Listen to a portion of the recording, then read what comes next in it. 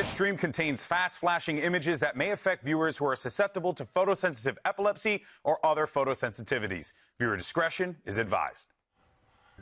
Oh, hello there. Gather round, Zoomers. It's time for Story, the tale of VCT Americas Kickoff 2025. Now, 12 teams came to the Riot Games Arena with colorful jerseys and a fighting spirit, and dreams of winning the coveted Kickoff trophy. Everyone wanted a trip to a magical place called Bangkok, but there was only enough room for 2 teams to make the journey. Why not 3 teams? Maybe even 4. Where are 100 Thieves? I don't know, man. Take that up with Leo Faria or something like that. I don't make the rules. Just telling a story here. All right. I miss 100 Thieves. Enough of you. Let's focus. Now, the competition was fierce, and everyone gave it their all. But it became clear that tried and true strategies weren't the recipe for success. Innovation was needed. What's innovation, GP? Well, I've never heard that word, Unc. Some say innovation was a ship that sailed in the revolution. Others say that it's not running the same damn Haven Comp from 2023. They were doing that anyway. Well, yeah, unfortunately. Now look where they are. But in any case, though, it could come in the form innovation, maybe someone like a wizard like Tejo from Colombia, or maybe a thorny sentinel named Vice who can snatch away your weapons in a blink of an eye, or better yet, traveling to Fracture, a battleground that many fear, especially Brazilian teams. But the teams that innovated were awarded with success and avoided the GG. Well played. But which teams didn't make it to Masters? Oh, quite a few, actually. Evil Geniuses, Cloud9, Loud, 2G, Crew, not to be confused with G2, Leviathan, MIBR, 100 Thieves, Mimi's favorite team. Yeah, but, So sad. but what about the other teams? Furia didn't make it, and there was NRG. They had that friend of yours from back in the war, right? Oh, yes, Finesse. We served valiantly on the battlefield for many years. In any case, so they were sent to the glue farm to be converted. The glue farm? Oh, sorry. No, back. they Not actually. Finesse. I'm sorry. I misremembered. They went to another farm. Glue is present, but they will not be converted to glue. There's still more of a season to play. We all saw the glue. We all saw the glue. But don't worry, they're scrimming day and night, and they'll be back. But in the end, only 2 remained. G2 and Sentinels, they've secured their passage to Masters Bangkok. But first, they must do battle for the Kickoff trophy. What will happen next? No one knows for sure, not even Sliggy. But we're about to find out.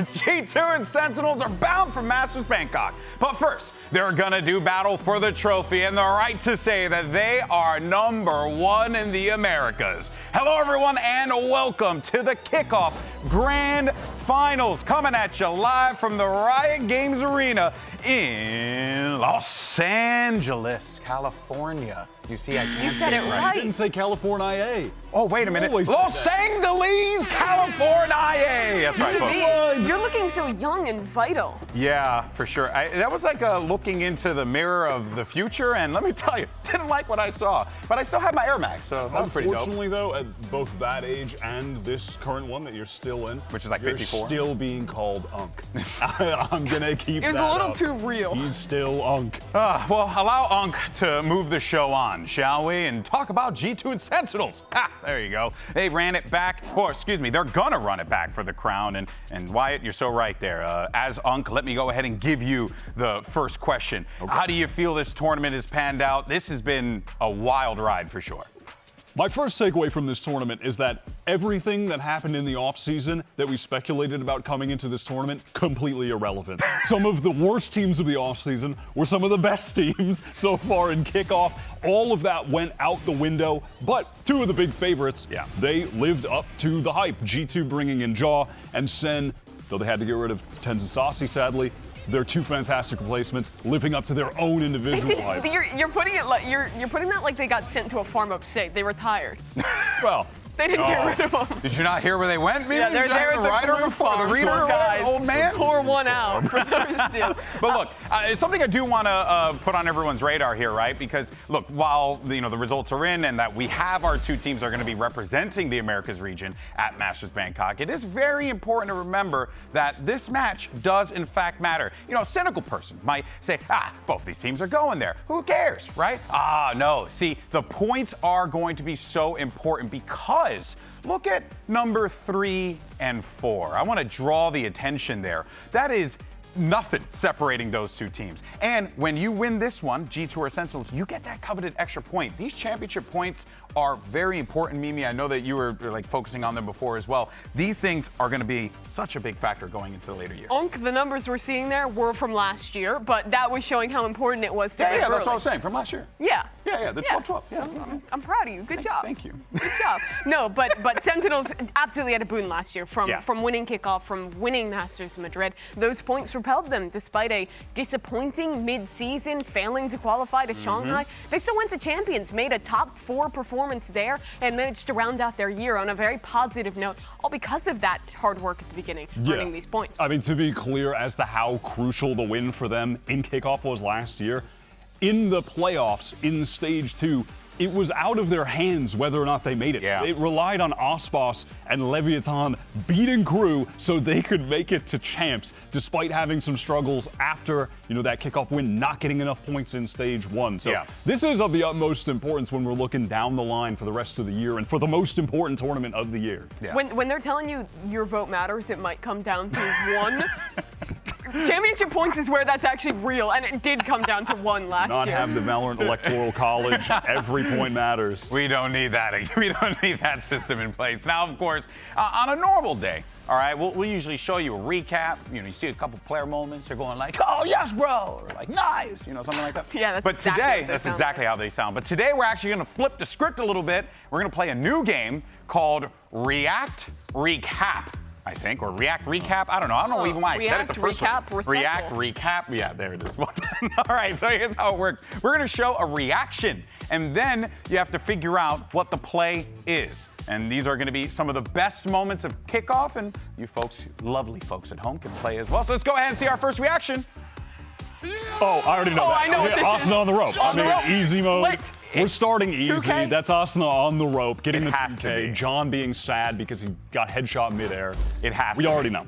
Yeah, well, We already know. if let's see if that is the play, because we got, let's see, so what are Asuna and EU reacting to? Is it EU's ace on Pearl versus Leviathan, or Asuna's lucky kills I at wonder ropes why. on I Vine? refute the word lucky. That was skillful from Asuna, and I will be going with option number 2. Option number 2. Very high skill. Yeah, that's what it was. Got to be number 2. All right, let's see. Survey says, I'm curious what it is. It has to be number 2, because I don't think that, yeah, it's correct. And it's correct. We're Let's being watch told. This It's was beautiful. the most ridiculous thing I've maybe ever watched in this game. He freaking dumb. still could not see the second player. He still had rope inaccuracy.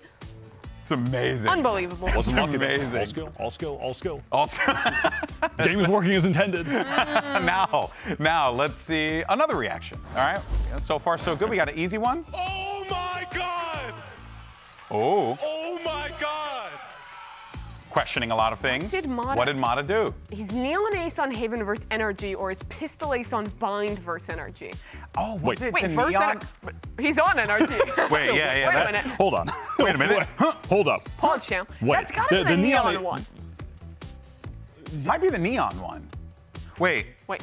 Yeah. Might be the neon. Yeah, it's the neon. It's the neon. It's the neon. It's got to be the neon. It's the yeah, neon. because that was a crazy play. Run the neon. Number 1, option 1, but also played against NRG. So turns out he's a turncoat.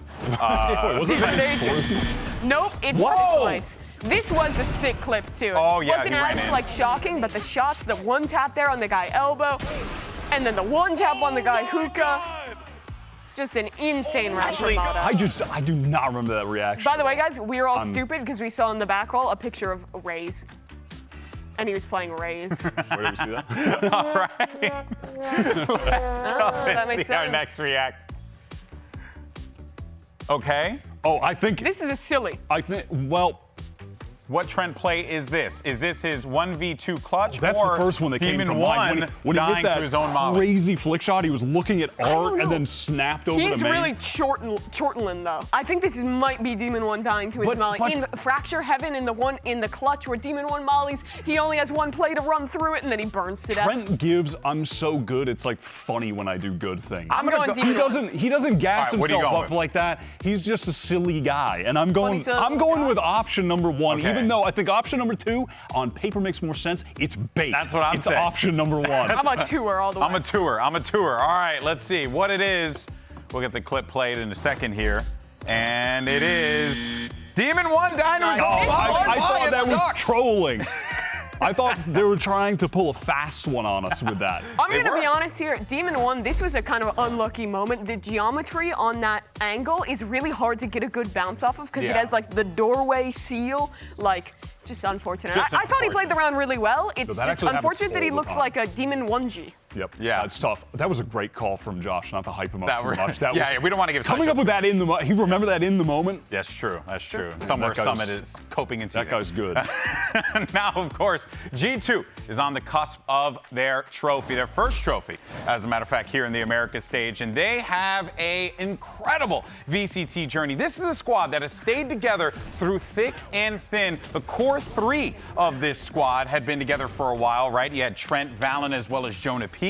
Mimi, we've been following this team for such a long time, and it's incredible to see them at this point. The last trophy in VCT, besides that Ascension one that this team lifted, was when they were the guard in 2022, and that was against Optic then. The journey since that game has been incredible for this team. Not getting into the partnership league, playing a whole year of challengers together, making it to VCT, and then failing in their first kickoff. Having to drop Net, who they had been playing with for years, taking a risk on a new player, and then making 2 international events, having 2 second-place finishes regionally, a 3rd place at Shanghai last year, and all of this is as the Ascension team. Yeah, they have been the definition of consistency, and it's always felt like they've just needed something to push them over the top. Yeah. And that is what they brought Jaw in to do, to get that extra kill oomph. in that important moment, to be the X factor. And people are calling this team the likely best team in the world, the best team in Americas. They have those lofty expectations, and that's despite them coming from challengers, having that long run. They're the ultimate proof of sticking together and playing with the same team and improving as a team and just seeing the benefit from that. And that all came together in this game against Sentinels. It was absolutely dominant. Yeah. This is such a good display from G2. I love how many people we saw in the match on Pearl yesterday, by the way, playing in what I am at least now dubbing in my brain the Jaw spot on Pearl. We already got that 4K. Because against said MIBR, they kept having players stood there just trying to recreate the magic. It is crazy. He's different, though. And He is he different. really does manage to squeak away with some wild plays for sure. Yeah, and G2, despite looking so good, they still have not had to show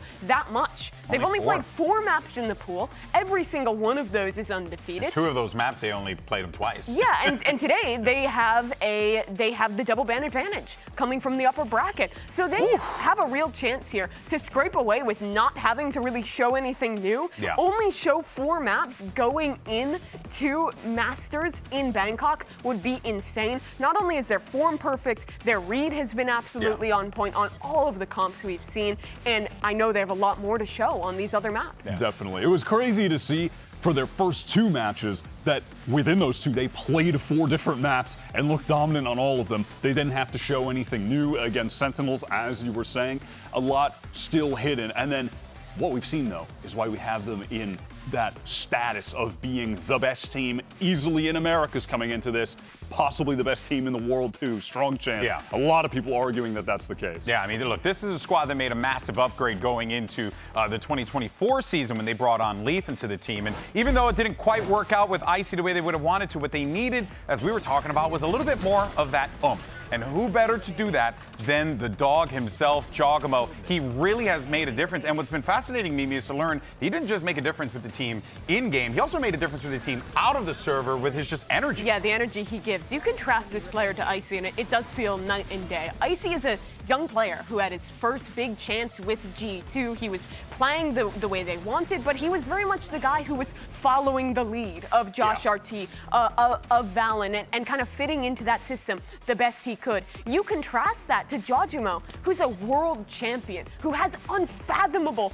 confidence in everything he does. And the players have talked about him bringing that energy into the team, being the guy who shifts the vibe to make more of those confidence plays, to be that guy who's willing to take those risks, win the rounds. And that's just what he's doing for the energy outside the game. He's demonic in the server too, Wyatt. I loved what I heard from Josh in one of the interviews before their first match. Even Rib asked him about that addition, and he had spoke about how he's made this team so much more dynamic in the pace that they're playing. We know the slow G2 on attack, but then you add in that extra element where Jaw is going to go for the aggressive play, a crazy flank, a timing on the Yoru with his teleport. That's something that they didn't have before, and they've met in the middle at this amazing spot where the team can now do so much. Yeah, they've found this chemistry, and it has been absolutely beautiful to watch unfold. Of course, speaking of Josh RT, as a matter of fact, and actually speaking of Riv, Poper standing by to get some thoughts ahead of today's matchup. That's a segue.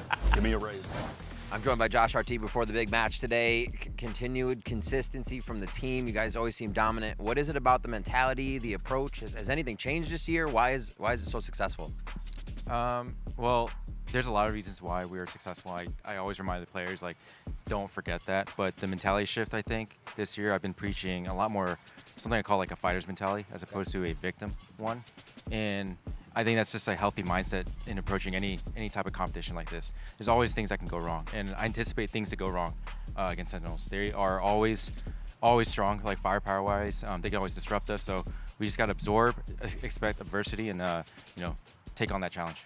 All right, thank you for the insight. Good luck in the finals.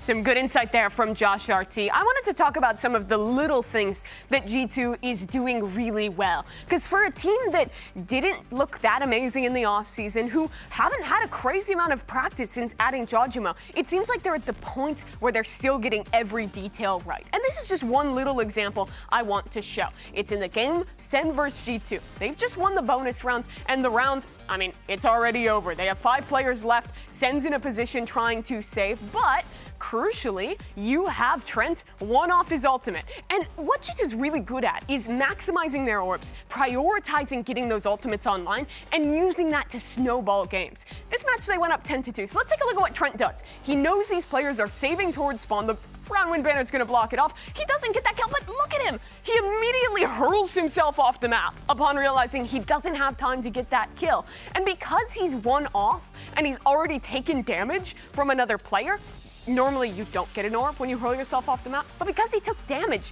he's gonna get one and earn himself the Sova ult from taking this little flight off the side of Abyss. And as we segue into this very next round here, with that ult online, with Sentinels saving, they have some guns. It's a 4v4, any real team's game in this position, and they're setting up for a hit into the A site here. They've already taken down one player, Bang with an Outlaw who was playing up there on top box, and now there's just a Soul Anchor on this site. And you can see just how good the utility they're sending in on this execute is. A Yoru flash just popped up here. That's combined with this really high breach flash, who's even hitting this player all the way in backside. A dart's gonna come in from Trent at that very same time that there's an Astro Gravel, a stun coming in. The util is all perfect.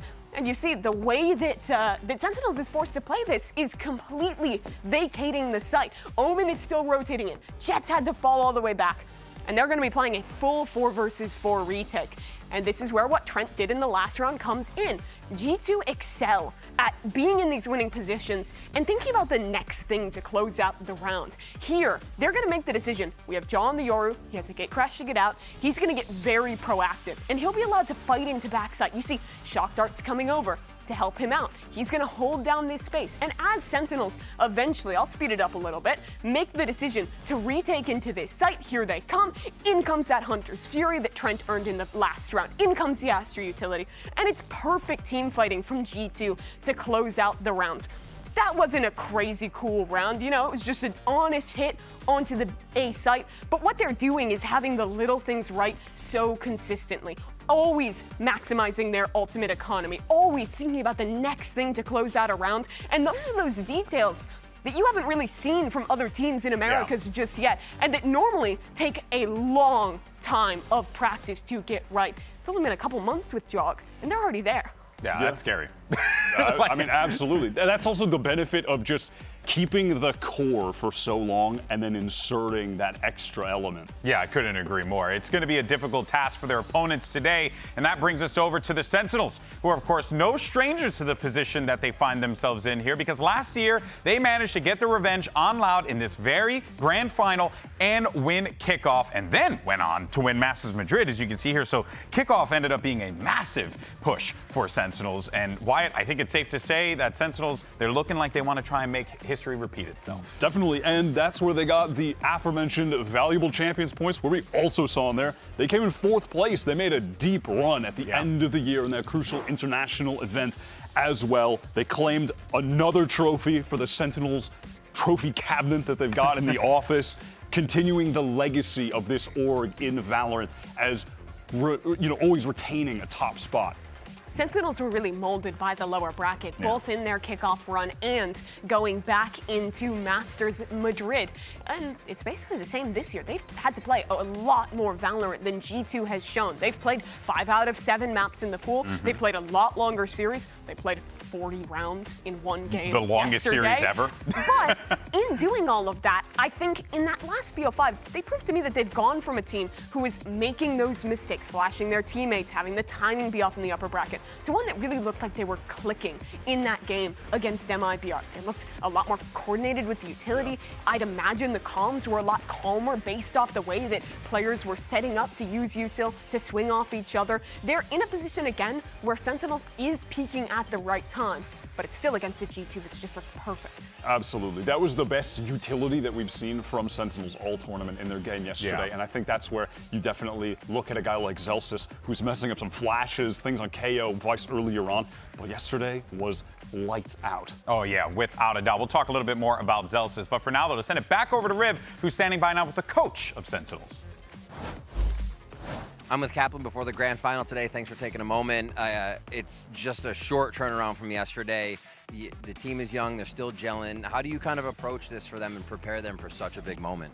Yeah, I mean, it's always a tough spot. They get double bans and a day off. We don't. But we've been working on our energy, working on our presence on stage. It helped us a lot yesterday. We're just going to stay focused on what we're working on and go from there. Kaplan, thank you. Good luck in the match. Kaplan bringing up a great point there about the energy. When I talked to him at match point yesterday, he was speaking about that at length, and even going and mentioning how players like Narrate were definitely stepping up. But if there's one individual who you always lean on in those moments, right, and I have to say it at least once, it's the vibe merchant himself. It's Zelsis, who yesterday, and Wyatt, you were talking about this briefly, he popped off. Yeah, and you're allowed to call him the Vibe Merchant because that's his actual nickname. But then it just got thrown to anyone that's positive. It's only him. It's only him. We have to stop that. But more importantly than the nickname debacle is the level of play that he displayed to absolutely destroy MIBR, specifically on Lotus. His Vice had questionable moments earlier in this tournament. On Lotus specifically, against a team like Loud, not the case there. Then he goes over to Pearl, is going crazy again when he's on the KO. He's fragging out. Really tightened up his utility game. And then when you have the aim on point on a day like that too, and the energy he's bringing to the squad, easy MVP of yesterday to get them into this final. Yeah. For sure. Josh was talking about it yesterday, how it looked like in previous matches, Celsius was getting overwhelmed with some of his utility, making mistakes in these high-pressure situations. He absolutely cleaned that up. And I think the thing that stood out to me the most is the way he was varying where he played on sites while anchoring on Vice, both on B on Pearl in that overtime, where they won pretty much every defense round, and on the C site on Lotus. He did a great job of having a variety of setups and knowing exactly how to play around his utility to isolate the critical fights onto the MIBR entry players, even against a double duelist comp. And his performance was one of the biggest reasons that Sentinels is here today. And it's an elevating feeling to be like the emotional leader of the team, but then you also are popping off in the server as well. It's like, at that point, you're like Super Saiyan 3, Goku, the hair's coming out, the eyebrows are going away, it's time to power up. But Speaking of Zelsis real fast, and we mentioned him just a second ago too, there's another player that he looks to in those situations as well. There's one player in particular that he wanted to highlight. Let's check it out. I would have to give my special shout out to Narrate, to be honest. Okay. He has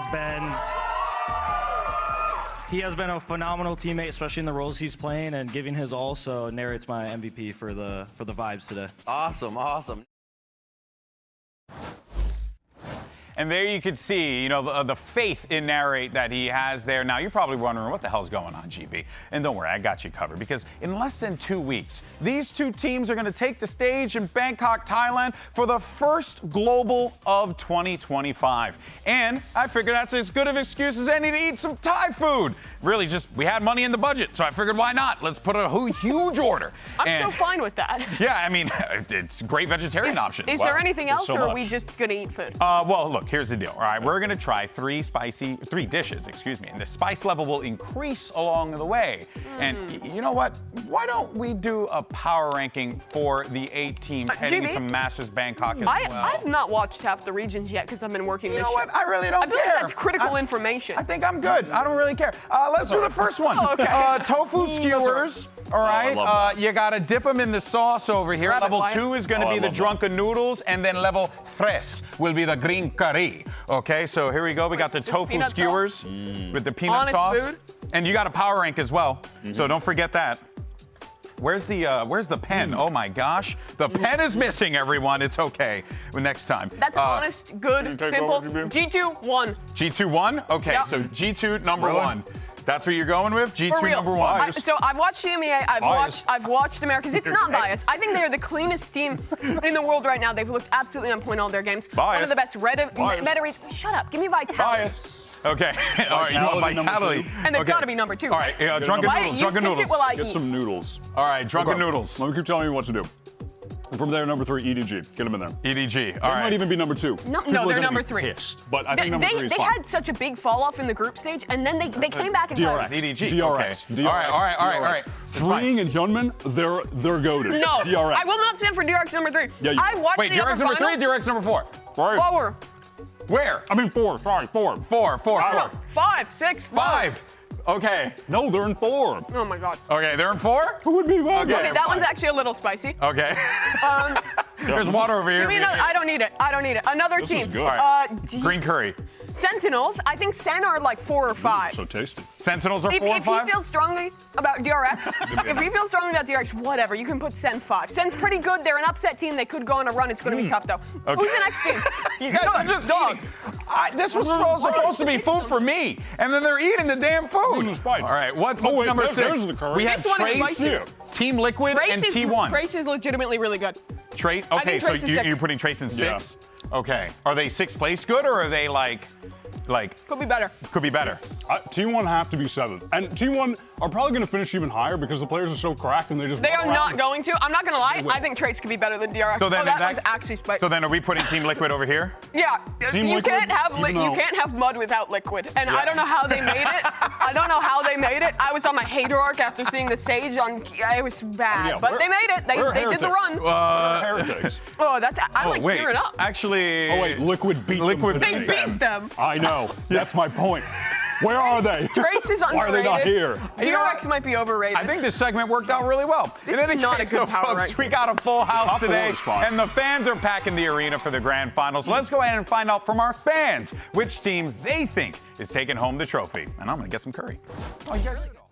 We are outside at the Riot Games Arena for the kickoff grand finals, and I wanted to stop and see what a few of the fans had to say about who might win today. Who do you got going home with the W? Oh, it's G2, easy clap. Okay. Easy. Okay. G2, who do you got? Yeah, unfortunately, I've gotten my heart broken 3 times. I think my sign says everything. I got G2 today. All right, let's see what else they're saying. G2. G2. It's gotta be Sentinels, bro. It's gotta be Sentinels. 100% Sen. Let's go. I'm also Sen 100%. 100% for Sen. I'm gonna go G2. I'm going for Sen. G2! I want Sentinels, but it's probably G2. I have no idea.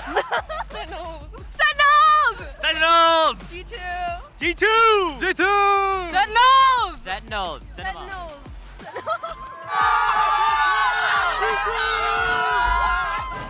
Our Our fans are loving it. We're eating some Thai food GB, here. It's a good time. I'm not gonna lie, the EPA was registering a dangerous amount of copium in that parking lot.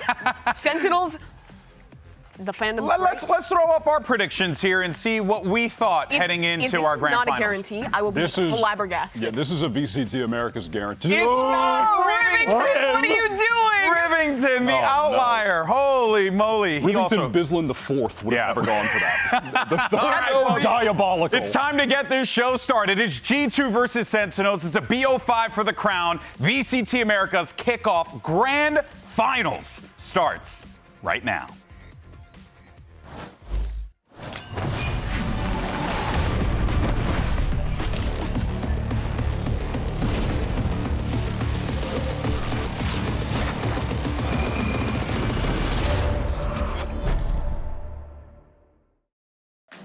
We really want this kickoff trophy.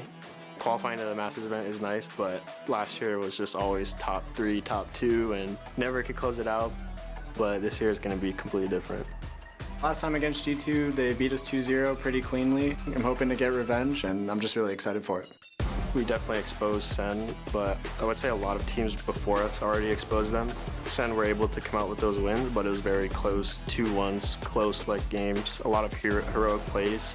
In Zekin. We know what the numbers say about the round they win with that ultimate up, and he's going to emerge with a Bucky, and Artazine will be caught. Zekin will end the round here. So rematching a team pretty soon after you play the first time is always tough. Like, I think historically the chances of the team losing first and then rematching and them winning, it's very high. So we just need to focus on us and make sure we're prepared for anything. Gets a rifle instead. Here's an Ultra Man. They're going to try and flood out together, but Jonah P! Oh, that's dirty! And G2 is more than just a statement. G2-0. It's a lifestyle, baby. Their team play and their utility is pretty close to perfect. We definitely have to bring our A game if we want to beat them. We're honestly looking like the best team. I didn't want to say it until we actually, got over the well, I wouldn't say we're not over the finish line yet, but we got to the first step, which was qualifying to the Masters event. And now it's just closing it out with a kickoff trophy.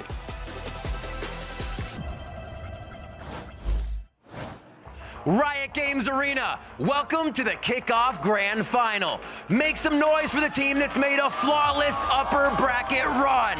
G2 Esports!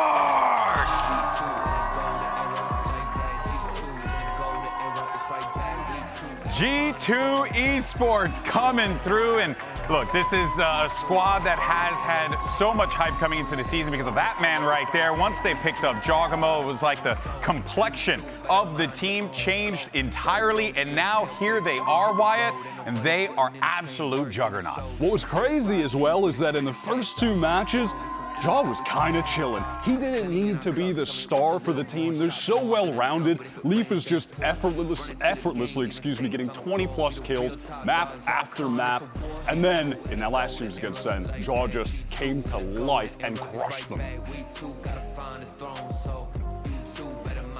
And now, it's time to bring out their opponents in this best-of-5 series. Last year's kickoff champions, Sentinel!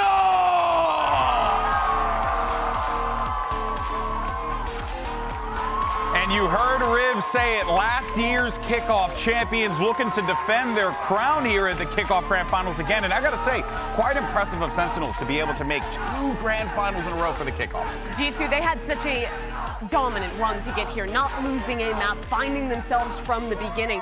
Said it took some time, but in that lower bracket game against MIBR, it was the best we've seen from SEN thus far this year. Zels has stepped up big time. Narrate coming alive back on the fade as well, and they're in a position now to try and upset G2 and get their revenge. It is an uphill battle going up against the team that hasn't lost a map yet, hasn't had to reveal their entire map pool. Yeah, and you already got crushed by them, dismantled. Ooh, okay, well we got Split, Pearl, Abyss, and if necessary, we'll finally see some Fracture, and then Haven to close it out. So we're starting off with something new for G2. They've not shown their split yet. SEN have shown it 3 times, most recently beating MIBR. So clearly seeing some gap there and having the opportunity to put SEN into this game absolutely blind. If we do go the distance to all 5 maps, we're going to see everything that G2 hasn't played yet, which which is pretty cool. Bold choice to pick that split first. They have the tape on SEN, and SEN have literally no idea what they're going to be running. Maybe they bring in the chamber like we saw EG have with Ye on this map. Yeah. Maybe Leaf continues to play that They have role. so many options. Or he's on the Viper. They have options, like you said. Yeah, the flexibility of the players, Leaf especially, is huge. But also, I think G2 have been the defining team in the meta. And when we talked to Valorant, he said he felt like other teams were behind them, taking their ideas, stealing it in scrims, and implementing it. They've truly been the innovators in VCT Americas this year. Yeah, these are the two teams that by far have been the most experimental, pushing the meta forward, trying to be ahead of the rest of the pack. Yeah. Correlation doesn't equal causation, but it's interesting that they're both in the finals, and that's a common theme for the two of them. There were such big changes coming into kickoff. 2 new maps in the pool. Taeho being released, honestly, just a few weeks before we even started. Teams had very little time to put it all together. Which was why I was shocked when John QT wanted to just go full investment on the But table. I loved that idea from Sentinels, and G2 as well. They don't want to be stuck in the past, playing the same stuff they have been before. They want to find the read on the meta that is going to put them ahead of other teams. And I think that's the kind of stuff that's going to win you games at international events.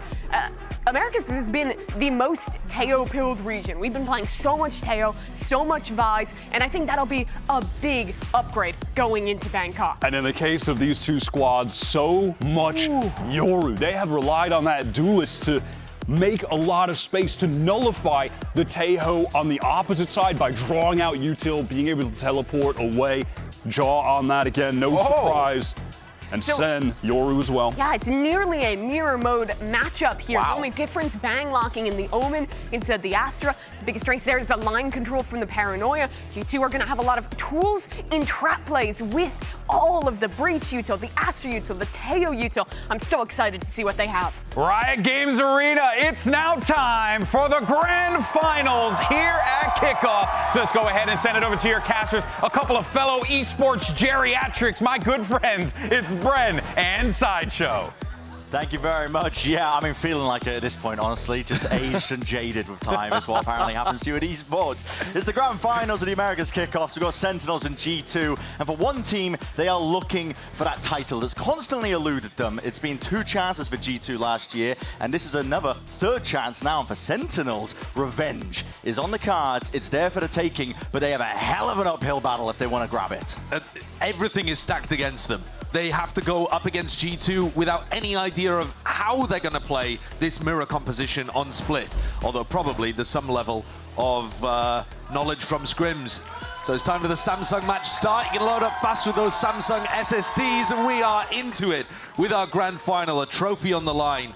And as you said, that is going to mean so much to G2. Early start, that's a rapid approach. Fault line, salvos, all going to be combined, and it gets Jorgo that space deep up mid. Pushed him up in that forward spot, but it's slow going for now. And we haven't seen this composition have a mirror match.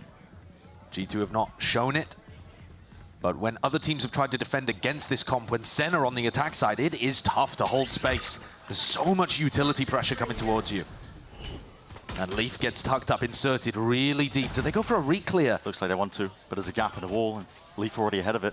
Flash primed and ready into the hands of Zekken, but he's none the wiser. It's going to be just avoiding him completely. And Leaf, potential to do the damage with the backstab occurring. They're putting a squeeze now onto those players. Ram control earned and theirs, and out of sight is next for the taking. John QT, hell of a task. He's got to anchor this one. He's going to be tested momentarily. Pushed up onto the corner. Shots are landing for him though, but his allies being whittled away in the background. The reposition around into the smoke. 30 seconds left. Sowing that chaos, but G2 are very aware of it, waiting for that smoke to fade, taking a fight together, leaving it into that 2v1. Quick tap. Snakebite forces it forward. Zelsis earns himself that 1v1. It's clever positioning, but now it's about the timing. Swinging around, Jorgamo holding his ground. A tap as well, wide! And a right click to earn Sentinels that pistol.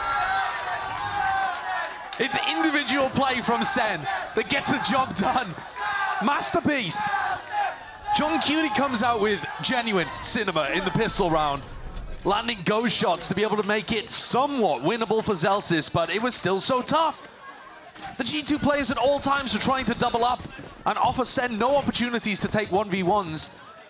John still managed to get a couple, and Zelsis separates them with a perfect snakebite placement. That's a Red Bull clutch that carries on the momentum and the excellent gameplay that we saw in the last match from Zelsis. He was untouchable at the beginning of the series against MIBR. Gets him on his feet early, pumped up, and that energy is going to help SEN. Because it's an uphill climb. It is an uphill climb. It's so damn difficult. Best of fives in this fashion when G2 have that top seed advantage. They were almost perfect coming through the uppers. I mean, they didn't drop them out. Got to be careful though with his composition. Not a judge at that kind of range. And the salvos gonna add some necessary defense. A bit more firepower. The spikes drop down into the middle of nowhere. Flash and a TP, full committal by Jorgmo, but risks needed to be taken. But still, SEN only dropping the one player in the midst of all of that. It'll be healthy going into the third.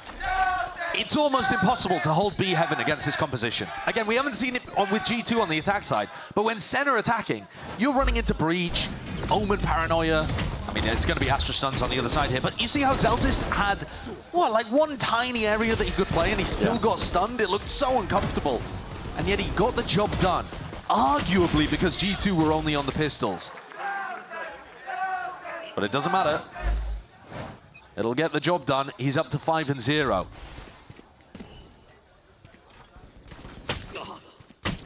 Bit of spam. Jorg taking a chip damage.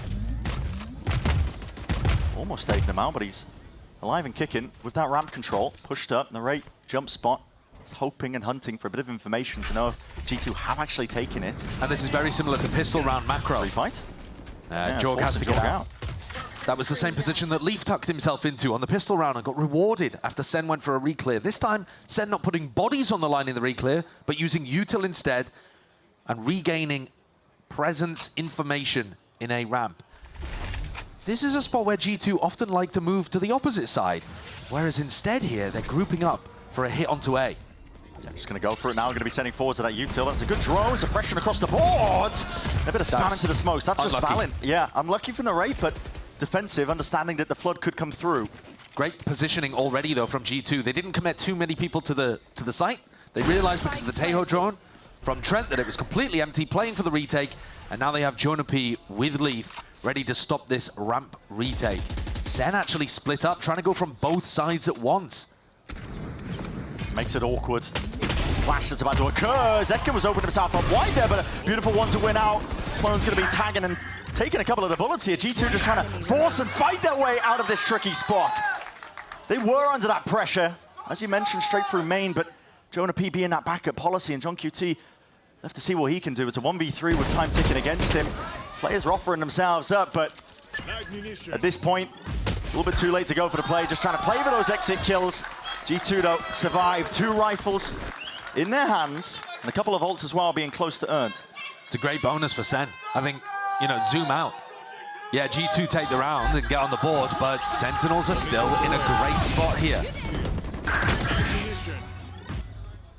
One enemy remains. They're going to be able to apply pressure to the economy. Jorgamo's picking up a stinger into this next round. Wow, good stun. Good stun.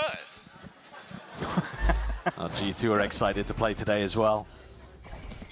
Jorg, stinger, with the Yoru ult though. So definitely a potential for him to come out of the dimensional drift and get a free pick with that light weaponry. Gone for a B-split. Did he clear Zekken? I'm not sure Zekken even knows. Might have missed it, but he's going to be pumping in that chaos destruction, raining down from above. Meant to supplement the action, and Zelsis, he has stepped up to that challenge. Regardless, still, it's too much for him to overcome.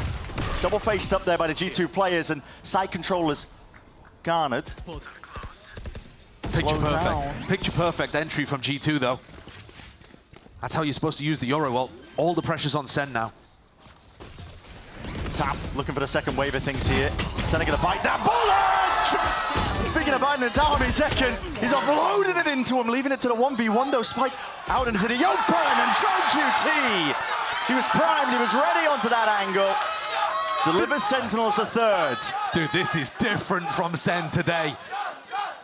You see Sentinels on this stage prior to their match against MIBR, like the early games from SEN, they are not hitting shots like this. Not all of them, all at the same time. Zekken just fried Trent and Valen on the entry, and John has been playing great ever since the pistol. Those ghost kills he got, he's also winning clutches like that.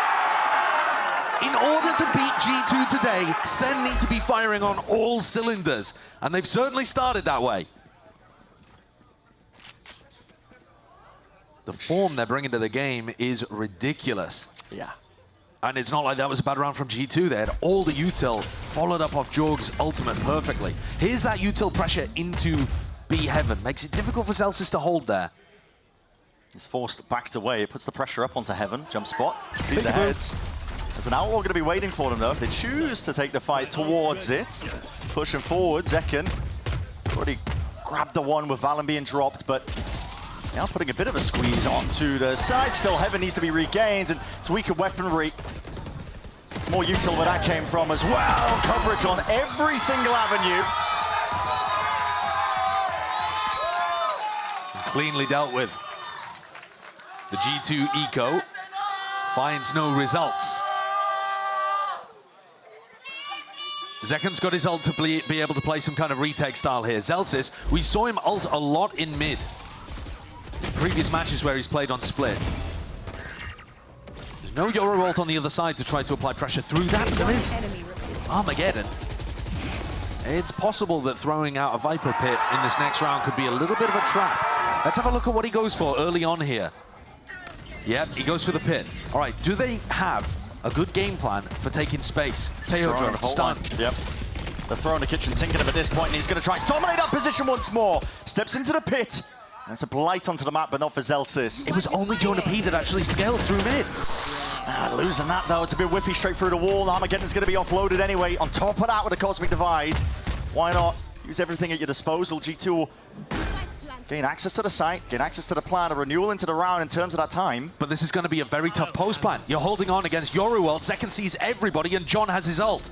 They need to rely on Jorg finding a good timing through the pit in mid, and Celsius has got the watch on. Decade, he's being watched for, and Jorgamo somehow wins that fight out. How did Jorg win that? And with that, thrown into their sides with a TP reposition once more, but the Armageddon is a problem. TP again, step forwards, and John has dealt with him. He was a pesky problem, Jorg. One less thing to worry about still. This is where it gets tight. Thick and heavy in terms of what's being laid down onto this side. Second side step, Happy Feet in the process. Snap to the side. A stun connects, and Trent is firing off. A 1v2 required from G2, and Trent just keeps the rifle towards the end. The economy is constantly pressured, though, for this side that came through the upper bracket and has yet to drop a map. It's a Red Bull clutch with an amazing stun lineup. I mean, look at that, knowing exactly that that is going to catch on to anybody that's tapping or diffusing. But at the same time, I think SEN can feel pretty comfortable, but this becomes a super important round. G2 need to win it. They're on mostly light armor, but they have the ults to work around. The money's a bit rough on either side as well. You can run a fast hit here for G2. Yoru ult finds people. Jonah P destroys them. No hard committal from the G2 players. They clear out most of the way towards the site, and Jorg is going to set himself up. Viper's Pit as well. That's going to make it that much more difficult for the retake to occur for SEN. So now you're thinking, okay, the retake's going to come from ramp side now. And Valen's there. The Tail drone did not clear. Missed them. And if you run this retake, you're going to land into the Rolling Thunder. And SEN's economy is not amazing. This is very much all in. It's a back-breaking round for either of these teams. Rolling Thunder this time committed over to the left side of the site. A lot of players going to be collected, stunned up in the process. Second in and through towards the back. Masterful shot, returning with the fire once more, but Narrator's dropped down to help them out. Reinforcements are arriving rapid at that. What is that from Jorgamo? Snaps to the side. Still alive. The pit causes chaos, causes confusion. Having to defuse, and it all comes down to Valen. Safe pair of hands. Waiting on the sidelines, but knows exactly when to strike. That's what G2 needed to be able to get back into this game. The money's flipped. SEN and now the brokies on the defense side.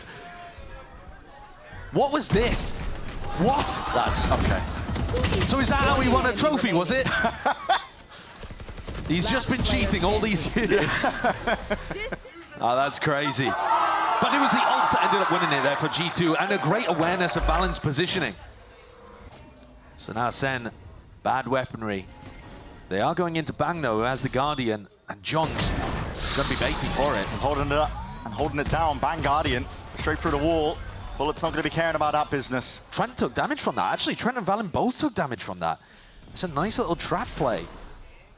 SEN are cooking.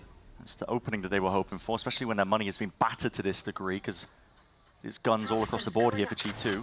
I mean, you could easily classic right click Valen or Trent to death at this point. So the damage is super important.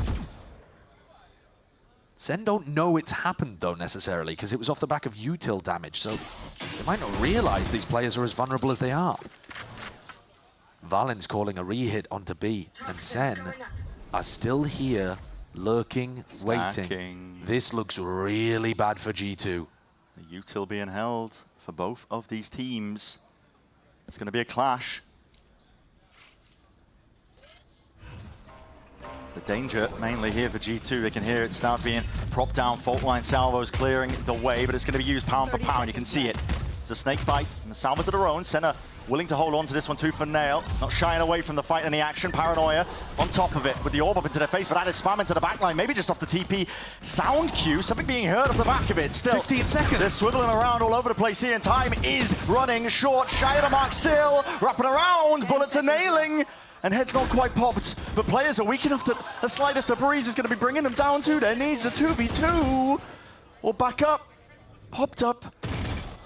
And then he saw the positioning, and he saw these shots. John has just ripped it off the heads, and Zelsis alongside him. The composure from G2 almost sailed them through those stormy waters, but SEN come out on top. Once more, the individual form has got to be praised. It's a 2v2 where the players, they've got 60 health between them. Yeah, it's a different Sentinels that have shown up to this game. And G2 had just got themselves into a better spot. We were just talking about the fact that with that huge ult round that they got onto A, they've broken the Sentinels' economy. What matters that if you lose then to the eco? Zelsis, by the way, utterly continuing that momentum from yesterday. 11-4. There was no world in which you could have convinced me a week ago that Zelsis would be out here diffing Leaf. Leaf looked like the best player in Americas, and kind of has been looking like that for longer than Zelsis has been having big impact games. We think of Zelsis as the glue guy that keeps Sentinels together. Yeah. The emotional element that's going to be lifting the team out of tough times, but this is purely in the server in terms of his impact. I mean, he stepped up massively, and honestly, this time out, first time we've had to breathe. Yeah. As these compositions, I mean, listen, you look at these, I'm thinking, okay, it's going to be a slow game, two teams testing, poking, prodding at each other. No, but there's been no wasted moments from either of them. Anytime there's a Yoru ult online, the attacking team is sending it. And then, even when they don't have the Yoru ult online, they have so much attacking initiator power that they can take space really quickly. Maybe that means that G2 should be slowing things down a little, trying to bait out the SEN re-clears. But SEN have also had great reads. Like, for example, in that prior round, they kept the 4 players stacked over towards B with only Zekken watching A Heaven. John has not just been firing, he's been reading the game very well.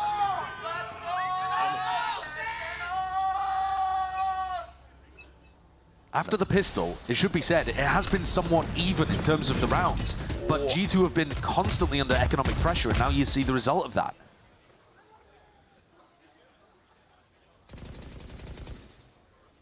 Jorgenmo was the one to take that contact up towards ramp, so he pulled down a lot of that util prize. Elsis, this spot, not clear by drone. It's a slight pocket though. The presence of mind just not quite there for G2. Still vulnerable up. Softens up the targets for Zelsis, still survives, still stands his ground.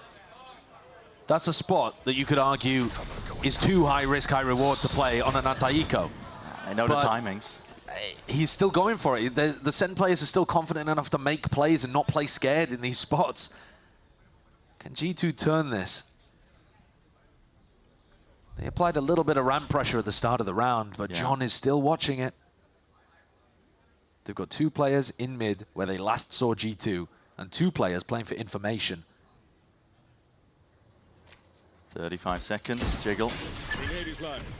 Lay it down to stun.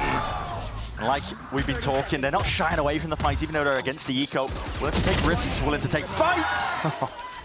G2 will be lucky to get a plant in this instance. Trent, barely alive, barely hanging on. The stun and the salvos might do the job, but it's a pick your poison situation. He's out into the open. He's honestly lucky to be granted just that. Still, shut down. SEN now up to 6. It's astounding from them, this bounce back that is literally happening on our screens. And so similar to last year. The low bracket run, kickoff, finding momentum, finding their form. Yeah. This SEN team went on a revival tour in 2024. This organization was a bit more of just like the clout org, kind of, prior to 2024. They were popular, but weren't really doing too much. People were harkening back to the glory days of when, TENS was on Reina. And then last year, they proved that with the right squad, they could actually win trophies and bring them back to SEN City. One enemy Did a remaining. great job at the start of the year. Made top 4 at Champs as well, a second kind of peak. And now they're looking to run that back again in 2025. G2 can't afford to let too much momentum build. They absolutely need this one. They really do. You don't want echoes of the past as much as SEN want that. Resurgence of form through the lowers. Taking it all the way to Bangkok. For G2, they've been in this spot before. Making it to the finals, but never able to lift that trophy in Americas. Money in the back pocket, though, means that they've got rifles to work with, and a lot of util where that came from. 20 seconds into the round, steadily taking that control, but SEN have been so good with the reclays and the refights, and you're seeing it again, used out, primed and ready once more. It's flashes exchanged, a quick tap to the side. Jogama was able to at least return that kill. Not quite a trade, but it turns it into the 4v4. G2 still got quite a bit of space, though. Armageddon. Cosmic Divide on top of it. It's a Bang unique goes forwards. one. Yeah, it goes forwards, and the Bang is ahead of it. Oh my, timing to be caught. You can hear it. Boom's ricocheting behind him. Team is being bought and brought back into the fight and the fray. Plant online for G2. No pushback, and not playing anybody on site. They're going to wait for the Euro ultimate. Here comes Second's retake. Yeah, Dimensional Drift is going to give full information now for retake to occur. Spots the one. It's a Yoru player though. Jogama has potentially evacuation, but I'm not too sure how many TPs he's actually got inside the smoke to play around, weaving in and out, and it's about that timing. Missed it. Narrate finds it. Salvos pushing them back and away. They've still got the pull as well to play this one to the early hours of this. Narrate sticking, half onto the defuse already. These are the Wingons board, and it is perfection in motion. Sentinels just dissecting with precision all across the site. They know exactly what is going on. Amazing protocols there from SEN. On the retake, they're in. They take space, and then they have 2 players ready to catch the Heaven reflank. Bang goes with them. Bang is part of this retake and then teleports back up to Heaven to be able to play with Zelsis. So you don't just put everything on Zelsis to stop the Heaven reflank. Valen was holding pull for way too long, but it wouldn't have mattered anyway. That's 3 retakes in a row. SEN are running away with this map. That is echoes of their old split gameplays. One of the things they did so well was that A retake protocols. It was missing at the beginning of this year, to be honest. It's so similar to last year, isn't it? Yeah. They have changed a lot. You know, John has changed his role completely. They lost 2 really solid structural members. Celsius an attempt to take the timing past that one. Fault line's good though. Slows down the potential pace that could be occurring on the backside of it. Celsius suppressed up though, and we'll have to respect that space is given up in through mid. If Jogamo manages to get a kill, he has the dimensional drift, and that could change the texture of this fight a lot. But at the moment, he's not being offered anything. Bang is so far forwards though. Smoke to play himself inside of, and TP to get away from it. They're doing this stuff constantly. I mean, again, it's on a situation where G2 have got a weaker buy, but they're so happy to take aggressive fights and find the timings. They're playing with 0 respect, and I think that's really knocking G2. It's definite key. 30 seconds Players left. though look their way up forwards. The gun might just give away the plot. Bang takes the timing and takes their heads away. Spice dropped down in the middle of nowhere here. G2 don't really have a chance in hell. Jorgamo rips it from behind as a dimensional drift. Considered but not ripped off. And the rate locking it all in. Down and out. There's no stepping over that boundary of heaven control. This is 8 rounds now for SEN. It's too clean. It looks lovely. But at the same time, G2 are not the same squad that we've seen on this stage so far in Americas. They're getting caught. They're not double clearing smokes together. They're not aware of certain angles. And they're not anticipating these reclears, which, to SEN's credit, are wonderfully timed.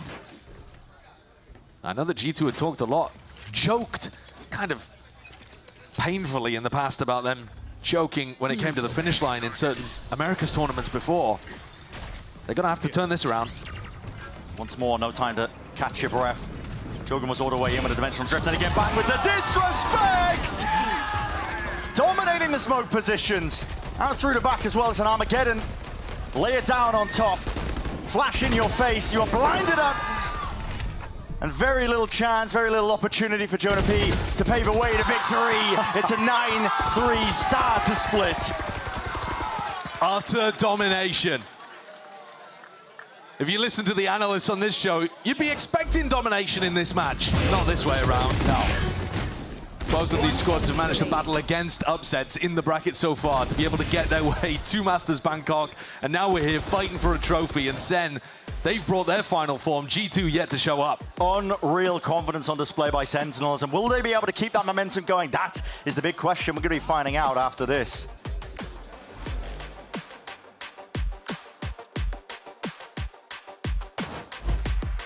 Oof, stuck paying for that old phone? Don't be. You know, at Verizon, we'll pay off your phone. And you'll get iPhone 16 on us. That's a value of up to $1,600, only on Verizon.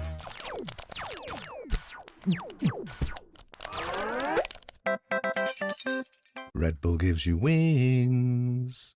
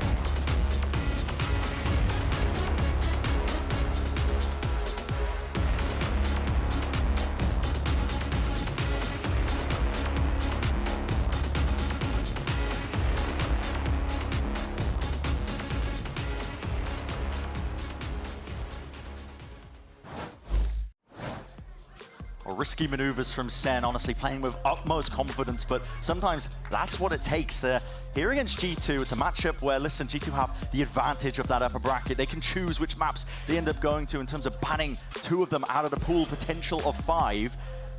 And this is just against, I think, a lot of our expectations. G2 didn't even show this map before. Another advantage they've got going for them as well. They can prep more time in that department. On top of it, SEN have just come off the back of playing a best of 5. At the same time, it feels like SEN knew exactly what to expect in this game because they play almost exactly a mirror comp. Yeah. They had such amazing reads in the first half. Heavy stack players from the G2 side. Salvos clearing out towards Ven. That's a fault line up on top of the angle. He's trying to play and defend his teammate. Stuns are going to be fading, but flash into the face when the clone goes down. Still off to the round. Poor. Okay, push forwards all the way. JunQT, leader not just in name, he's taking space and taking fight straight to them. They are cleaning up every possible angle where a player could be hiding, tucked to the corner. Leaves it down to Trent in that 1v4, and he's not anticipating the hell position. John with 3. John's been amazing in this match so far. Both of the pistols, he looked fabulous with a ghost in hand. 13 and 5. And he's not at the top of the scoreboard. Like, it's just SEN have turned up today. Some spots where you'd expect G2, from what we've seen so far, to be getting big value, big individual moments, and they're not here. 10-3. A pure eco for G2. SEN with a chance to charge up ults. They've been actually really heavily focused on maximizing orb value. Understanding the importance as well. Get your ult online, it just allows you to disrespect defensive util. Second can just run in, ping out the player's positions. The threat of that fault line salvo combo. And Zekken can take liberties here, just trying to fight for this space. He's not going to give up a gun if he does go down. He's only got the ghost in hand. The rest of his team going to be trying to split this one up and through. So he will fall. It's a refight by G2, doubled up together. And as I said, it only handed over to Ghost. And that is just unaware of the space that could be taken. Valen with incredibly wrong read there on what was going on. Timing from Jorg, slips his way right through the back. And those Elsis falls on the flank. This is going to be Sentinels for sure taking this up to 11.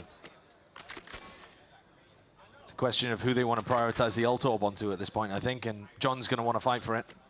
Armageddon, more useful, closer. Certainly so. Don't want to give up the gun, though, as well. It was actually quite a nice strat from SEN in this round as well. They send, as you were talking about, Zekken alone through B main. And there's John getting the kill. But the rest of them, they smoked B heaven to make it feel like it was a full B main hit. And then they actually flashed up through mid into B heaven. So hoping to try to catch some of the G2 players stood around in that spot looking towards B main. That's why Valen had no idea that B heaven was taken. That smoke that was thrown from back disguised that play completely. Holy shit, I'm... He is. Cut the end of that off, but he is frying. Yeah, he is frying. That's probably what he meant to say. That's not the word that I think that anyone has a problem with. No, I can fill in the gaps. A quick play from SEN again. Well, not SEN, I should say G2. That's going to be that util expended and an orb reclaimed. Poor position by Trent, just jiggling. Almost receiving a few bullets as well for the trouble, but Drone sets it forwards, an attempt to spam as well from Jonah. He's trying to be brave, and you have to be at this point. It's 11-3, but Sentinels are ones in full control of the situation. Time to jump. A 3v4, and John just causing a bit of a, or calling, sorry, a bit of a pause in the round. Bang took pressure in mid, and there takes a fight. Okay. Head taken, Valen wins the smokes battle, takes out the lurker, and now they can focus heavily on A. SEN without any space at all in the map right now. So things not looking great here. But a reminder that this is also pretty much a bonus. There's only Zekken that ended up full buying into this one. I think he's fairly confident he can get his Euro online and go into the next with, what, like a Bucky or something. And he'll be fine. G2 need this, and they need it cleanly, and Valen's going to have to come up with more than just the kill on Bang in mid. One hell of a trial awaiting him, and Salva's going to make it that much more difficult. Spraying them down is the only chance he had. At least it takes one down to the grave. Heaven watch for onto the angle. Again, the util is just perfect. Buys that time and that space. Dimensional Drift is going to be committed. That's second. He's using it, getting the info. Double drop down. Backs to the possible position, but now they should know where these players might be still out in the open. It was Trent on an island, and Jorg left to do it all. 1v2! No, 3-piece overall. Spray down into the body for just a bit of extra spice. It's Sentinels up to that 12th. Every player on SEN is alive and playing some of their best Valorant that we've seen from them this year. Zekken's entries have been fabulous. Narrate, who we've seen struggle with his own individual performance, and the emotional ramifications of that is electric. 15-7, and Zelsis, occasionally a weak point for SEN in kickoff so far, carries on that momentum, top of the scoreboard. This version of SEN is going to be almost impossible to stop. Looks like they got the perfect read. It's a deep mid push by G2, but no players waiting for them towards that B site. G2 are going to be having to play this in a full 5v5 retake, safe plant. Tuck to the corner, a bit of spam. Aftershock committed. Flank. Vital kill. Narrate drops. Very exposed position for Narrate to be playing now. Zelsis Bites. cleared as well. Half clearance! Should have been. Punishing. Zelsis. Brought down at the end of the day. G2 finding these players and finding a couple of heads for their troubles. Zekken, too much to overcome into that spot. G2 get the 4th.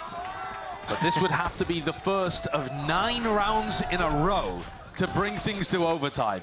And I mean, if we're thinking back to SEN's ridiculous 19-21 game that we saw in the match against MIBR, they went up 9-3 in that one, and they did kind of toss a bit of a lead, but it wasn't a 12-3 lead.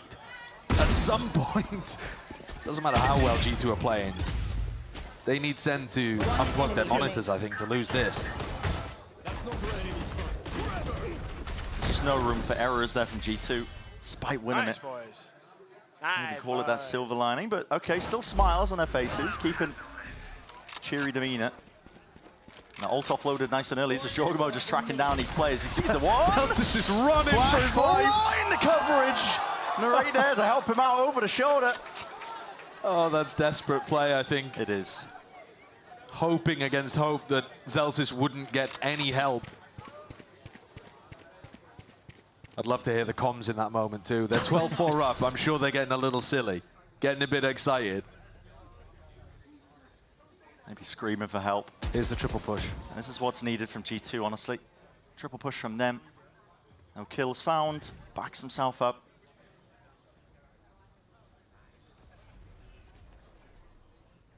With the player disadvantage, a lot of difficulties. 50-second mark into this round here. SEN not opting into it. All walking away here. Salva's going to be used out towards Vent, but G2 planted themselves into mid. They know they're not taking firm control of that area. Little bit of info gathered towards mid, so they're not going to commit that Rolling Thunder. Going to have it for a retake. 30 seconds left. Lot on Valen. Still Armageddon. Forced to respect it. TP forward. Zekken cuts up the angles, cuts up the gap, and a perfect flash at that. So good. Spam gives him that timing, and Sentinels, they can feel it. It's blood in the water, and they are hunting it down. Trent, slightly ajar there. Leaf tucks himself down to hell. Wait a second. Spoke too soon, but Zekken might be able to salvage this operation. And with it, an early finish to that map. Fake TP trips him out. And that's a 13-4 start in this best-of-5 grand finals. Not the way most of us expected this to begin, but my God, SEN look awesome. Every player had their moments. Bang, somebody that I didn't talk about too much, but the way that he's playing around those heaven spots and the timings that he's taking between teleporting up onto rafters and playing in outside of the smokes, it's just all working. Yeah. Every timing hit, and all proactive from SEN. They took control of the game. They got the reads on what G2 were doing. They were finding the timings, taking the risks, and reaping the rewards. G2 have squandered opportunities at trophies before because they haven't brought their A-game in the biggest moment. Yeah. They've played amazing at various points, but not when it mattered, and today it matters right now. They're going to need a stern talking to as well, because that thought is going to be just rippling into the back of their minds over and over again. They cannot drop this opportunity in the finals once more, but SEN are just on top of the world right now with the way that they are playing. We're going to be finding out more on the other side of this.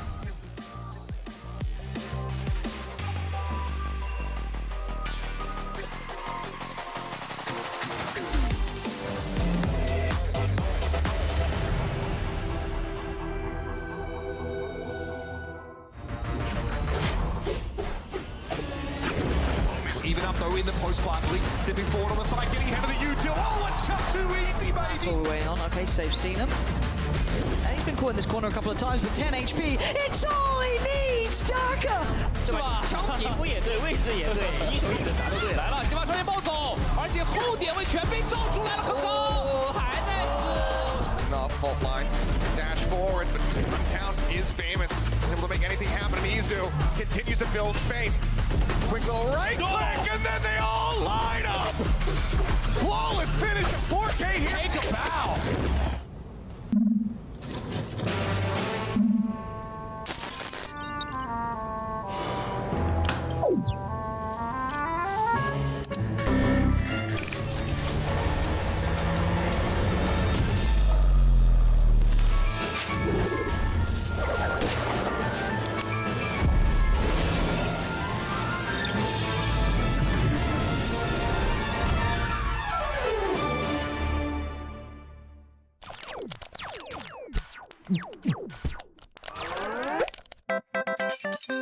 Red Bull gives you wings.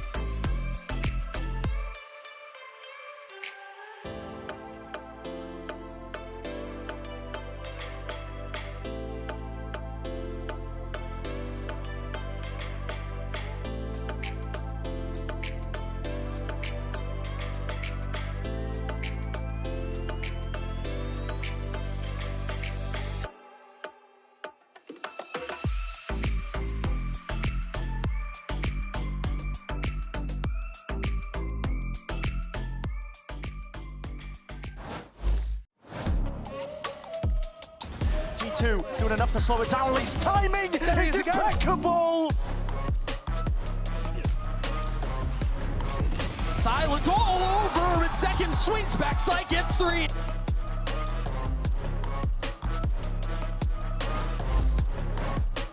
We just got to witness a very unexpected, dominant win from Sentinels on the map pick of G2. Really coming down to the prowess that they displayed on their defensive side. Now, getting into this, I want to begin by paying attention to G2 on attack. This is an important round for them. Economy is on the line, and in addition to that, take note of the two ultimates they have, the Cosmic Divide and that Armageddon. They're posted up outside of A to start the round off the top. Some standard util coming through. You can see here, there's that cloud thrown up by Leaf to obscure any view from ramps. And pretty standard, you have Jonah here on that fault line. There it is, standard line. You get the guided salvos in as well. G2, they're able to start taking this space up a ramp, fight forward off of their wall that Leaf had placed there as well. Some counter util coming in from SEN. Great kill from Narrate, insta-trade from Jaw, who then teleports away, all the way back to A main here, grouping up with the rest of the team. So now to go a little bit ahead, G2 cut noise, they contact forward, and then comes this explosion of ultimates at the top. You have the Armageddon to clear elbow, and any players retreating into screens. Cosmic Divide splits up the site, makes it free for them to get in. You can see Bang there on the map. He wants to try and catch some sort of timing play around the wall, isn't able to do so.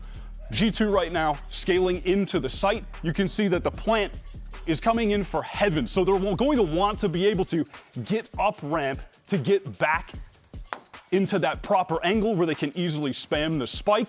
Now this is a crucial moment. Zekken pops his dimensional drift, gets in, and realizes that on this minimap, it is only Jaw in the site. This is an opportunity for the rest of SEN to now scale in, and in the meantime, there's a rotation coming from Zelsis, where he's going to go back up into heaven, with the team now realizing it's planted for heaven by G2. He's going to try to nullify that by picking up a good angle there.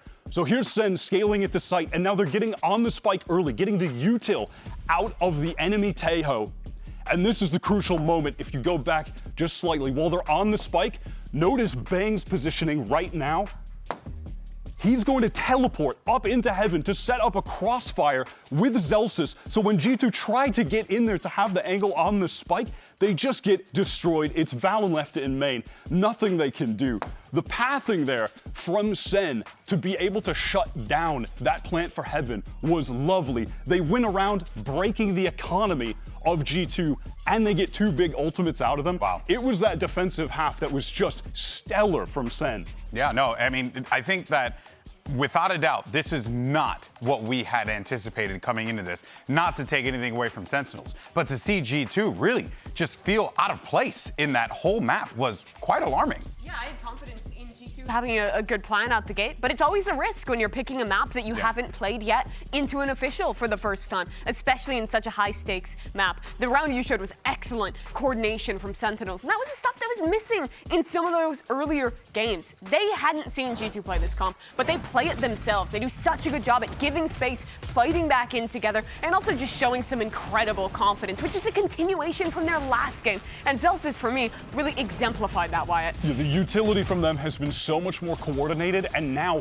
crucially though, they're not losing the fundamentals in the midst of having so much to do as a team with the utility. That went out the window against teams earlier in the bracket like Loud, who were just more focused on shooting them with crossfires. That was Sen's undoing, but not now. They are so much more refined. But they're also having that confidence, Bang fighting into smoke, Zelsis playing forward in mid and taking the risks that they sometimes need to come out on top of these rounds. And for Zelsis, this is such a meteoric performance in the MIBR series and now. You can see his stats average across 2024 compared to that last BO5 in the lower bracket and now this first map of our America's Kickoff Finals. He is on an absolute heater right now and is doing so much more than just being the emotional leader to keep his team in these games and win that first dominant map against G2. Yeah, that and dominant it was. And if you were coming into this one expecting G2 to walk away with this one potentially 3-0, well, you are sorely mistaken. And folks, we got ourselves a series here because G2 Esports Sentinels, well, Sen is up 1-0. This can go either way. We'll see you on the other side, folks, for the continuation of this grand finals.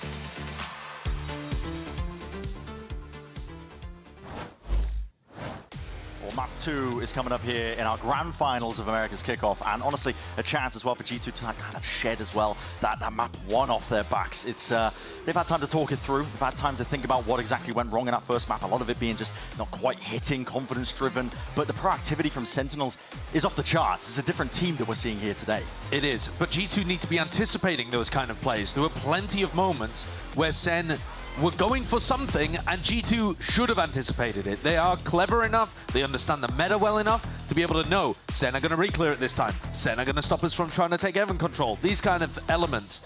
And the G2 players were, first of all, not anticipating things as well as we've seen from them, and secondly, not winning their duels when it mattered too. So we're going to be seeing same kind of compositions. It's what you expect from these teams. But what's important, I think, when you take a look at the way that these are stacking up against each other, John on the Taeho has plenty of opportunities to deal with Leaf's chamber. Leaf is going to find it not only tough to keep his trip alive, keep his teleport alive, and be able to find value, but he must find value. He looked like the best player in Americas over the course of Kickoff. Even better than Aspas, who is breaking kill records, I would say. Leaf was still having more impact, reading the game perfectly, dominating opponents, and he needs it here. Yeah. If they want that trophy. It's got to rear its head. It's all well and good, listen, but nobody's quite hitting for G2. We need to see that step up, not just across the board, but on an individual basis as well. I suppose the cope would be we hadn't seen them play Split, so maybe they were always bad at Split. But we have seen them play Pearl. And we know that while both of these squads are good, Sen at times have found it quite difficult to hold on, although admittedly, I would say mostly on their defense side. The wall spotted out early just from that drone. Seconds up close. Clone to lead the charge. He's up and over as well on top of it. There's going to be Thorns. Salvo's stuns offloaded. Everything collapsing and colliding into these players. And there's a full separation onto the site. There's just Sentinels left to look in dismay as they were dismantled. SEN's attacking rounds, when they do these B execs, have a couple of different options, and a lot of it comes down to where they want to put Zekken.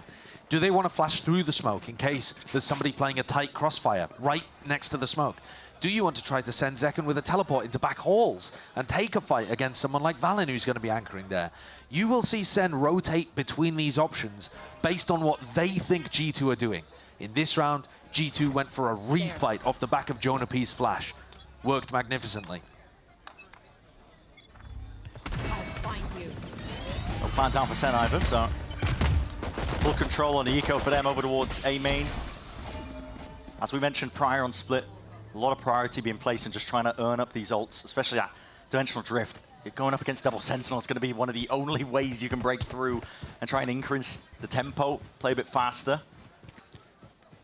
Trent's one of those players where he's going to be using the drone to re-clear through A main a ton. And so it is important from a macro sense that SEN push him back at the start of the round and force out that drone re-clear early, where they could still be re-hitting. I think so far so good from John's IGLing. And it looks like this B setup's going to be tested again. Once more, Valen in backside. What's the option with Zekken? Yeah, this time going for the Halls dive. Yeah. So we'll see it. It's a TP. It's a flash. Almost perfect, but anti-flash, or at least a dodge from Valen is quick. And Jonah P is happy to add that extra level of reinforcements once more to Spike. Drop down to the middle of nowhere. It's an impossibility for John at this point. And Jonah P's going to step up. He's the one who needs the kills, but he'll be happy as well, just dying. His team can make sure to salvage some of that weaponry. So far, Jonah P and Valen have held onto the B site admirably. And 6 kills for Jonah. As you said, puts him 1 away from that Steel Garden. Bonus round for G2 coming up. And Valen did a great job of being able to hold on to this. Is he going to be able to do the same when Zekken has a rifle in hand? Spike down B. 1. John's calling for some A main control at the start of this as we get back into the 3rd round here. This is the anti-bonus for Sentinels, looking to try to push Trent back. And the Vice setup has swapped. It's a hell of amount of damage early off the rip. As you said, the Vice setup has swapped around. We'll see if that expectation is in the back of the minds of these SEN players. What a wall. They're going to be full speed ahead. Second TP'd orderly. In that default spot. And there's slipping his way in through the back. This is a nice play indeed. Still drop down almost single digits. Going to be regenerating back up and alive. G2 trying to opt into the retake, making sure that they hold on to control towards the back, and Art to be able to put the squeeze down onto these Sentinels players, especially with Zekken this low. Flash through and around, cuts up to the corner. Naray not expecting it, still off to the side. The players are lining themselves up now, ready for the taking. It's a 2v2 at that, slipping around the corners, 1v1. Bang versus Leaf. Sees his players, the position's noted. Bang out wide, Henter missing. Rattling, the lead fired off, and it's the right click that does it. Leaf on the board, and G2 with the round win.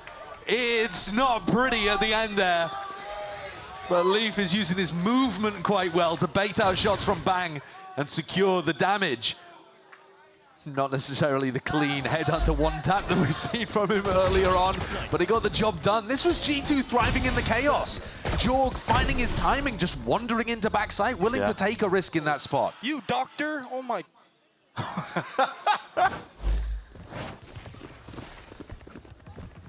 Let's put the pressure now immediately onto Sentinels here. Once more with the economy.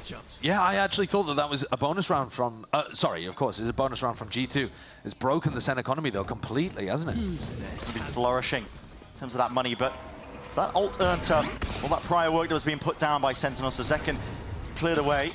Earn a bit of a path, potentially, for a win. And a threat there. Oh, and he's going for it, man. I mean, that's just a clone into the face as well. Leaf was knife out there. I think Zekken just expected that he could potentially get that timing with the Bucky, but... It's one of those awkward situations where you turn around a corner and bump into somebody and he's thrown their handbag all over the floor. Oh! He wasn't expecting to see someone. I respect the play. I really do. At that, hold on. Jorgamo's gone down. Where was he going? He was all the way into their spawn. 1 second, excuse me, but... Yeah, yeah, I mean, well, same for Jorg. Yeah. I'm looking at the crosses on the map, and I'm like, wait a second. The Yorus have swapped positions and died in enemy spawns. I've got X-ray, and my brain's being turned into a pretzel. It's like, well, how do these players feel? Well, we're going to End up seeing Sentinels group up to try to make something happen on B. Thorns popped. John was loving calling these splits through B-Link before, sending 3-4 players in. What? My goodness! Completely catching Trent. Trent not normally going to go for that mid-rotate. That was dangerous. And the deep wall as well, critically. Peace of mind in terms of no one stepping over the line, but Jonah P goes up and over the top of it because time was really getting quite short. Zelta's doing his job and doing it well. Full defense across the board, making sure that every position is accounted for and the gun's being picked up as well. Inside the smoke, there's no stepping forwards into that. The domain of Bang. A Thrifty win, exactly what the doctor ordered. G2 got completely flummoxed there, and I got to admit, so did I. I mean, look at this is how we open the round. Then Jorgamo throws his life away in a 5v4 advantage situation. What happened with Jorg? And G2 getting caught on the rotate. Boys, good job. Maybe trying to deny info away from the Vice wall. They just got completely caught out by giving the whole middle of the map to SEN. And you'd think that, wouldn't really be as much of a problem for G2 running this double Sentinel comp. A lot of mid-round information that they can have to work with here, but this thing is in the hands of a few of these G2 players. They've got a lot to try and push back now. There's a ton of util waiting, but an Armageddon at the back feet. Time being taken, knives out, just trying to evacuate and clears the way. SEN. Variety of thorns as well. Prickly. Wow. Slows down the approach. This is a big investment from Jorgamo. He's committing it. Dimensional drift, despite the weaponry not being too good, cuts it up into the corner. It's a Rico Star. And our players ready to meet their match. Up close here is Jonah P. Not enough to spray it down. Just collapsing onto the players. The attempt by G2 with that retake. And Leaf is late to the party. Late to the party indeed. Second round now. Earned up. A really questionable decision by G2 to even be investing the ult in the first place. And then Jorg throwing good money after bad. Feels like because he's popped the ult, he's got to find a pick out the back of it. And was hoping that he could find a timing as the plant was going down, and it looked like there wasn't too much support on site. A weird one, a wild one. But G2 are now going to have weapons back. Let's go! And technically, G2 are still in the lead, but these last couple of rounds are not looking good. Leaf now with an operator, looking to take a pick through mid. The Horns is going to force him to respect that line nice and early, but the expectation is there, not quite. SEN. Zekken, who just walks straight back into that line, a side angle. Leaf reposted, TP's back as well. There's a bit of a skirmish occurring here as well. Bullets fired off. A main being contested. A Prowler just to make sure you can clear out that trip. It's been a problem. Then going to play a slower game and a slower round. That's the Phantom in hands, and Bang doesn't push his way back and away from this angle, anticipating the repeat. Double missed shots there from Leaf and a really difficult shot to hit the second one. And these players are just toppling, man. This is G2's defense getting picked to pieces. Tapestry just unraveling before our eyes, and leaves it just to the three of them. Valiant has to go re-exploring, but dangerous spot to do it as well. 3 G2 players whiffing on defensive lines here to open up the map completely for Sentinels. There's no polite way to say it, but listen, maybe Trent can be that savior. Oh, he's got it. Collecting that, hello! Anticipating the recross as well. He's made it more winnable. It's a 2v2 now. They saw Bang earlier on in A main, so Jonah is being very thorough with the clearance here through mid. There's the potential for the timing as well. Go wrong for Sentinels, but Jonah P onto that angle. Bang somehow wins that fight out. Steps it up. Cosmic Divide going to be hard committed. And Trent just cannot get onto the timing fast enough. Even when things start to go a little bit wrong, the clutch potential shows up maybe for G2. It doesn't matter. Discipline, coordination, zero hesitation from these SEN players, and a timeout has been forced out of G2. Josh RT has got to get in the ear of the G2 players right now, because they're not playing up to scratch. If they want a chance of being able to lift a trophy, you've got to be seeing better stuff out of them than this. Trent does admirably in this spot. I mean, no qualms with what he's doing here. But to lose Jorgamo and then Valen both taking those fights over towards B-Link, without it being some big set take. I mean, it was just Narrate poking his nose in, wondering if he could get a free fight. And he did. And free kills to boot. Yeah. Leaf as well in spots where he would usually be dominating. Yes, he got the opener against Zekken, but then he got shoved off the A line by, again, just a solo player of Bang. It's insane. Exploring. I mean, listen, if there's one word to describe this series so far, it's just disrespect. Yes, Sen are taking liberties, man. Bang, like you mentioned, he solo lurks through A. Plenty of opportunities for G2 to coordinate a double peek together to clear it. Player back side, Leaf going for the never swing, but it's all individual. It is. I mean, I think they were trying to hope that Bang would be focused on the player back side when Leaf took his timing with the operator. But the Sentinels players have got great awareness today and confidence. They're not getting scared to take fights. And I think that helps when you've just blasted G2 13-4 on map 1. You feel confident. You don't get shook. You don't get pushed off angles as easily. It is a Sentinels today that has found their footing and believes in themselves that turned up onto the stage. And that's what Kaplan's been looking for, waiting for.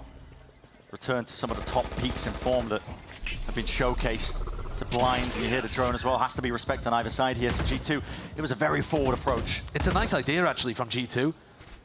You focus on Leaf, Leaf teleports away, and then actually he was baiting all along for Jorgamo. But Sen cleared it with a flash and a drone. Really good awareness from Sen to defuse that trap. And now you look at the A side, it is theirs for the taking. Yeah. Well, that heavy emphasis with bodies of G2, making sure that they can hold down B long. They've got very little in terms of the way of information. In theory, coming into this game, G2 more time to prep, VODs to watch. You're thinking that G2 should be the ones coming out with the ante, but Sen have had such great awareness of what G2's tricks are. Look at this from Sentinels, man. You're up against Stingers, and yet you're still opting in to the close quarters fight as well. Just ripping them to shreds! It's relentless. They're not stepping back. Not giving G2 even a chance for a weakness that they could potentially capitalize off, and an ace. Possibilities opened up. Second could go for it, flash into the face. They know that Leaf's up onto the site, and he's lurking, creeping, crawling behind. There's a Prowler to deal with every single angle. They're giving it to slowly closing in. Staring at each other. The way that this round has ended and the way that it played out, I think showcased the difference in mentality between these two teams today as well. Sen are confident, loose. In fact, arguably a bit overconfident in these spots. Every time they've been up against a G2 eco, they actually push forwards, take the aggro, take the risk. That can be dangerous. It can cause you to get ecoed and lose your momentum, but it is consistently catching G2 off guard because it's not what they're expecting. No, the expected play is what G2 live and breathe. And the high-risk, high-reward plays are just working out over and over and over again. And Sen are hitting like this. Teho drone completely cleared B long. I mean, utterly cleared B long. So they're not worried about the operator being there. They know that it's somewhere around mid, but Narray believes in his haunt maybe a little too much. Although that was going towards Art. Maybe just getting in position for a Prowler. First kill for G2. It's been a while. So they potentially had that first kill advantage. It's a 5v4 now that they're not going to want to let slip when the momentum has been on the side of Sentinels the last few rounds. Here, Dimensional Drift now committed. Zekken turns himself his way towards it. He's going to be picking out these players' positions, and he knows exactly where they are. Flash, just to make it awkward, just to make it tricky. Salvos, and again, push forwards. It's out of the frying pan into the fire. And Trem will attempt to return it. Does drop Zekken. Bang Flash, is very alone. Dodge. Bang is super alone right now. Sidestep towards it. Backup arriving. G2 doing damage, weakened it up. John QT, he's having to sidestep this with a Hunter's Fury up in his face. Cosmic Divide. And John QT ahead of it. Thorns buying that space, buying that timing. Dart broken and dealt with. Cuts it up close here. It's going to come down to the gunfights. And the discipline of G2 needs to reign supreme. They can't take these individuality. And they do it. It's a high-low setup and swinging right through, and just not set up for that refight. Not with the wall in your face, not with the thorns at your feet, just kind of working against him there. So G2, they answer back, they get that fourth, they're going to make it even in this map. A better round. Sen there taking risks. Not quite managing to pay off. They were looking for this aggression from Bang to deliver results. And instead, it's It's one where it flies back in their face and Sen end up looking a little separated. Leaf picks up the operator again. Swapping things around, a deeper trademark placement. Normally sitting that one a little more passively.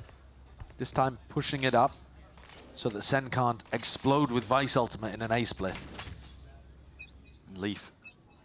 He's got a rendezvous just set in towards the back of Link. He's looking for Narrate again, basically. Yeah, potential to go for the peak, but he did that last round, so he doesn't want to be too predictable. Needs to mix it up. Sen, though, all eyes towards mid, taking our control. Fowler spots it out, so they know exactly where that operator is going to be lying. Good tag, Zekken. So want to try and take this fight. Looks likely they're going to be using Util on top of it and leave. He's just cycling through the weaponry. Yeah, he was worried about that split coming through Art, through mid, and around behind him. Pushing Trent completely out through water there made Leaf's position look bad. Now Jorg is the last hope for G2. He's got a weird spot here in A main. He has to dominate this fight. If he wins this one out, means that A main is not going to be safe for him, and he does win it out. So bang, drop. No more smokes as well to play around with. We'll see if Sen have the protocols to try and re-clear this one, but Dimensional Drift is earned up, so Jorgamo can get out back to safety. Spots him out. 2 through main. Doesn't know where the last is, but Zelsis is a common position to play indeed. They've been watching the VODs. They're going to know he's around. Time dwindling, though. It's running short. And the longer they take, the more stall that Sen are going to be operating off of. Jorgamo, he's left with his head on a swivel. He knows that there's that potential for the reflank, but you can already hear it ticking away with the spike in hand. Gunplay in order. And shots need to be fired, bodies need to topple. G2 need to really win this one out. Defend that defuse that's really coming through, and Valin, his confidence fully into the rest of his team. They stick it out, and they take the lead. G2 are starting to find their rhythm here. These rounds resemble much more what was happening in G2 Sen the first time we saw these two teams play, on Pearl as well. Jorgamo dominating A main. Sen struggling with it a little, for example, with Bang getting caught.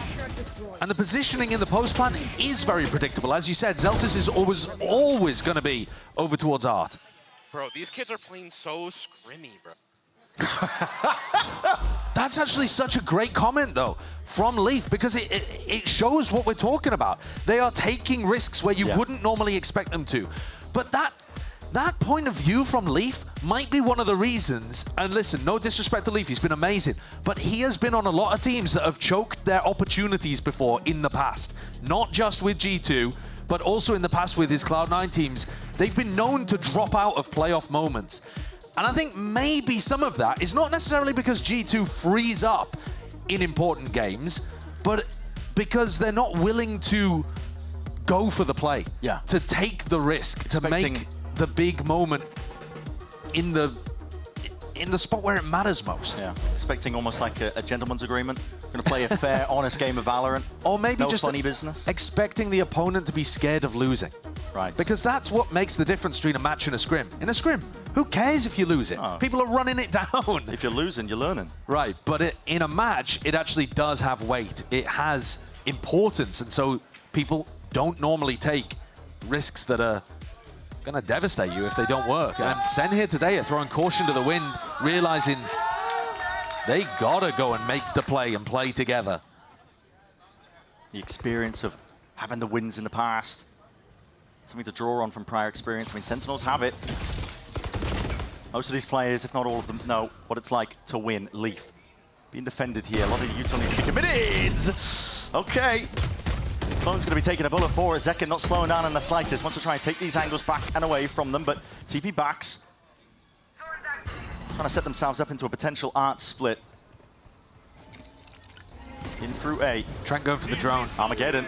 He's going to clear out most of the way into pit, but it pours and it pushes the players in forwards into it. That's a deep flash. Jorgamo wanted to take the fight straight to them, but players are ready for it. Even Art on a flash was just slightly off. I think he got caught in the smoke. Yeah. Didn't quite get the value he was looking for here. Still, it's going to be darts and Util ricocheting outwards. Finally dropped and dealt with. TP's on top of it. Everybody playing back and away now. Sin getting themselves into that post, and he's just using the salvos here to start. Recall. John lucky to cross and lucky to keep his life intact.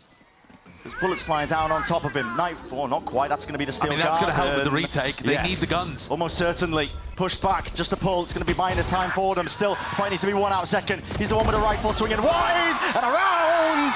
And Sentinels maintain control and that composure, even when G2 were happy to lay down the ults, happy to lay down that pressure. Zekken dodged it too, didn't he? Managed to dip out in A main and came back still with the Phantom in hand. But composure's a great word because G2 lost it there. That's a solo play from Jorgamo. He wasn't synced with Trent. Whether that's a comms issue, whether that's Jorg being too aggro, Trent being too passive, hard to say from the outside. But the flash didn't catch properly and it wasn't coordinated. G2 on another eco. 5-5, but SEN very likely to be the winners of this half. Money just rolling for them. It's an eco push from G2 out towards mid. They're not shying away, making it known that they've taken that control, just rattling off the bullets, which the rate's going to be able to hit. Haven't really seen any classic huge impact from Leaf pushing out on defense. Out towards the B site. Got a dimensional drift forward as well. Double step up over towards the wall. Not sure if that was just not comms in order, but still SEN are going to get easy and open access to this B site. There's no one holding to try and anchor. It's a retake flash that's planted up onto the high ground by Jonah P, but they don't have the weaponry even to try and go for it. Full offsite play from SEN. Relying on their util, relying on the better spam. Not caring about the smokes that are available from VALORANT. It's fast from G2. Regain control towards backside back halls. They know that there's going to be players. Corral pushed up into the corner. Leaf's going to be spotting at least a few of them. And oh no, revealed and spammed down. Box, not a sufficient defense. And the rifles, as we said, happy to play into it here for Sentinels. They know they've got the util. And with that firepower advantage, it's just inevitability. That B execute is one that was allowing G2 a couple of rounds at the beginning of this half. We saw them run it in round 1 and round 3, I believe. Or maybe round 1 and 2. And G2 easily held it with VALORANT and Jonah P. This time SEN choose an anti-eco round to run it, where G2 are more likely to be stacked over towards A, over towards mid. John using that conditioning to find a bit of a free round. G2 would need to win this one just to tie things up here. Here's a fast take. Out towards A. There's no pushback from G2, just a few shock darts. The reaction, though, from mid, Leaf, Jorg walking up. All the way out. Back spotted just onto the shoulder. He's going to have to B-hop his way to safety and leave. This is disrespect. Fighting fire with fire. It's been a thorn in the sides for G2 consistently, but look at the awareness! Yeah, they got the read. I was just saying we hadn't seen Leaf pushing on defense very much. And there, the one round he does it, hearing both Bang and Zelsis run towards the rest of the team in A main, gets caught. At the same time, though, G2 have full knowledge that everyone on SEN is in that position. So now you see John, Bang, very cautious, extremely diligent reclear through mid, through spawn.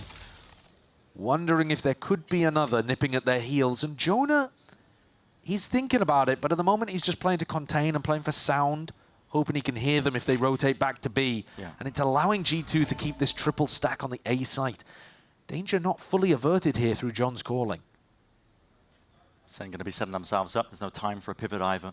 We're down to 30 seconds, roughly, when his hit might come through, but they're calling for contact. It's quiet. All for Sentinels, and they're hoping that somebody just opens themselves up, but that's going to be the call made. Forwards pressing the advantage that potentially they've got, but it is chaos all across the site. And Jorgamo, make sure to step into that smoke. Fight on the flank. Yeah, and this is going to be still with 12 seconds remaining. Jonah P, he's taking out Bang. 10 seconds left. Zelsis left in that impossible scenario. He's jumping around, he's leaping around. Util out into his hands, wins out the fight, but no time. Yeah, it's just ran short. And so 6-6. Ending the half with a bit of a whimper, but G2 will be so much happier about their performance there. It's still not what we've seen from them thus far in kickoff, but more resistance shown. More rounds in this half than they got in the whole of the whole of Split, sorry. SEN is still looking sharp, though. That was a better half than we had last time. Yeah, exactly what I'm saying. Exactly what I'm saying. Smiles on their faces, and G2, it's got to be the long con when you're looking at the best of fives. Now, Riv is standing by currently with 2 struggling streamers in desperate need of some subs. Can we get any tier 3, potentially some primes? We are back here in the streamer booth, and I'm joined again by Tarek, and this time Masayoshi. A little bit better of a game here. Masa, I'm going to come to you first. Yeah. How are you feeling about the game? How's SEN looking so far? What do you think the outcome's going to be? Dude, they're looking collective. They're like one unit right now. Honestly, I think we're gonna have a great BO5 on our hands. Yeah. All right, Tarek, talk to me about what Zelsis is kind of making you feel right now. This guy is just popping off. Oh, he's giving me feelings that I haven't felt in a long time. Honestly, I'm proud of him more than anything. I don't know what he's changed up in his game or his routine, but he's just really sharp right now, and it's impressive because he always shows up when the pressure's on. So big shout out to Zelsis. He's that guy. So round of applause for him. And Masa, maybe your first time, I'm not sure, I can't remember, but are you enjoying it? How's the venue been? What's it been like? Dude, it's been amazing. The energy's great. From both sides of the team, loving it. Yeah, it's a great time. Heck yeah. Tarek, yesterday I talked to Rob for a moment, and I just want to kind of get some clearance on this. You also said you may not come today, but you still came today, and things seem to be going all right. You know, is that aura not there? Are the planets aligning for you now? What's going on? Yeah, I don't think I'm a jinx. That's the problem, and that might be the problem actually. No, but it's the grand finals, and we've already qualified for Bangkok, and I wanted to be here to support the team, so that's why I came out. But I'm praying that they can keep up this form. So let's see it. Are you going to be going to Bangkok? I will be at Bangkok. I will be. Yeah. So he's going to be. Yeah. All right. Thank you so much, Masayoshi. Any last words? Go Sen. There it is. Go Sen. Let's go right back to the casters and see what they have to say about the game. It's so tragic what we're going to be doing to Masayoshi after this. Any last words? Caught on camera there. Yeah. Rib's about to execute him off camera. All right, 6-6 going into it here. I'm really glad that Tarek's brought up Zelsis as a focal point, because in the previous game that we were watching of G2 playing against San on Pearl, Zelsis was that weak point. He was actually getting abused playing this B-Link position.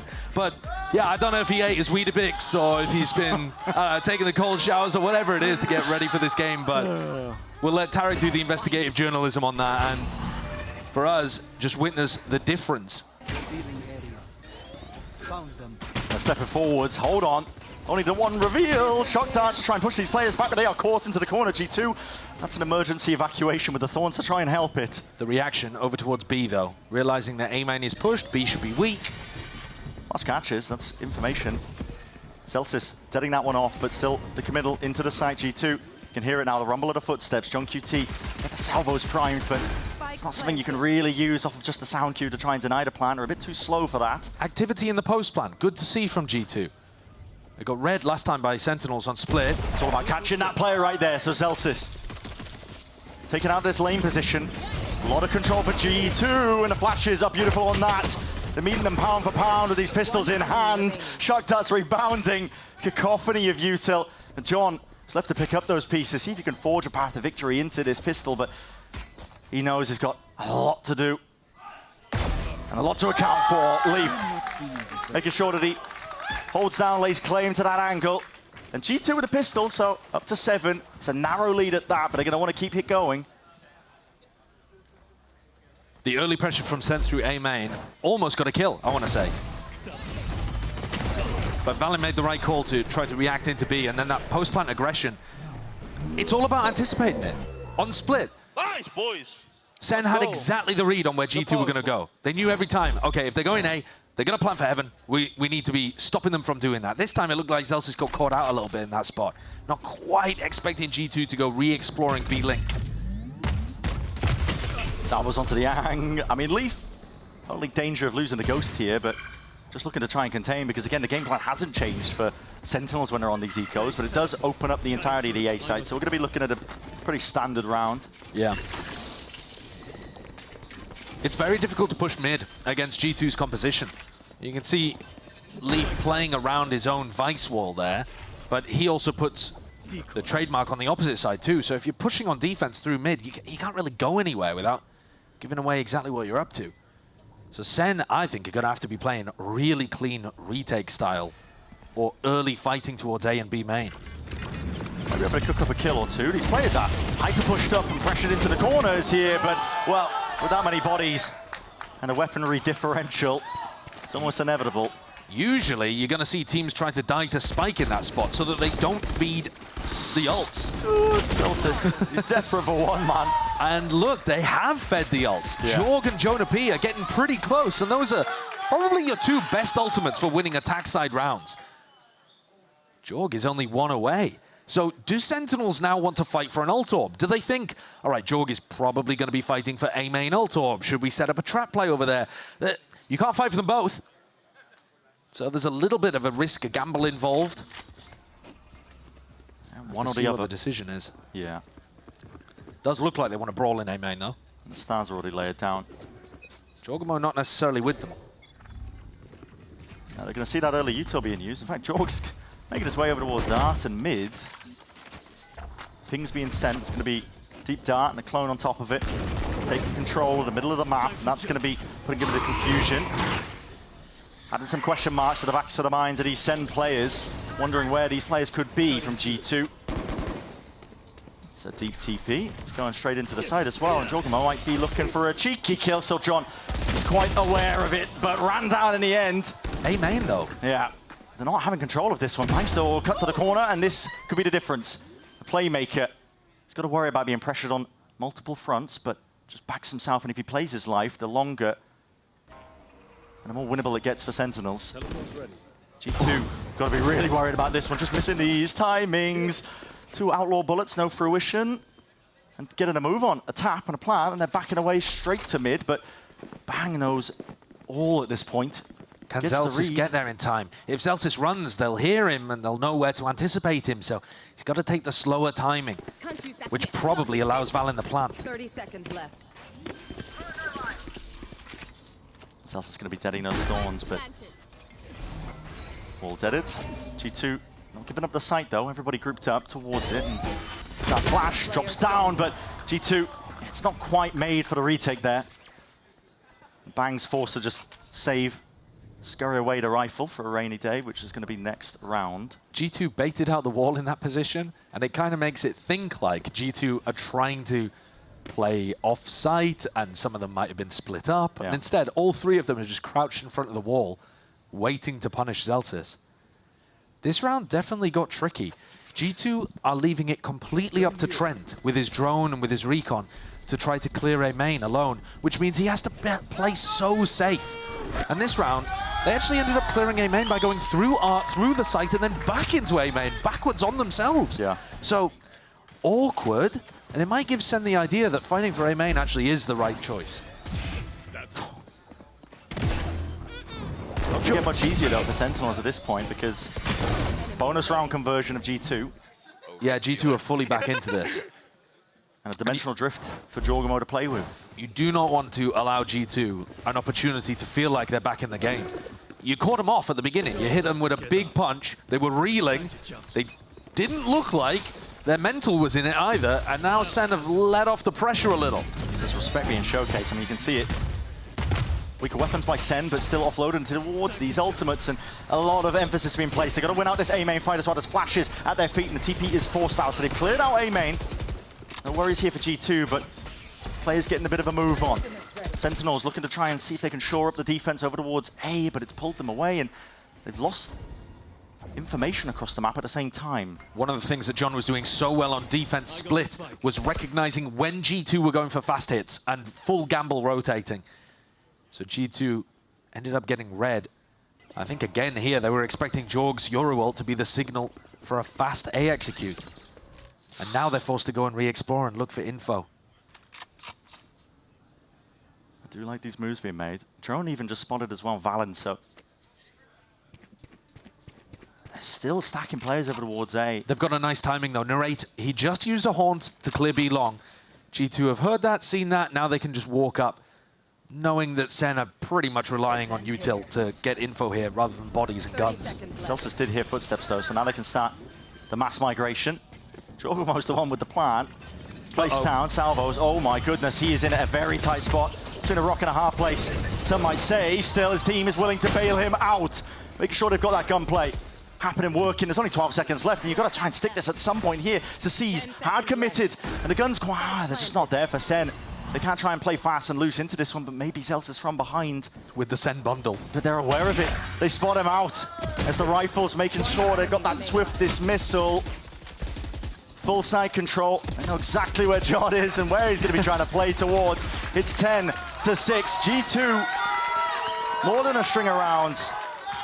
If there were guns online in this round, I think Sen would have made that very dangerous if not been able to take it, but G2 were allowed the opportunity to play slow, play scrappy, because any of these long-range fights are just destined to go the way of G2 with their rifles. Kaplan's called a tactical timeout. He wants to reassess what's going on. They've lost 4 rounds at the beginning here of Pearl. It's actually quite early to go for a attack timeout. I know it's 10-6, and if G2 start getting more and more rounds on the board, it could almost be game over, but you haven't even really seen a rifle round here. So there's not too much tactically to discuss. There's a little bit, though. One of the things might be to focus pretty heavy on A main control. You could try to tuck Zekken into that spot. One of the things might be to avoid areas where Jonah P can get value out of the Vice ultimate, because that's something G2 are surely going to be using in round 17 here. And I think as well, all the more likely as well, and it's just the fact that SEN need to win this. They are scraping the bottom of the barrel with their buy. Their money and economy is going to be plummeting if they end up losing this one, despite the loser's advantage or loser's bonus that they have just from losing the rounds. 4 in a row so far. G2, they win this one, they're going to be punching SEN down. And for SEN, it is that must win. Like you said, it's not too much in terms of tactics, because it's only been just really the one rifle round being played, but Cap could call a little bit of a set play, maybe see if they can get an early advantage. It's one thing you can do on the backside of this. I mean, I think the adjustment, just looking at the minimap here for Sentinels, is going to be to have Zekken set up early with Astra and Taeho utility to lock down B long. Look here, he's got 30 seconds off the back of this gate crash to play aggressive B long, and then he's got another one, so a minute on the clock where he can lock down B alone. G2 are making moves. He's going to be under pressure here, because this is a B split. It is. No one's really going to try and watch his back in. Forced to go back into a defensive position. He's postured away from the angle. G2 have lane control through main. So Steel Gardner's going to be getting a ton of useful, not just information. I mean, Zekken's just pushed out into the open. Perfect timing with the peek from Leaf. They knew it left a little gap there, and he covered it with the op. It's so good from G2. Plant down on top of it. Halls is about to get annihilated with Taeho util. And here it is, salvos. You've pushed G2 forwards, but they're backing away. They're saving. They're saving! 4v5 on B, allowing G2 to get up to 11 in that spot. I mean, we very rarely see big saves like this. Yeah. The strat worked perfectly for G2 coming out of this. We've got enough time with the save to watch it all in slow-mo. G2 are not even thinking about going hunting for guns yet. They're like, all right, now surely the retake's coming through at some point, right? This is... It's a really hard spot that SEN have just been pushed into because of what we were talking about during the timeout. Because of how important the guns are. Yeah, their economy is in tatters. It's, what, your chances of winning a 4v5 retake in a spot like that, probably about 20%, maybe less. Yeah. So... yeah, probably less, probably more like 15 if you're looking at the numbers. So it's the percentage play. But this match so far has been defined by SEN taking those risks and being rewarded for it. And now you're giving the game to G2 a little. No room for error here. It's 5 in a row for G2. Looking to make it 6. Stepping forwards. It's a flash and a dart. It's going to clear the way over towards A main. Drone. Making it feel like they're trying to go a bit of an A exec, and it's pulling players away from them, and it is essentially looking like a bang. With a bit of spam, making sure to lock down that spot in a position. It's just the one choke point to worry about. There's that late lurk from Leaf, which could be a bit of a problem, but now SEN are using a drone, just trying to clear this one out, and they just see Leaf, so they know exactly what's going to be occurring. Potential to catch these players. Valen's just spraying down, committing into the rifle play. Jonah P hard committing. He's going to be stepping up onto the site now. Wincon's needed for G2 here. Sees at the feed. It's going to be locking it down. On top of it, there's going to be smokes in the face. A Cosmic Divide. Pure chaos. And not a lot to play with. Trent still sticking. Nothing from Sentinels to push this one back, but they're happy to wait it out. Zekken, he's got a dimensional drift for this retake. He's going to be joining his team momentarily as soon as this Cosmic Divide dissipates. This is going to be a late retake attempt because Zekken was so far away. Time to turn up the tempo. Jonah P, did he make a sound cue here? He has to be potentially that knife in the back, but no. Reveals it early, just gets the one before the trade comes through. Leaf watching up and over the angle. Flash is not doing too much at all. Zekken, Shorty knocks him down. 4 bullets left. Unbelievable! Superstar performance from Zekken. Hits the Red Bull clutch in a spot that you should never see somebody win. They had to wait for him to go all the way, marching from B to A, rips the dimensional drift and somehow takes it. What was this? He used 3 different weapons for the 3 different kills.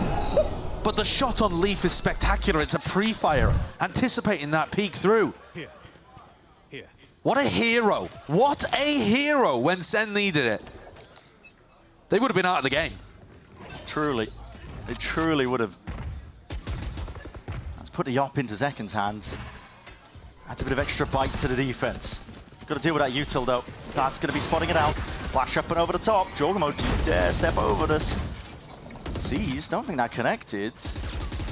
Does not indeed. He's going to be spamming around to the corners, into the common positions in case there are some Sentinel players lurking around. John with the reclear now, getting the drone in, but this Zekken fighting Trent over towards A main. Yeah, fluidity from Sentinels, trying to make a go of it. Just barely a shoulder to the jiggle.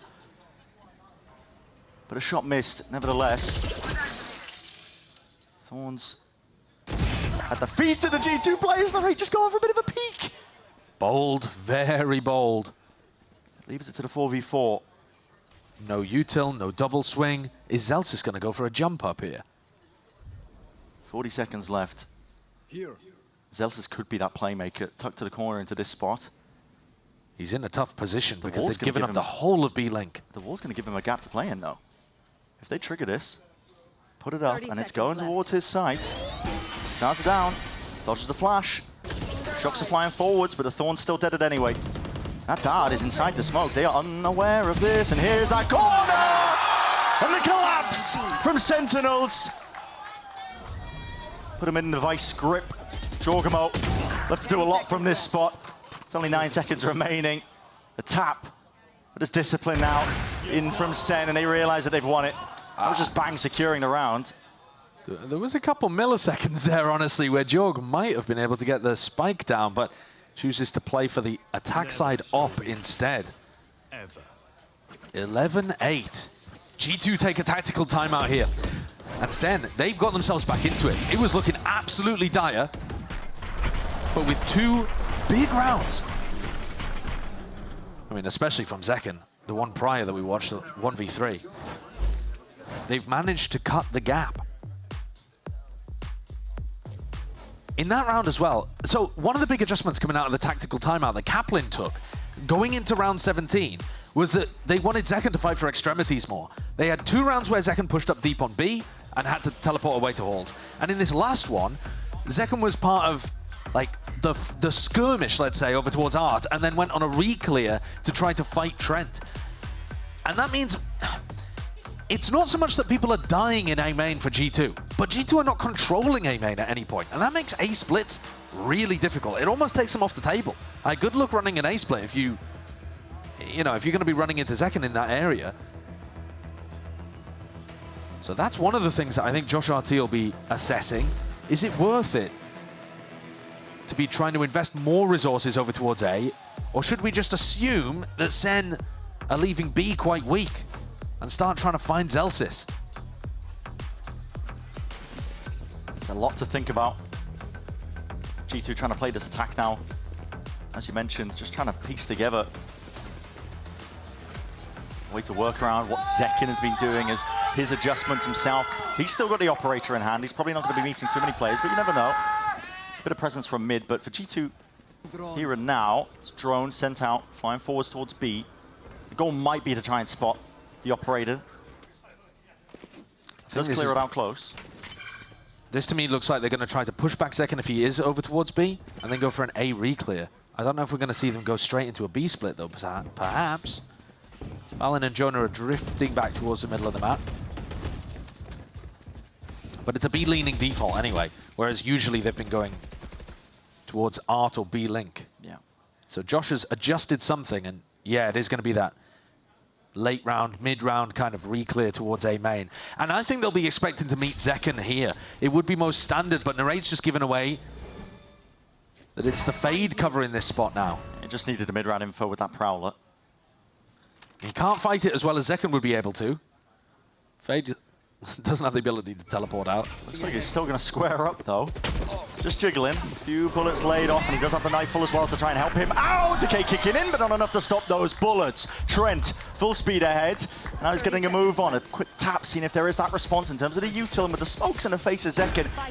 Can't quite make a play. Holding down some of this ground. It's critical for the SEN retake occurring here, and for G2, they're looking to take it one step further. They've lurked their way all the way through, in through the back. There's a slight gap into the window, but it's being watched for. Shorties! My God, just finding a cranium, and Jorgmo just backs himself in through main. The 2v4 in the blink of an eye with the Hunter's Fury at that. Tail end of it, getting that damage, flash through into the smoke. There's no respite. It's 12 rounds now for G2, and 4 chances for SEN to try and claim OT. Lovely value coming out of the back of the tactical timeout from Josh RT. I really like that B-leaning default into the A-main re-clear. Don't quite understand what Narrate was thinking, holding his space there. Throwing out the Nightfall is fine, but you got to play behind cover and wait for your teammates to play in. He just tried the wide swing. It's okay. G2 slow, controlled, getting their heads back into the game, making sure they prioritize those fundamentals. And now they're on that point.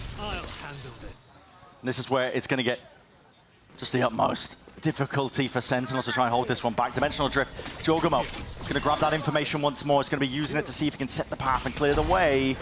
They know the wall's not quite there.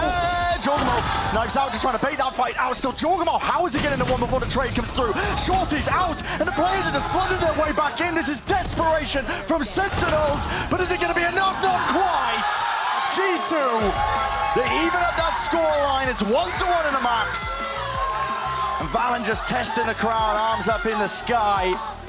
Got a long way yet to go with his best of 5. In theory, Sentinel's map pick, but in a series like this where G2 had double map elimination, not sure how much you can really play into that fact. G2, though, look like they're back in terms of that team coordination and confidence in terms of the plays that they're taking too. Was it the cleanest map we've ever seen from them? Not necessarily, but it's a good bounce back based on what we saw on Split. 1-1 and anybody's game. I'm inclined to agree with Masayoshi. We've got a hell of a BO5. We absolutely do. Being treated here between these two teams as well. Massive step up. Revenge on the cards. A title potentially for G2. They're desperate to earn that themselves. Hell of a way to go yet until we get to that point still. It's Abyss up. Coming up next for map number 3. Don't go anywhere.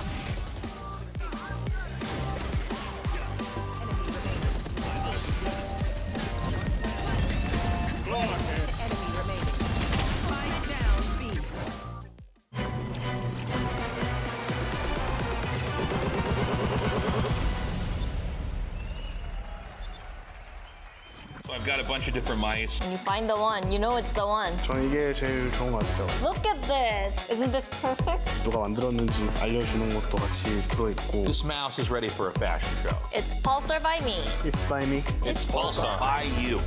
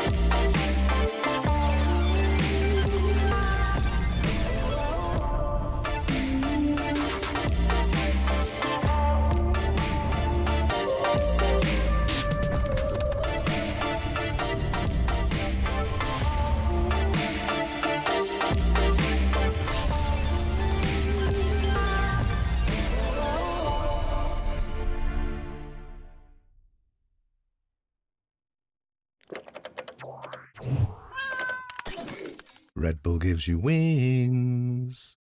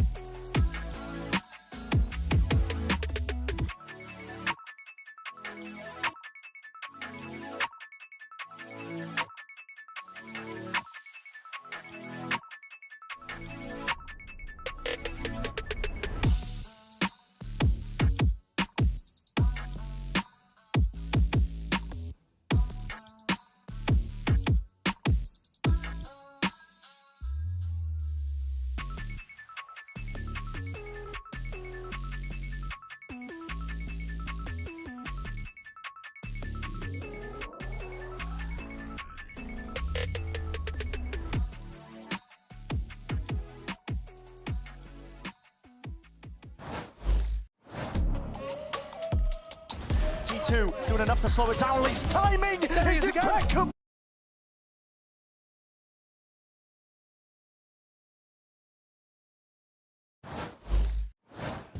I am here with Josh RT before map number 3, really able to regroup there after split. Talk to me about what you were chatting with the team before the game. It's more of the same. I was preaching fighter mentality. Like, they came out swinging. They were hitting a lot of shots. They were making some unexpected plays. I just told them to, like, let's mentally regroup. Let's just realize, like, hey, it's better to take this loss right now. And then we go into our comfort maps. Let's just go into the plays that we know. Do not hesitate and just keep playing. Read the game as it is, and we'll come back. Well, that comeback definitely happened. Best of luck in the rest of the series. Now, if you're just joining us, tied 1-1 here at the Kickoff Grand Finals for VCT Americas. You got Golden Boy along with Mimi as well as Wyatt. We're going to break this all down. Something I wanted to talk about from that interview that Riv did with Josh RT was him talking about that first map. I remember him saying, you know, hey, we lost. It is what it is, but now we got these comfort picks. And it was kind of going to what you and I were talking about off camera, Wyatt, which was, you know, very clearly they had a strategy of like, let's see what happens on split. Didn't work out for them. Good thing for them, though, Mimi. Pearl is exactly what the doctor ordered. Yeah, it was a great bounce back, and they did struggle in some of the early rounds there, despite winning both pistols, both bonus rounds. The first half started to run away from them, but I think we saw Judgmo starting to try and make a lot of plays. Some of them didn't work out. Some were a little bit unsynced with the rest of the team. But in doing so, I think he did a really good job of helping to bring the energy back for the team, having some big rounds of his own and rallying. And they had the time to do that, Wyatt, because of how successful they've been with these pistols and bonus rounds, not just in this series, this map where they won both, but also throughout this whole tournament. Yeah, that is the catalyst for this map.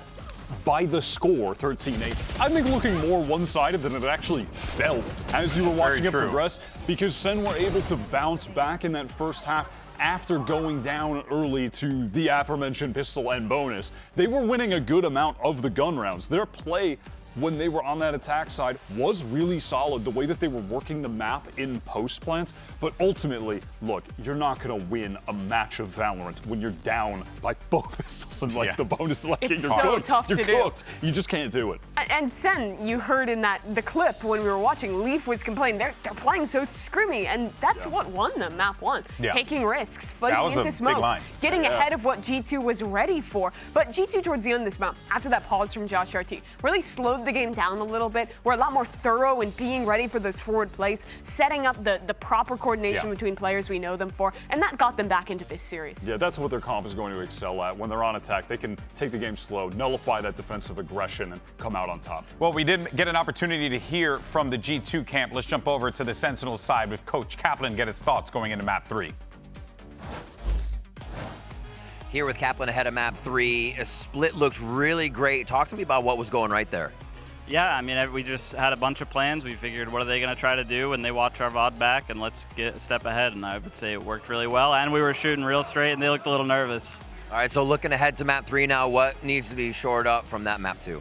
Yeah, I mean, we lost both pistols. It happens, but then we got set plans for the first guns, and we just goofed. We're in good spots and messed them up. So we're just going to make sure we're real drilled and make sure we nail those early rounds so we don't get snowballed. Kaplan, thanks as always. Good luck in the series.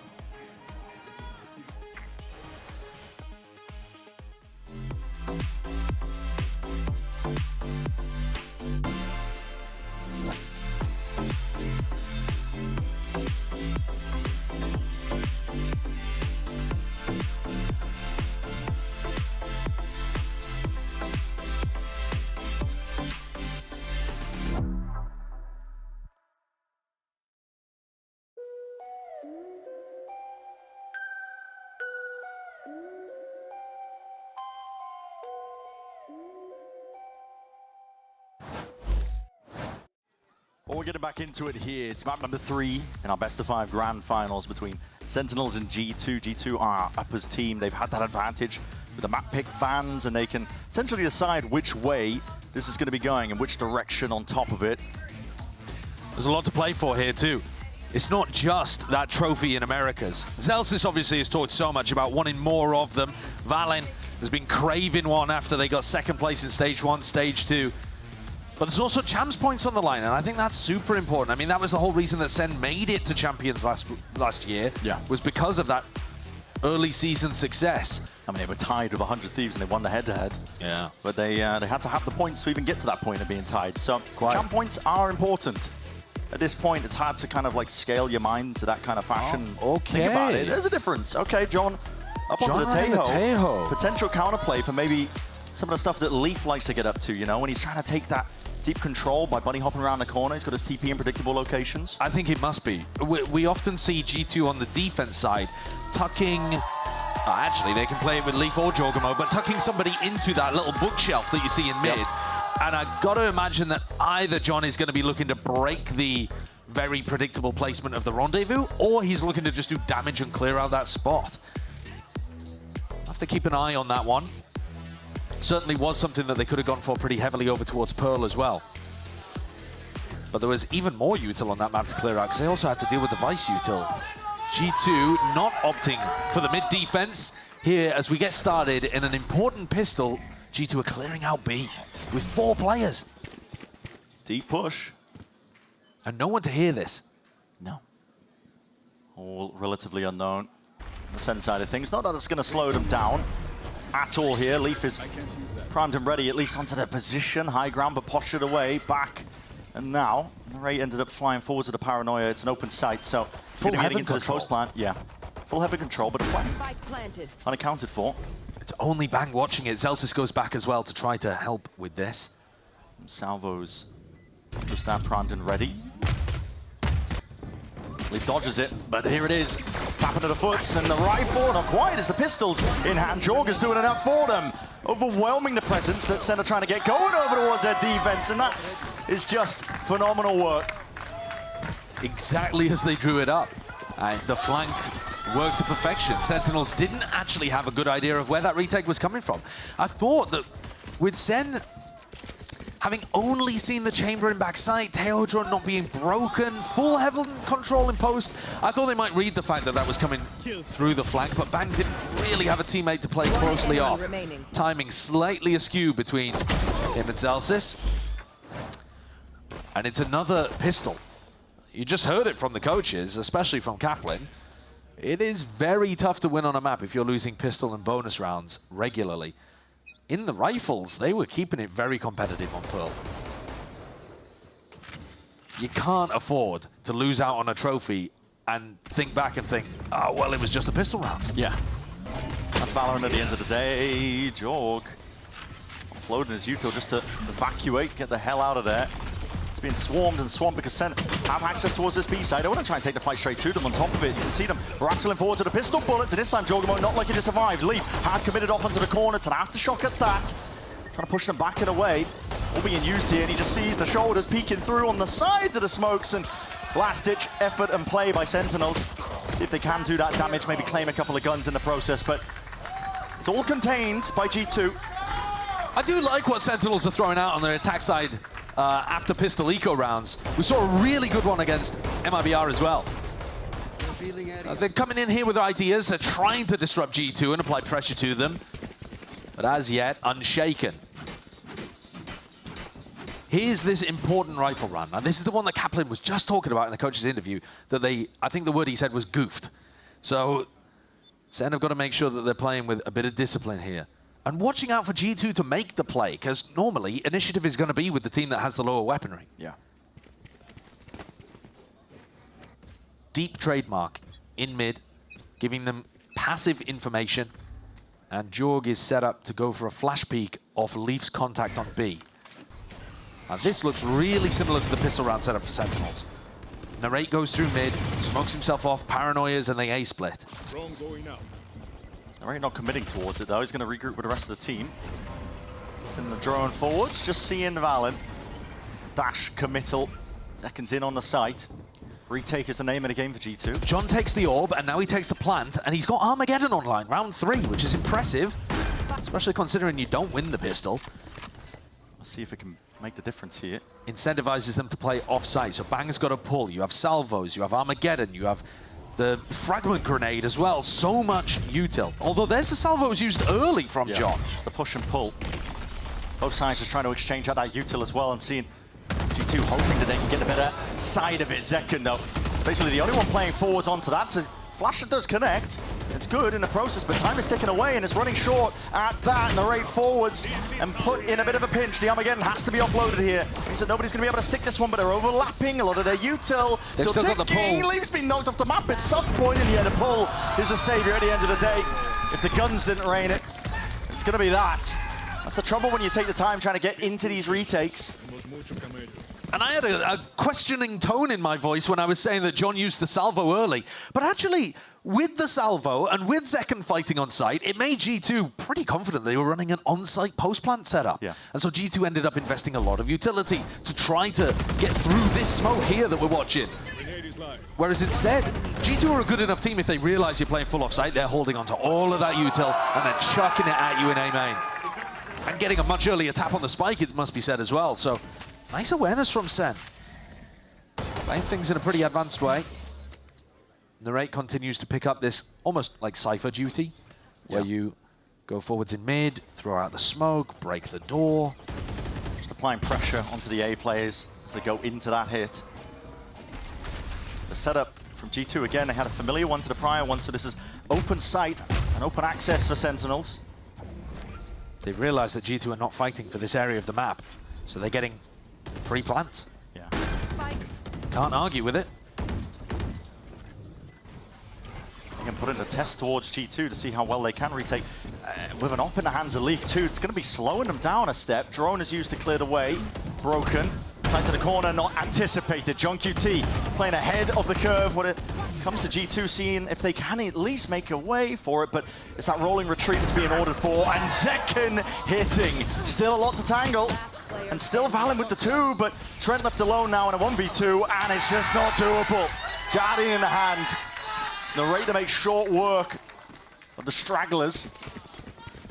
If you think about the defensive setups we've seen from G2, you're worried about mid, because that's where Leaf and Jorgamo can both be playing in tucked positions behind boxes. You are actually worried about B main as well, because that's where the operator is going to be a large amount of the time. You're also worried about that jump spot that Leaf has been playing with the chamber in A main. But as long as you hard clear A main, SEN are looking pretty good for it. An eco round here for G2. And if they want to make some kind of adjustment, it wouldn't really be for this round. You don't want to showcase your strategic change too early. Smoke at the feet, no slowing down the Sentinel zone. And Jorgamo! My God, man, he's doing backflips in the air trying to contest with that. And they steamroll the B site. A big exec knocking G2 like Skittles. It's going to get them up to other big ultimates that they can use in the post plan. Yeah. SEN are thinking about it as well. John should be running. Exactly, they're sending John in, take these fights, because again, he's one away from the Armageddon once more. To be honest, he doesn't even need to really die in this spot or get the kill, because that ult orb over in A main is pretty free, but he's going to get it anyway. Right, coming into this next round, if G2 don't take a tactical timeout, they've got to be thinking about how to stop SEN from taking A main control. Yeah. And whether that means doing the bunny hop play from Leaf, or whether that means having some kind of fault line play off someone's contact. Trouble is, Leaf can't really play in the standard way that he has been in the past because of his Tejo pick. It's just enough of a curveball that he's got to think about knife being played by Zellsis and also the salvos, because, yeah, could be mentioning it. It's predictable when he goes for that play. You know exactly where he's going to be putting that rendezvous, and you can see them here, SEN are doing it. Yeah. Up at the library and where the TP to common spot is. So really trying to make life difficult for Leaf. He has the outlaw. And this time, SEN already trying to stay one step ahead, anticipating the change from G2 and hitting B. It's a big ult. There's no gaps at all to play within, and Valen was hard committed to the one side. He was just trying to bail out his teammate that was Jorgamo, but TP's backs away, and that's, oh my, it's all going apart, isn't it, for G2? Dimensional Drift, the Hunter's Fury, any attempt to salvage this fight. But the tags, okay, landing in the end was Zekken cleaned up, and that's a plant. Still not committed, but Sentinel's now going into the next wave of things here. Jumping down, flash forwards, but the shot's missing, going wide of the Outlaw. No damage done, no kills to be found. G2 still making this awkward, but SEN make sure they defend their IGLs back and make sure that they can't step over it still. Not accounting for that. Leaf rips it off the shoulders. A 2v3, they got to take a step, okay. The pull forced out, and Leaf left to do it all in this spot. Taps out wide, that's just the first layer of things, and now he's going to worry about the flanks, okay. There is that level of awareness, he can take a fight towards it and isolating it, but no bullets left. Gets the reload, time ticking against him, but only 18 health to work with, and there he knows it. The Conver and the rest of his team, communication is clear. Goes for that jump spot with a shorty just to seal the deal. SEN are looking like the same form that they were in on Split in terms of being ahead of the game. John is reading stuff really well, and I'm super impressed with the anti-stratting that they've got going on. To shift up their composition, add the Tejo in, and be so aware of the threats that G2 have around the map. It's not about how we do it, it's not about how we do it. So that's the SEN motto for when they get a sloppy round win, basically. It's not about how we do it, it's just about that we do it. But to be honest with you, I'm pretty content with what I'm seeing from them. I feel like the execution's decent. John was in a pushed up position there, so you see him use the salvo early. And the rest of SEN managing to mitigate Leaf even when he had, as you pointed out, great awareness. Josh RT needs to have this tag time out with his team because they made the adjustment themselves and it didn't work. So now coach input required. Probably not even going to be for this round as well. I mean, G2, the money is dire. Yeah, it couldn't get worse. They might cook up a little bit of an eco play. I mean, I've got the preview. I can see the mini-map of where G2 are currently collected. Looks like they want to try and take a peek down mid to see if they can get some kills. It's been the playbook when G2 are on ecos. But SEN are doing such a great job of playing some people on site and some people off. They're not full retreating, so they're not allowing G2 to get easy retakes. Yeah. It's just enough where G2 have to respect it and use util, but not enough that they can just kind of waltz in, run, not clear the corners. And one thing that also means is that if G2 commit super heavy to this mid push, there will be multiple players waiting for them, playing passive off-site post-plan positions. Although, gotta say, the timing they've taken here is so early. Yeah, it's just Bang left to contain this mid push that's occurring as well. Oh my, he's in Astral form. They've slowed it down. Look, he Just doesn't even think step. about it. Already passed, but I think he spotted them anyway! It's too late. That's slightest of timings, and Bang left to pick up the pieces. And these players off onto the flank. The dart is going to be dealt with, and now it's Trent who's been put under a bit of a squeeze. Has to offload that util just to see if he can buy some space and time, and even with that discipline trying to slow down a shot to the Sheriff, it's Bang that still contains the pace. Leaf's got a potential to win this one if he was in position to take any fights with the tour de force, but instead it's going to be on Jorg, I think, hitting something absurd if G2 won a chance. Just jump peek through the wall, he needs information to roll with first off, and well, okay. Leaf there. The TP back behind, he's not going to anticipate this. It was all obfuscated. Wait a minute! Speak too soon. And now, hold on, he's going to be able to get half of this. The star was late to be placed. He's sticking it all the way. He's sticking it all the way. Bang thinks it's a fake tap! Bang thinks it's a fake tap! What a clutch! Even Al just not expecting it, and the kills are rounded out. Leaf has just stolen a round away from them. Was he in Astral form? Could he not hear that he was sticking that? I think it must have been. He was the last player alive, and he's in Astral form as the tap goes because he's placing the star. I think he just missed the sound cue, to be honest. Yeah. But Ooh, that's my chamber. That's my chamber. And that's the first time that these last couple of rounds, because Leaf almost pulled off a bit of a clutch previously, this is where you're really seeing the Leaf from Kickoff 2025 so far. Yeah, it's rearing its head. Despite the Teo pick that they're using to try and punish the common positions that Leaf wants to play in, pushed up towards Library, where his TP might be laying. They hit a jump spot. Zekken peeking through into the smoke. It's going to be fading. No danger though, no players to receive him just yet. Dash is going to be fading away on top of it. Might be incentivized to try and get some value done. Just going to be removing the drone. Still steps up to the challenge. G2 only just picking up these timings. It feels like Zekken was good. Oh, possibly for a couple. Like, what is this from G2? As the smoke drops down so Zekken can recross. I mean, it's just instinctual. Yeah, just reading the timing play there so well. It looked like Zekken had almost caught it. Can't snap to the drone in time. He's going to be suppressed here, and Leaf is in a bit of a pickle. Yeah, has to respect that now, so he's going to be cleared out towards A. SEN get access to the site once more. Narrate's doing a great job on this pinch as well. All of the mid control that they've been getting, he's been playing for Heaven control in a lot of these A splits, and it gives them much better post-plant positions. He's going to be that real difficult player. Out towards the link. No command. Waves coming outwards. Senna holding this one tooth and nail, playing ahead of the Cosmic Divide. They know they have to play up onto the side, but G2 have got all their plays towards the backside of it. John needs one and potentially even more! Calls for the collapse and calls for the help of the rest of his team to put an end to what G2 were aiming for. Beautiful round from Sentinels. Even despite Zekken getting timinged and spun through that smoke, they take full mid control. John Cudy's Tejo, insane value, insane impact. Pushing back Leaf and stopping him from taking early positions, and then drones into A and pushes Leaf away again. And Narrate is getting set up for these cross-map paranoias to also push the chamber further and further. Takes Heaven control, and then is the backstab against the retake. Every game plan here from SEN is working. It feels very similar to Split. Yeah. Their ante is, or not even just ante, the ante plus the game plans that they've specifically come in with today to mix things up.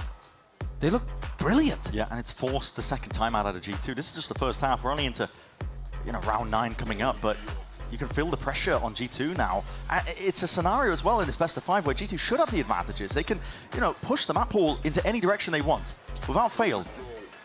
And yet, still, it's Sentinels coming in with just these little twists and turns that are adding to their composition. They're thinking about ways to disrupt the game plan from G2.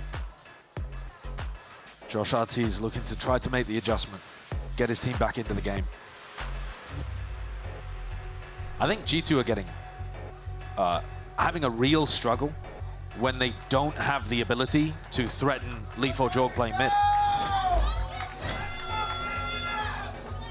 It removes so much information. It's not even the threat of just getting a pick, it's also that they then have rotates cut off. They lose vent control. They have to worry so much about mid, so it weakens the sights.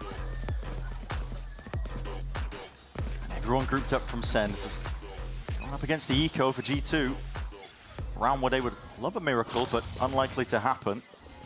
Drone heard for Joe's just trying to break this one as well, deny that information, but go button's going to be called. Second, he's got that dash active. Got to wait for the util load to try and make a go of things, and there's a dart up and overhead on either side as well. It's trying to be counteracted by G2. They definitely play towards the sound cues, but they are just lining up for him. Up and above onto heaven, maybe there's timing to be taken, but the flashes are picture perfect. Everybody blinded up, one away from the ace. Leaf is miles away. It's technically better to give it to John Cutie here because he'll be able to get a... He's getting the he's getting the ult orb anyway from the cheers of the crowd. Yeah. Leaf, the percentage player, throws himself against the rocks. And that is the overwhelming pressure from SEN and from Zekken in this round. It is absolutely flawless. Enemy kill. Even with the Kalat in there too. But Josh RT's tactical timeout is for this next round, round 10. They're not as worried about the fact that they almost got aced there. It's all about whether or not they can string a few more together on their defense side. And SEN will be reluctant to allow them. Still smiles for G2. Again, the salvos, just in case. Yeah, same kind of setup. They're not actually using the salvos A main, so, you know, Leaf could be going for that A main jump kind of control.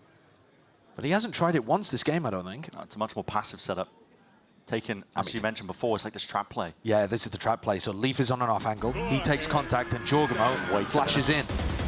Is the Armageddon going to be there in time? It's a flash as well. He wants to take that timing with plenty of shots. But just the composure, the aim not quite there. It's a stressful scenario to be placed in, that's for sure. And with it, Leaf and Jorgamo of disaster. Absolute disaster for G2. Got to save. I think SEN was super ready for that. That's something that G2 have run before. A trap play that they've relied on a couple of times in this map already. Yeah. And you see the positioning of the Armageddon. I mean, if we get to watch it on the replay, it may have been that Jorgamo was actually forced to take that timing because the Armageddon was on top of him over towards danger at Cliff. It's a little bit hard to see. Whether or not he was forced, he still had an opportunity to get at least one. He just couldn't quite land the bullet. Sentinels, one of the best teams that I think we've watched at making sure that they know the small gaps and windows of opportunity that Taeho gives you to take those fights as well. It's not necessarily the threat of the ult like the Armageddon, you can't really stand your ground against it, but look at this. They deal with this handedly. Didn't catch the kill onto Leaf, but he's trying to evacuate into heaven and they're just spamming him. Yeah. They have extremely good awareness of how that's going to affect Leaf. And Jorg, though he wasn't completely forced. Look at this gooner, bro, just playing exits. That's a first on broadcast. Look at that Arsenal fan. Yes, yeah.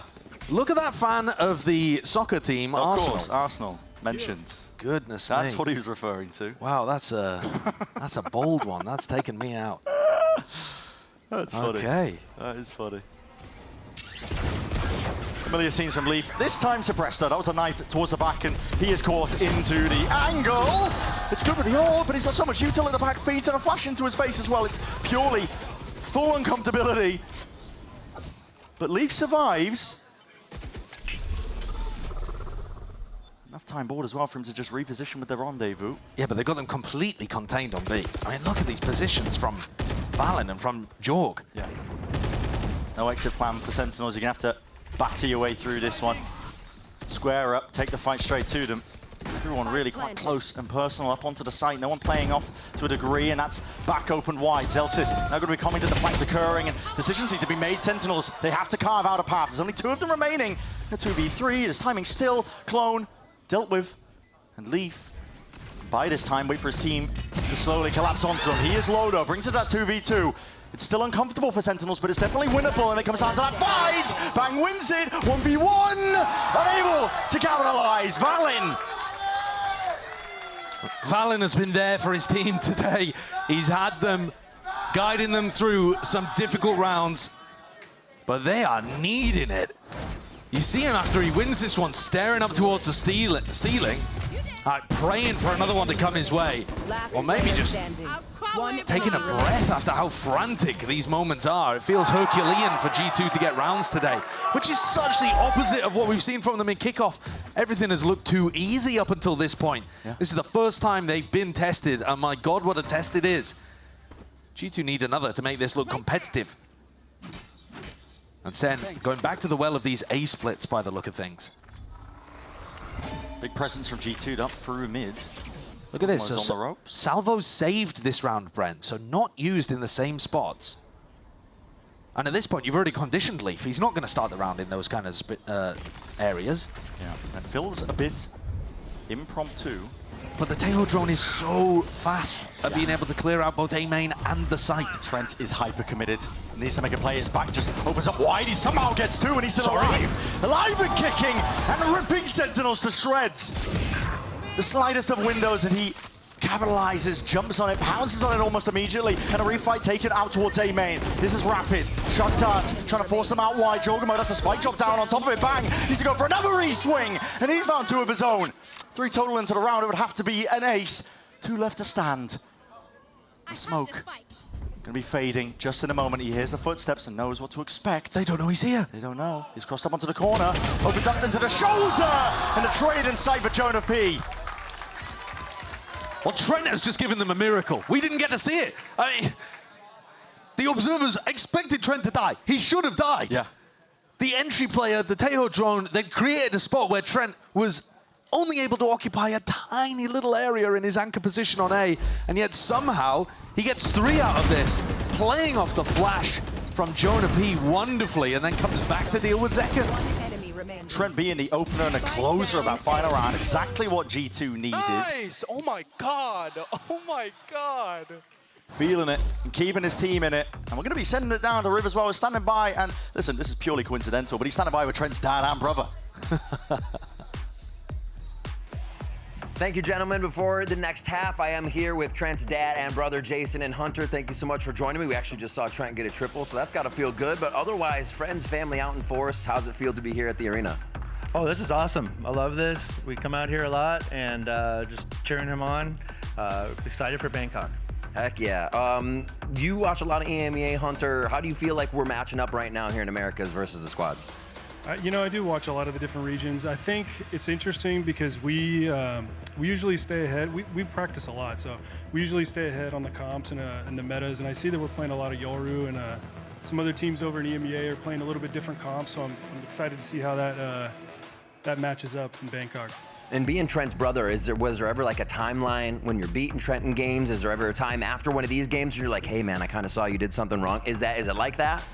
It's funny, I grew up playing like Call of Duty and Counter-Strike and stuff, right? And if he wants to play me in that, I'll whoop his ass, but he's definitely way better than me at Valorant. I've played a few times. I'll text him after the games. I think last time we played SEN on Pearl, I texted him after the match, and he had like a flick on Pearl, like guy was coming out of art, and or he was coming out of main, and he was looking at art, and he flicked back over to main and got him. I texted him after that. It was pretty cool. Awesome. And final question for you before I let you enjoy the game. Jason, looking at how everything has gone here, you got to sit now with SEN City in the crowd. They're so loud. Jonah P last time said every time SEN gets a frag, you hear that crowd. How's it been trying to out-cheer them and just get there for G2? Oh, it's tough. Sentinels has a big crowd here. It's tough. We try, we whistle, we scream. Hopefully they can hear us. All right, well, I'm sure they'll hear you for next half. Thank you so much for the interview. I appreciate your time. And best of luck to the team in the game. Back to you. I love that. I mean, just channeling the older brother energy. I mean, that's a big fan of whatever that was, man. I mean, yeah, I'm not sure I could find a single game that I could beat Trent in, to be honest with you. No, absolutely not. Where'd I have to take him? Like checkers or something? Yeah. Study for months, I don't think I could win. Connect 4. Yeah. All right. G2, the pressure is still on them. They got a couple of big rounds there with clutches. Valent and then Trent coming out with a triple anchoring. There's Leaf trying to play ahead of that one way before it blooms and blossoms up onto the corner. Smoke drops down into the feed, jumps body, sees the head, and that's a lot of bullets rattled off and away. Wait a second. That's a clone. Clone, gone. Okay, tripped me out for a second. All good. Zelsis ahead of the smoke. And he's trying to play ahead of that timing. Narrate from the backside as well. They're anticipating that G2 are going to go for that refight. And one step ahead from Sentinels. Pistol round Flying in wait for them, but not out of the danger zone just yet. It's a quick wrap around, a quick pivot from G2, making their way over towards B. SEN have needed a pistol. I mean, they're already ahead. They're 7-5 up, right? But they lost both of the pistols over towards Pearl. They were losing some like bonus round situations as well. So they'll feel like one is owed to them at this point. A 4v3, but also a spot where you don't really know where these post-plant positions are going to be. You're expecting G2 to go for some kind of play. They're down people. Leaf. He's only got a classic to be able to work with here. Burned up pretty much all of his headhunter bullets, though he has one left if he wants to do something stylish. That's damage done to Zelsis. It should be SEN's round. It should be. Steps forward. Well, that was the low player, not even necessary. Slightly overkill, but it turns into the 3v3. Quick evacuation back and away. That's Util going to be expended, and Zekken happy to peek off of it. Pushes Leaf into that unfavorable spot and position, and a shock dart's flying forward still. They're low, and Zekken needs to hold the line, push them back. Sheriff in hand. He gets it done. Weapon differential there from Zekken as well. You can't win a wallbang fight like that. Great positioning. Tucking himself on as far wide as an angle as he could take. And SEN take a pistol. Like I said, they'll feel like it was owed to them, but also, they've just been so good in the rifle round situations. They've still been playing G2 close. Yeah. Surely this is what it takes to push them over the line and get a 2-1 lead in this series. It's now SEN's map to win, I would say.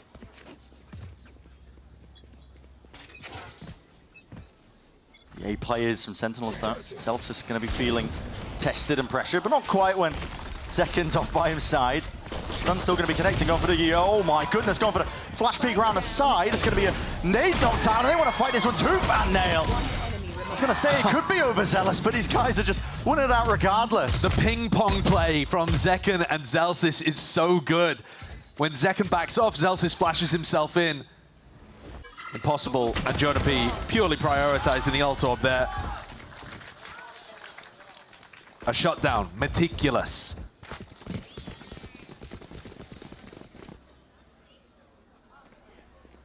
Keeping this money nice and good for the Sentinels bonus round, just taking a peek at it.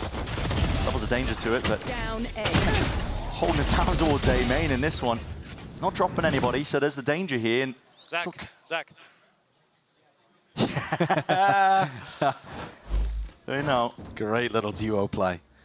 So where's he taking the Outlaw then? Over on that same off angle that we saw Leaf playing. So Leaf actually might end up taking contact here against the same spot. Although he's looking to just control this area rather than hunt for a kill, I would imagine, because he's the only player on G2 pressuring B. Mid-control given up by SEN. They have to be scared of this. Enough time has passed now without too much noise. They hear the drone now finally through main. Knife's not going to be catching on to Trent, so just the full duration out of that drone. It can slowly creep towards A main, take back control. Probably going to be aware of the fact there was that refight, hard refight from Zelsis, a bit of a conditioning from him, so G2 need to be wary that they could pounce on their bonus. Drone doesn't catch onto Jorgamo. Isn't deep enough to force out his gate crash either. No threat of the suppression, and this was what we were talking about earlier. What a shot! What is that? You're kidding me? He's so ready for it, though. He plays in that spot himself all the time. He just knows the crosshair placement. That's a hard shot to hit. This Even one, if you notice somebody there. This timing might be hard to hit. Still going for it. Wait, he's calling the players back over towards B. He's using the trademark for info, trying to clear that spot, and Bang was in that spot just a moment ago. And just that Jorgamo insert in through mid. Thriving in the chaos, a deep flash into the corner, and Array has no options whatsoever. Flawless from G2. Well navigated against the SEN bonus. There could have been danger there. And I am already, and this is very early to say this, but I'm already a little worried about what SEN are doing in mid. They committed super heavy to the B track, and that's fine. But they had a single Tejo drone to re-clear through middle there, and otherwise, it looked like Jorg could basically run around and in the late part of the round do whatever he wanted. As soon as one of the G2 players gets a sniff of that, it's going to be difficult for SEN to hold on. One of the goals might be to try to force out that Tejo drone as early in the round as you possibly can, because then it applies max pressure later on. Flash Fake teleport. Yeah, really creating the threats in the back of the minds of the SEN players. Paranoia from Narrate, but no reclear actually. So they used the Omen flash, but still have to watch mid. Spot in the corner as Zelsis throws out a knife. Largely dodged, I believe, in play. Shock darts up against it. Nate's still going to be good for it. Now a flash of his own, trying to play himself back in, but Jogan was way ahead of it. On top of it, flick of the wrist. I mean, what an adjustment by Leaf. They're picking center pieces with their defense. Mid is such a gap right now, and that means that all of the rotates have to go through spawn. They're so late, these rotates. Zekken can't even connect with the rest of the team. It's going to be a 3-person save. It's not really the A anchoring that is the problem in this round, even though it might look like that because they lost the site. It's the fact that you can't get reinforcements in there. Yeah, losing control of mid early, there needs to be the idea in Sen's mind and that's to why clear it. Yeah, and that's why I'm saying, even though it's right at the beginning of this half, it already looks worrying, actually, because the protocols are not really there. You saw in this round, Narrate throws a Paranoia, and you got to expect, in his head, he's thinking, well, I'm throwing that for John. John is then supposed to swing out through a smoke and make sure there's no one there. But they're not willing to commit to that. All right, fair enough. Joe didn't like that skin that he was using. He'd like a different one, please. I'm not sure if that was intentional. All good. But you've put yourself in a rough spot here, Sen, actually, because it looked like they were going to run away with this. They had the, you know, the idea of winning a pistol. It's a good idea. And now they've got themselves in a spot where Jorg and Jonah P can sync up some kind of Yoru Breach combo. It's a bit concerning. G2 could close the gap. The salvos, there's little gaps and windows of play there. Jump spot to see if they can see through mid. They know that Zekken is holding on to this operator. It's pretty apparent from the previous round at least. Fake TP again. Narrate will have heard that. Does it force out drone from John? I mean, John's just jump spotting. Yeah, I mean, around. Droning this early on in the round is terrible because then you've just got nothing to give you info when they might be going for an exec at the minute mark. But this is literally rinse and repeat of what we just saw. I mean, G2 can go into this A hit. Wait, the drone. Aftershock into the corner. That's meant to be the punish. So John's forced to cancel and just get the hell out of there. Leaf can't cross. And still gets out with the one. Leaf cannot cross. How's he crossing? Yeah, this is it. Risks need to be taken, but that's a roll in front and it's going to be knocking you sky high. Zelsis, can he still stay alive and kicking? Threading the needle. Trent just trying to get himself way into the side here. But a spam and an offloaded with What's the going on? I mean, Zelsis is just using that just to try and survive. Up through mid, though. That is creeping. Leaf still that Packstar play occurring. And this is the danger, as you mentioned. But there's still 27 seconds to play with Bang. Going to be the playmaker once more. He's been doing it over and over again. Time. It's going to be at the back of his mind, but he doesn't know where Leaf is still creeping. He can't really hard commit to these players that are working their way over towards B. Plant. Out towards Cliff. Deep flash. Dodged. And Leaf's still there, he's holding it down, out forwards, Bang, creeping closer, onto the side now, and he's applying pressure of his own. He's trying to get Sentinel straight back into this fight, but sidestepping. It's good movement from Jonah P, caught with a reload out into the open, and Jonah P and Zelsis forced to do a lot into this spot, and the backstab finally comes through. That round is chaos, absolute chaos. Both teams had lost control on that. There was an attempt from G2 to try to commit into A once Zelsis went for the flash. Only Trent ran in. Really rare to see that level of discoordination from G2. And Sen again had that gap through mid where Leaf found a pick. It was anyone's round to take. But Sen had come out with the goods. I mean, this is mad. You do not see G2 make that kind of mistake very often. Bang and John QT do a good job of applying pressure. No more sign on the mic. You hear me? Give me a fist bump. I just need to... I won't hear that. What does he need? Probably some tactical adjustment? I don't know. I mean, it sounds more like I would imagine, and this is speculation at this point, that it's a little similar to what we were talking about earlier in prior games. Do you remember we showcased this clip of Narrate after they won the game against Loud, and he was like, I can't win these fair fights. Yeah. Like, I think a lot of the way that Narrate is emotionally attached to the game, is attached to his own performance and his ability to win fair gun duels. How many fair gun duels has Narrate taken on defense? He keeps getting timing by a player up mid. Yeah. So like Narrate's job is to plug the gap in mid, and he keeps having somebody like Jorg or Leaf take a timing against him. So if I had to speculate, I think Narrate's just saying like, I need some fair fights in mid. I need you guys to actually clear this gap with me. And then I'll stop sighing on the microphone. Yeah. And this is SEN calling the timeout despite winning that last round, and could be many reasons for it. Honestly, it could be the chaos of that round. I mean, SEN just hits the panic button, Kaplan. It's the mid gap. I'm telling you, it's the mid gap. Even in that round that they won just then in round 17, there's an enormous mid gap, and Narrate is clearly not happy about having to deal with it himself. And I would agree. I don't think they're doing a good job of defending against it. So what's the adjustment from Kaplan? Are they going to fight mid? Are they going to op mid? Looks like it. I mean, Narrate is just going to tuck himself into here. So they know the gate crash is only going up on the left side of mid. I think the plan might just be smoke up when they hear it, play anti-flash, see if they can peek, and this time, okay, it's a committal with a dimensional drift, so there's no punish in sight, and Jorgamo's going to be getting a lot of information. This is a different twist into it, despite the adjustments that SEN are trying to make. It's a fault line going its way forward. Jorgamo needs to really respect, I think, that they've got a variety of players just tapping away with the bullets there, crossing them up onto the angles. Leaf has been dealt with. He was cut up onto the side. There's still no plant here for G2. Time has been bought for these SEN players, and they are rapidly approaching. Hold on, there's a timing! Oh, what a play. Jorgamo's ahead of it. Drone at his feet, not worried about it. No defense inside, and with that Heaven control, an extra difficulty now. Lay it down for the SEN retake, especially with the op into the hands of Zekken. He has to be a passive player. It's the rest of his team now that need to step up, and Bank does so. He's forward onto the site now, making sure to apply that pressure evenly, but they still need to worry about this Heaven player. They might be trying to catch him here onto the timing, and yes, Narrate's caught him. Here's the danger, spamming down onto them. It's bullets raining from above. Narrate can stick this one. There's smokes into their faces, and what is the next option? It's a pull.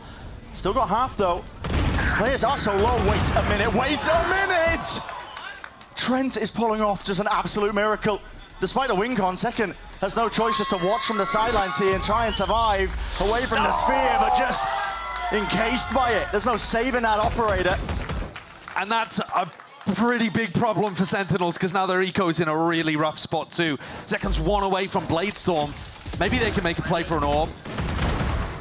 But it's all of the chip damage that was done earlier that allows the spam to come through. The spam is really unreliable now, but it's a good plant position. And look at that. I mean, that's not over mic. You've got to remember that the coaches are not live to the players in that spot. So Kaplan's not worried about throwing off the team morale, but even from the snippet we heard earlier, you know that SEN are starting to feel very frustrated about this, despite being in the lead. It's a weird spot. They're in the lead, but they're almost more frustrated than G2 are right now. They can feel the momentum slipping away from them. The money in this round, not great. Inside the smoke, G2 got to be aware of the fact that there is some danger here, and yet you can see Bang, he's trying to replenish the smoke that he was in. Just gets caught with the random spam. That's underhanded. Did he blind himself? Oh, what's happening? They're chasing the kills down. G2, not really willing to let anybody on SEN survive, and decision made for them. Don't want to give away too many more ults when G2 are so much closer to it. I mean, 2 away. Got to try and play for the long con here, but Sentinels are struggling to get a grip into this half. They certainly are. Now, previous round, they had a game plan. Kaplan gave them a game plan coming out of the tag timeout, but they couldn't really execute it because Jorgamo had Yoru ult. So it just broke whatever they were trying.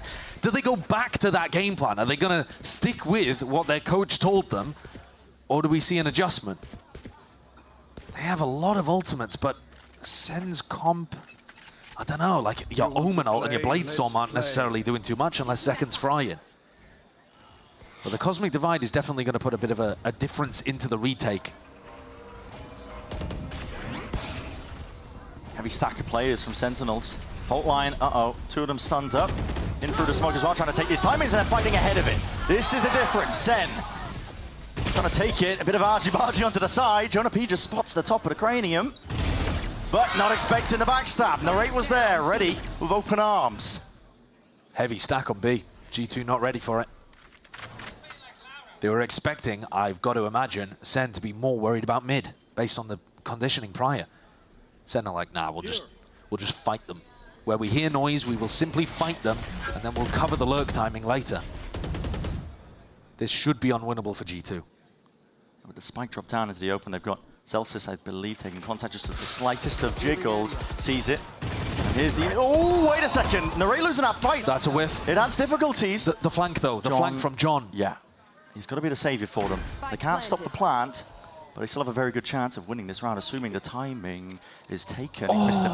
Missed him into the corner. These... Well, Armageddon's not going to give away the position. It's going to push them straight into his grasp, though, and it's intelligent at that. It's the major benefit of it. And John, he's lucky to be alive there, but with it, he gets the information he was looking for. They know where Trent is. Stunned up, out into the corner. Still loses it, but it's an impossibility at this point. Cliffside plant, full stick, full presence of mind that SEN are able to get up to 11. Let's see if this game plan continues from Sentinels. They're 2 away. 2 rounds away from being able to take both map picks from G2 with really nice ideas. But most of the preset ideas came in the first half, and now they're kind of scrambling. It's a lot of improv stuff, audible calls, trying to figure out and adapt on the fly. So far, though, the adjustment in that round that worked was heavy fight the site. Tried to flood in, tried to anchor, stack the site that G2 are going for, and worry about the mid lurk later. If Leaf realizes that, he might be able to find a quicker lurk time, and there's always a counter. But it just comes down to identifying what your opponents are going to be doing. That is not where he wanted the trademark. He was trying to clear out a potential push-up. Yeah, that timing's been missed for him, so... Still going to be taking it. He's lurking his way up through mid. Like you said, SEN are just willing to give up the entirety of that middle section. Trust that they can flood defend in time if the hit does start to come in. I mean, it's a slow going for G2. Early drone. Early drone. And now they don't have much to reclear mid. They're going to have to do it with bodies. Drone forwards. Race cut to the side. That's a rolling thunder that will be connecting. Still survives, still stays. Tethered onto the corner. He's going to be TPing. Repositions. In through the smoke as well. He's cut up the angles. They don't know where this guy is playing from. It's a pivot. And Jorgenmo's still trying to play this one forwards, but Lee finally takes that timing. Up to go straight through mid. Can't win the fight out, though, from those straggling players. And Sentinels have an opening. A window for them. VALORANT forced to get off that plant. It's danger there with the salvos raining down from above, but John is low. Knives in the hands of Zekken. What is the play they're going to cook up in this spot? Cosmic Divide. This is going to force SEN forwards. Gives Valin that space to reposition. Playing himself a little bit back. There's a dash forwards. It was saved just for this.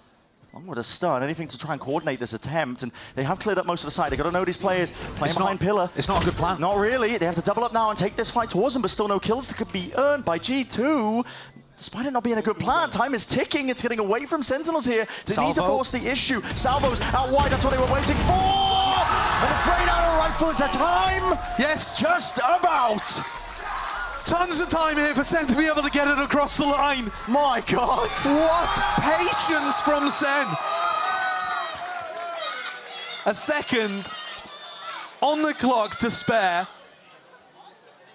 And they used all of that time to wait for John's util to come back online. Yeah. They used the stun updraft dash to clear any post-plant positions that were going to be close.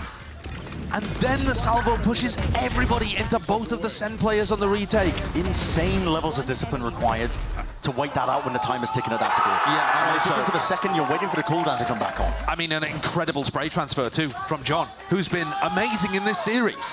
He has looked so good.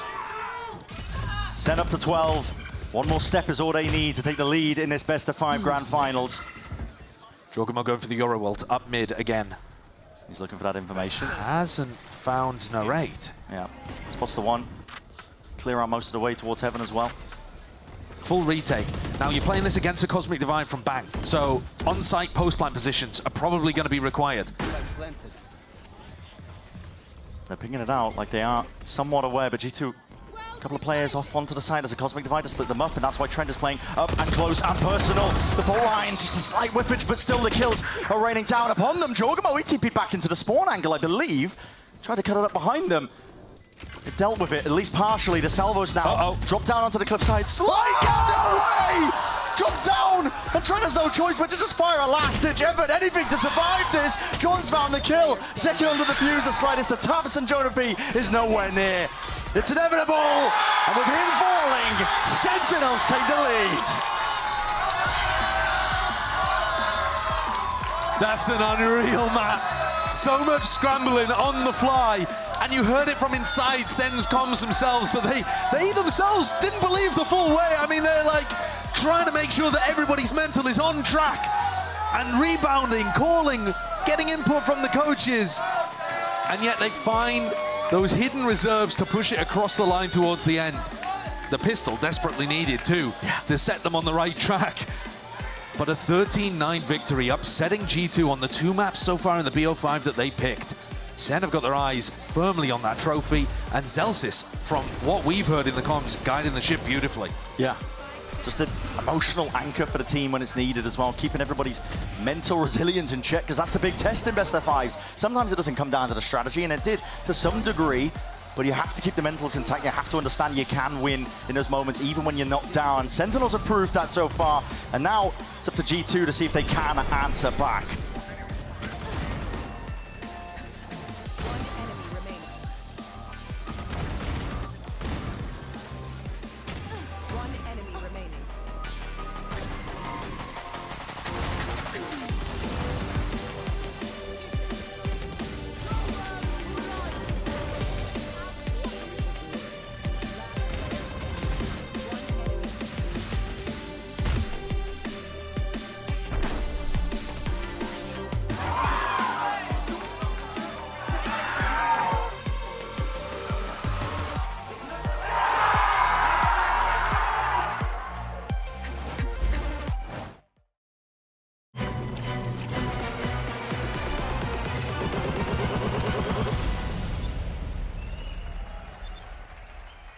I've got a bunch of different mice. When you find the one, you know it's the one. 저는 이게 제일 좋은 것 같아요. Look at this. Isn't this perfect? 누가 만들었는지 알려주는 것도 같이 들어있고. This mouse is ready for a fashion show. It's Pulsar by me. It's by me. It's Pulsar by you.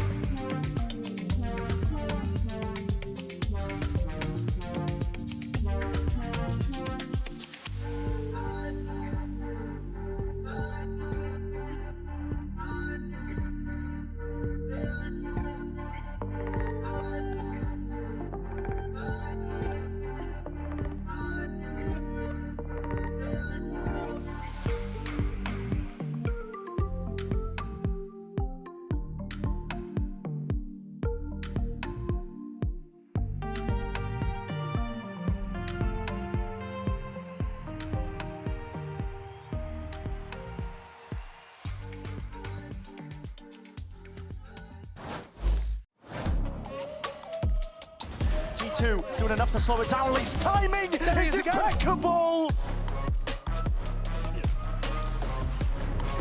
Silent all over, and second swings back, side gets 3.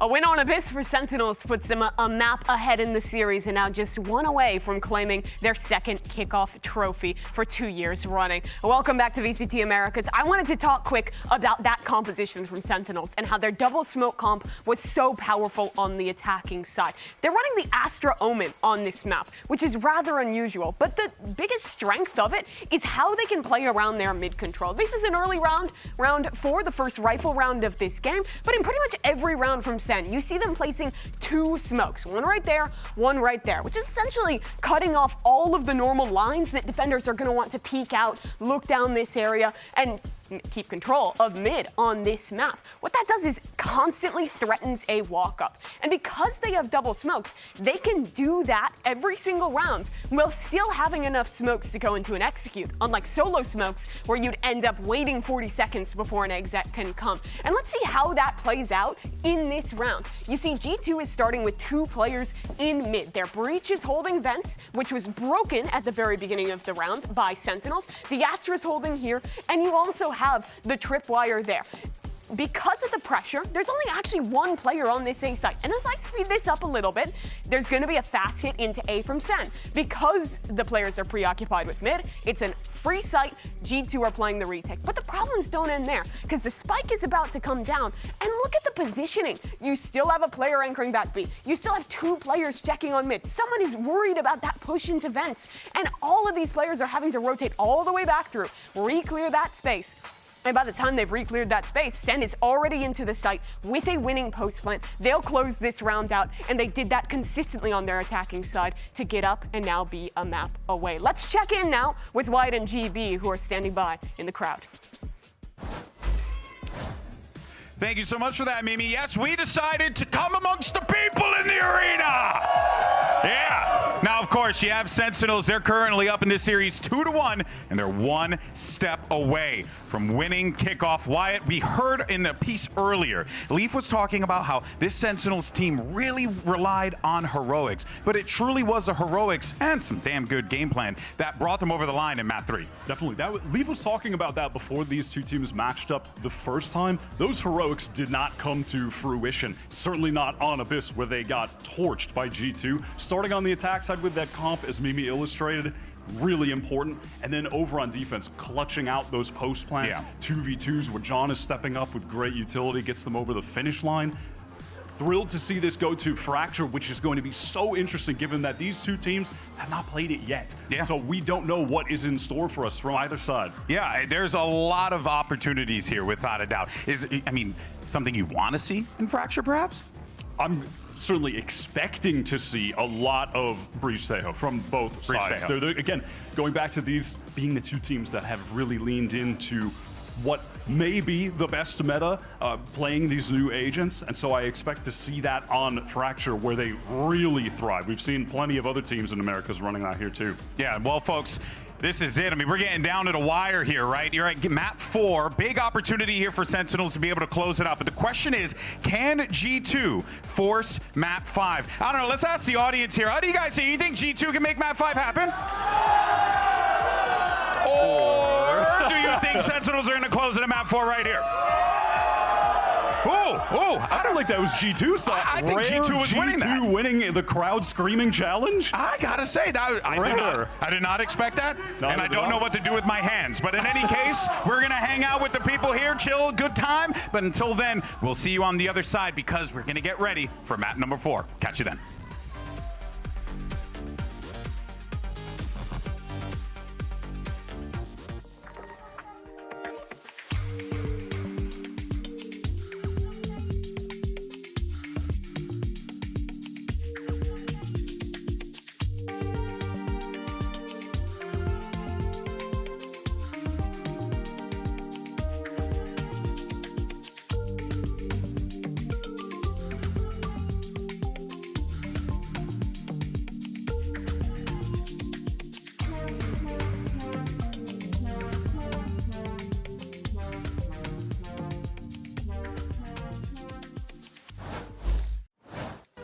Welcome back, everybody. Yeah, might have food in my teeth as well, just catching a quick break and a snack as well. Got to fuel up for this one because we could be going a distance. That's what I mean. It's a best of 5. And Sentinels, they are one map away from being crowned our kickoff champions here in 2025. That is as well another title to add to their, you know, another kickoff cabinet case that's going crazy and potentially leading into Bangkok with the same energy they had in 2024. It's also G2, a team that we haven't seen lose a single map on this stage. Almost on the edge of, I mean, it's not elimination necessarily at this point. They've already earned their spot on Masters Bangkok, but it would be another trophy denied, as it was last year in Stage 1 and Stage 2 in Americas. They were in both finals, and they couldn't find a trophy lift. Have they got a choking problem? Is it more to do with their opponents that are big game players, whereas they have the same performance in every match? I think there's a lot of those kind of discussions going to come if SEN are able to push things across the line. But if they are to win here, it'll be on Fracture, a map where we haven't seen Sentinels play in VCT this year. And we're expecting a lot of Breach Tail because these teams have indexed super heavily into the new meta. Yeah, expecting as well some big clashes between these two teams because that's what you get with Fracture. Hope the OBS team have got a couple of Red Bulls tucked away because they're going to need it. It's going to be chaotic and it's going to be messy. And so Jorgamo getting the Breach Tail. Expected. And we know that this team is extremely coordinated with those kind of plays. You have to be worried about the traps, and they have enormous amount of utility to clear you out when G2 are on the attack side, which they're going to start on. And here we see basically a mirror composition except Zekken on the Yoru. So that means less util coming out from the Raise nade, but more opportunity to do stuff like the Yoru ult that gets you past a lot of the defensive util, and to mess with the opponent's Vice. I think I might prefer it, to be honest, in terms of that head-to-head matchup. It just depends on the amount of time that's been put in the focus onto Fracture as our map here, because for Sentinels, it means the world. Again, a reminder, this is the difference maker for them. If they win this map, they will be our champions of 2025 kickoff. Quick little fly-through as well. Hold on to your seats, because we're getting into the action momentarily, and it will be chaotic. It will be scrappy if any of these other Fracture games are anything to judge off. I don't think that SEN are going to be able to hold on to tower control. That, to me, seems like a big concern.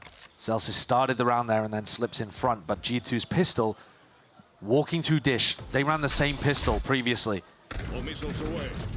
Realizing it's the potential opener. Hello, suppression to Zekken. He actually can't evacuate away from this play. The Salva's pushing him back, but this is a call by Sentinels. They want to fight this one forwards into the spawn, see if they can catch Trent unaware. He's got to hear these rumble of the footsteps, and he's playing the slightest of off angles, right by the ropes as well. He has an exit strategy, but he might just want to take the fights to them. He does just that. Sentinels with a 2-player disadvantage now, forced to see if they can make risks and plays of their own, but Narrate is just swept away. G2 fully in control. A flawless for G2 to open on the pistol. And not just in terms of the shooting, but also in terms of the execution. Jorg blast packs out into sight. They get the plant. And the positioning could not be better from Trent. If you're the solo player taking halls in your ranked games like that, tuck into that corner. I mean, you've just got the best chance of success. Picture perfect from him without support. You were telling a story about it being really down to execution, ideas, your preparation. G2 have found an empty B site over here as well. There is some element of luck sometimes on Fracture, of whether the defense decides to go aggressive in a certain area. 4 lanes, the coin flip. There is more of that in this map than most others. Celsius. Oh, he just peeks his gun out. Tracking the boombot in case he needed to swiftly get rid of it, but this is going to be a plan down for G2. Everybody up and ready to take this one. Not just that, I mean, the post-man positions are pretty impeccable. Tower control, main control. It's going to be hard for SEN to get anything done. Another big thing that the Yoru doesn't give you, if we want to talk about comp analysis just for a moment as well, is the Raise nade for plant denial. You still have salvos, you still have aftershock. SEN are not going to be too worried about that kind of stuff, but they don't have as much utility. See how that kind of stuff plays out. And the hunt begins for a couple of kills. See if he can string together the ults, get them online nice and early. Nobody too close though. Jorg not given as many orbs as perhaps he was hunting for, hungry for. But there's yet to be a kill from the side of Sentinels. Double flawless. Yeah, just spotting it. Betrayed by the bundle, it's unfortunate. The SEN bundle giveth and the SEN bundle taketh away. But this is their chance for Sentinels to get back into things. A bit more even footing. In fact, largely on the side of Sentinels when it comes to that economy. It's the pistol round setup again. Trent, the only player towards Hall's side. His job to wait for a push, to drone, to get information, and then potentially have Jorgamo blast back through and crunch a player like Zekken. Bit of noise being made.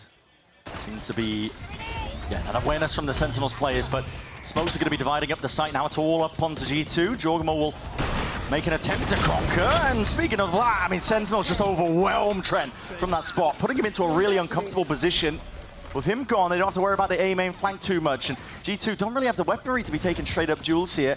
They're pushing spawn. Yeah, risk to their own. Zelces just layering down and raining them down with lead on top of it, man. Still from the back.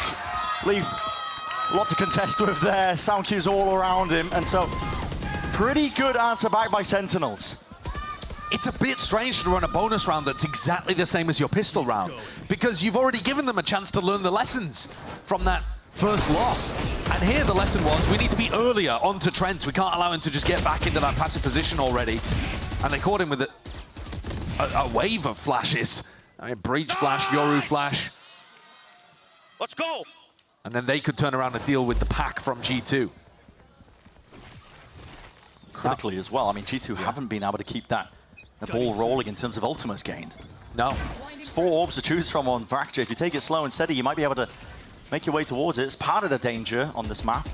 Last time we saw G2 play, they were fast tempo, which is a little bit unusual. You expect them to be more of that slower defaulting team. But on this map, they just ran a bunch of fast set plays. Oh, the repeat! Put a boom in your face just makes it a bit of a mistake there still. It's answered back. That was John QT just layering down that covering fire. And the Thorns, that's a sound cue! Yeah, that's so good. Leave, here's the reposition of Bang, and knows to punish. Conventional drift going to be expended though. Zekken has got to do something to try and turn the tide of this fight. Sweeping their way out through the smokes. A bit of ground's going to be gained, out through and wide. G2 running down these players. That's a disgusting kill onto Zekken towards the end of his dimensional drift. Like I was saying, G2, they've got a decent playbook on this map. A lot of it, though, was quick, well-coordinated executes, splits. Trying to use overwhelming utility advantages. This is very nice, as you pointed out. The audio cue given there. The other thing, though, that G2 was super ready for was any kind of flood attempt. It's not just the Thorns, they were also, you know, eyes on those smokes, waiting for Bang to run through with a flash. And the silver lining around G2 not getting early ults online is that they're about to access a immediate, enormous arsenal. Senna playing a bit more loose onto the other side of things, just trying to earn up ults of their own. They grabbed an orb for Zelces. He has the Sealed Garden if they get into position. So Zekken has really got to hold on to spawn control. His team are here. Nade, push them back in case there is that flood attempt. A bit of spam. Oh, Leaf. Gotta be careful. Gotta be really careful like that. Here's that ult. I just talked about it. Gonna be playing a bit of a difference. Leaf goes down though. That's an aftershock. Meant to deal with this one. Shorty in hand. He's up on the high ground. Just laying down death from above. Still, it's Sentinels managed to regain control of the side. It comes down to the spam straight down main. These players are toppling Sentinels. It looked like they had an advantage, but just like that, turn of a dime, it's all gone the wrong way. A tap, they've earned half, but guns out wide. Now Valorant has got the ult, orbital strike. Your outs are dwindling. Your options are out. And what can Zekken do? Salvos to work against. The rapid spike approaching. He's forced to save it away. Zekken had a decent opportunity, actually, of being able to get a kill on Sand that could maybe have turned something. G2 in odd post-plant spots there, scramble away with a victory. That's a Jorgamo play if I've ever seen one. But they're relying on spam here to be able to get the job done. And then just got the ult online. Yeah. Like I'm talking about, though, this bank of ultimates is up now for G2. And this is very concerning for SEN. G2 weren't forced to use them early in the half. And now, assuming they can navigate an anti-eco, it's going to be really difficult for SEN to win any of these eco swing rounds. Going for heaven? What is that? Ah, just, okay.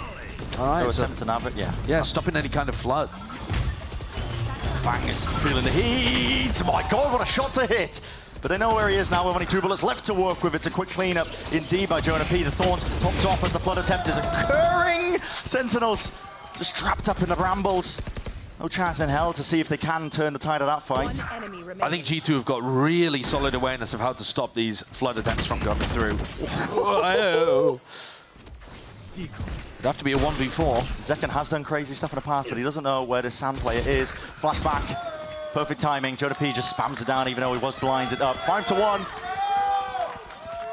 And still big ultimates available for G2, right? Oh I mean, my. enormous ultimates available. They're huge. In fact, though, SEN have caught up a little bit. But this round is going to mean everything for the first half. SEN down 5-1. And if they lose this, they'll have invested a bunch of ultimates. Their guns are going to be mostly disappearing.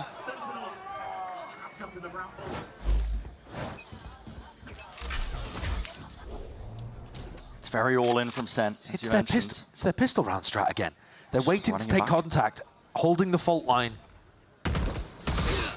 Pixel angle play by Zekken. He's not going to be caught though. Has the TP to get back and away. He is anchoring hard onto the site. Not sure if they heard that one as a rolling thunder clears his way through. Oh my, the clone on top to try and fake and obfuscate where he could be hiding, but he cannot escape from that Jorgamo sightline. Bang!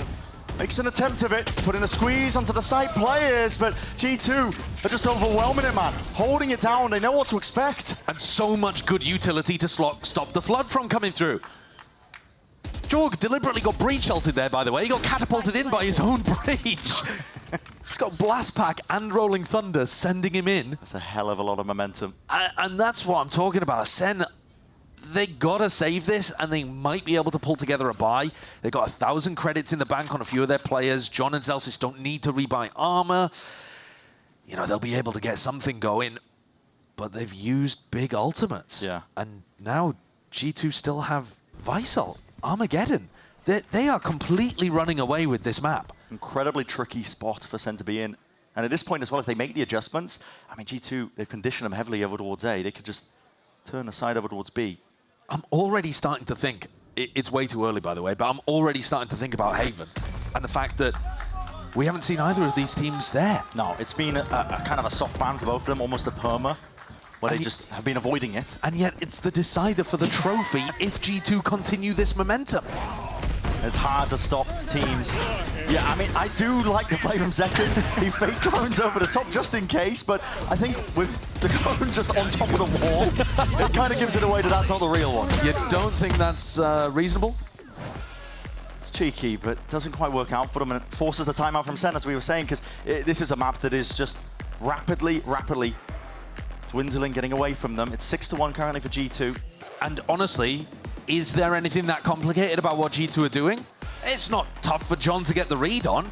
They're running splits on them. They're picking A or B, and they're running a split. But SEN can't stop them. And SEN can't get Flood rotates through because they're getting blocked by the Thorns, by the Brim Molly. The utility is just creating a clear pathway for G2 to get into the site. And unless Sentinels have really good set retakes, and maybe that could be the answer, focusing on set retakes and focusing on early round aggression in a certain area, so that if you realize it's an A split early on, you can go and take tree, go take arcade, and at least have a flank going in the retake, so that you're not all stuck. But these site anchor players are just getting completely left on an island. And here's where the conditioning plays a part, because it's all been A, and now G2 looking over towards B main. Okay, but also, look at Zelsis. How is he going to be able to get value from this spot? I mean, you're about to face so much util, and there is no help coming. I mean, Trent's holding onto the Armageddon. This is probably going to be used to clear the way, especially if this drone spots him, which no one is here. But SEN are pushing. Right here, yeah, they're through. Already on through the choke point. It's a fault line. Armageddon, there's no chance. You're done so. You're done so. Straight into the open arms and the firing line the G2 were waiting for. And look at this read. It's the wall, I think, that was triggered. They got to know that there was something up on towards the flank. Something was smelling up, and it's onto Zekken. Layering down. That's suppressive fire indeed. Gets the one. Still alive. 56 health to work with. He's making his way forward. John QT stops him at the front door. Sorely needed here for Sentinels. And Zekken relocates, takes the rope. Oh, and John is too good for it. Nice. What a day for John QT. Captain IGL of Sentinels guides them to their second round. So it was that adjustment I was talking about, trying to push out the opposite side of the map so that you have a flank going on. And G2, they actually did read it, as you were saying. The Vice Wall gave them the cue. They just couldn't win the fight at tree. And they couldn't get past John. I took care of it. Is that going to work as a tactical adjustment, a strategic adjustment for the rest of the half? There's 4 rounds left to be played. Does it force G2 to slow down? Very spread out. This is an awkward smoke to try and get past. They actually are defaulting for the first time here, G2. Yeah. They've not just picked a strat from the playbook. Leak didn't get any acknowledgement from the deep flash that he just threw out there through the smoke, so they know that B main was clear. But Sentinels weren't simply picking a timing and pushing. They were using the fact that Zelsis knew it was a B hit to push out holes.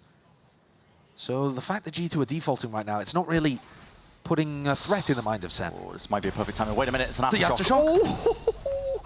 Nice read. Yeah, John barely gets out of dodge. They know the breach is going to be on the south side with a play like that. Drone of their own as well. Clears the way through A main, but this is all 5 players grouped up. Normally they've been opting into the A splits. You can see eyes are trained. Sentinels are worried about the potential threat of drop, and if they try and contact play into it as a Steel Garden, respect shown. Smoke split up the site. Util of their own going to be used and expended, trying to slow them all the way down, but Jogamo's straight in there. It's amazing retake ultimates here for Sentinels. Zekken can give them full info for the breach ult. And here it is, Dimensional Drift. It's going to point into the direction for his team to let loose, really. As you mentioned, potential there with a breach shot, but John QT has gone down. Jogamo's found one onto Bang as well. And the ults let loose. There's 20 seconds left into this. Zeken's just trying to buy some time for the rest of his team to get in. He could be the difference maker. 13 seconds, he needs to clear this guy up. He's got 1 for his troubles, but it's all answered. G2, lock and key is what he got a side under. Zelsis creeping around the corners, but even the drop just being watched for. 7-2 now. That scoreline, just when you think Sentinels are being able to come up with some answers. I'm not even sure I could tell you exactly how G2 won that situation. Sen had a good setup. It looked like they'd got all the info that they needed, and then G2 got a couple of kills that seemed like they came out of nowhere. There's one onto John, and there's the second onto Bang. And that put them in a devastating spot. John got stuck in a corner, but Bang's death, you got to credit to Jogamo actually getting proactive and working his way through the smoke. Yeah. And another tactical timeout being called here for Sentinels. They're in a tough spot. 7-2 down. Back and forth game here. What a best of 5 we've been treated to. And it shows you that I think the map picks are a little bit fraudulent in these kind of BO5 situations. Both teams doing better on the maps that they didn't pick. And that comes down to, I think, Sen putting in a lot of preparation, knowing that they were going to be going onto those maps. Yeah, they had clear ideas there, but they should have had available anti for this map as well, actually, because we've seen G2 play it, albeit only once. And Sen, I don't think have been able to come up with the right answers early enough to G2's overwhelming executes. You can barely breathe, man. You're trying to anchor into that spot. Like you said, I mean, this is flashes, stuns, thorns through the smokes. There's no flood attempt, there's no anchor attempt. You can't do it. The one positive for Sentinels is that when they get on the attack side, they could do similar stuff themselves. Oh, yeah. They still have all the same tools, albeit that slight difference between the Yoru and the Raze. Gives you extra options, though, if they lean into it. But they need rounds here and now in this first half. You can see that's why Sentinels have used 2 timeouts at this point. And there's a familiar little molly lineup that's going to be landing, I believe, to the back section of tower. There it is. Clears the way. And then you've got the salvos following up. If you were in tower this round, you're dead. Sen playing off-site, though. Aware of that. Don't really have the guns, though, to do a good job of things. Still that flash Actually could have saved it for the retake, but nobody pushes forwards. In fact, I believe it's the Thorns in the smokes again. Just dead it off the call. As soon as they hear that util that's going to be expended. I mean, Leafs just used another one as well. Stops them from getting through, but Zekken is the one with a rifle. Hero plays in order, and just the timing unfortunate there. Jorgamo taking a little bit of a swing, flash up through into the corner, but a strike is committed, pushing these players out wide, and there's util in their hands. They're just left looking clueless. G2 in control, looking cold with it, man. That is beautiful. Leaf has so much impact in this round. Throws down the Thorns to stop any kind of flood attempt coming through, and then flanks underneath tunnel to get the wraparound on an area that Zekken had already cleared. When Zekken goes down here, it's like, all right, okay, we don't have arcade control, but neither do they. Little do they know that Leaf is on the prowl. 8-2. And it's looking more and more likely that this trophy is going to get decided on a complete unknown map of Haven. Yeah, we don't know what to expect. We really don't. Bullets are hitting, connecting, bang, pressing the advantage as a SEN. They're trying to get ahead of these timings that G2 are taking. Works out in their favor, but it's going to be util use pound for pound. And Shonapi push forwards into it to scramble, an attempt of salvage from here. G2 to get that spike back, and it's very apparent which area of the map they're trying to fight over at this point. Sentinels. Ooh, some way or form, they have that advantage. Flash didn't catch onto John QT somehow there. Yeah. They got lost in the geometry of the map. Oh my god! Bullets almost landing. One's up and over. Celsius has to respect that, give up that space. Cut noise, playing it slow now. SEN are pretty happy to just rotate to where the noise has been, though. Here's a Tejo drone to try to get a little more info. Didn't clear the box. They're worried about Sam at the same time, and here's the salvos. Oh, no, no, no, no, no, there's no gaps to play in! Tap with the Guardians in hand. Leave it just down to Trent, though. It's a 1v2 and offline! Held down. Zekken reveals his hand there. But they're going to take it, I think. They need every single round they can take. SEN need another. Yeah, they do. An 8-4 half, if they could get a pistol. Something that generally has been evading them a little in this series. Maybe it's doable. Narey stepped up when his team needed him in that brawl over towards Halls this round. Sorry. And they left Zekken and Celsius Wall alone on B. It's allowing them to stack the sights a little more. Final round of the first half here on Fracture. And a B-split called. Celsius under pressure, drops back into sight instead of the safety of Jenny. Good luck dealing with this. Showstopper unleashed. It's good util. To Molly. Thorns, and he knows the wall's there on top of it. Out of the way, the fuse is going to be running out. Bang just takes the timing! Pushes straight past it. The initiative seized there by SEN. Spike dropped down into no man's land. Now Trent has earned himself an ult, but it's a 2v5. And with these players toppled the ult, can't take that one into the next half. Sentinels done enough here. 4 rounds. Pretty great. Honestly, that is the adjustment that SEN were looking for. Feels a bit like the end of Abyss, where it took them a while, but they eventually got the read on how to play against G2. A flawless to end the half, makes things doable at 8-4.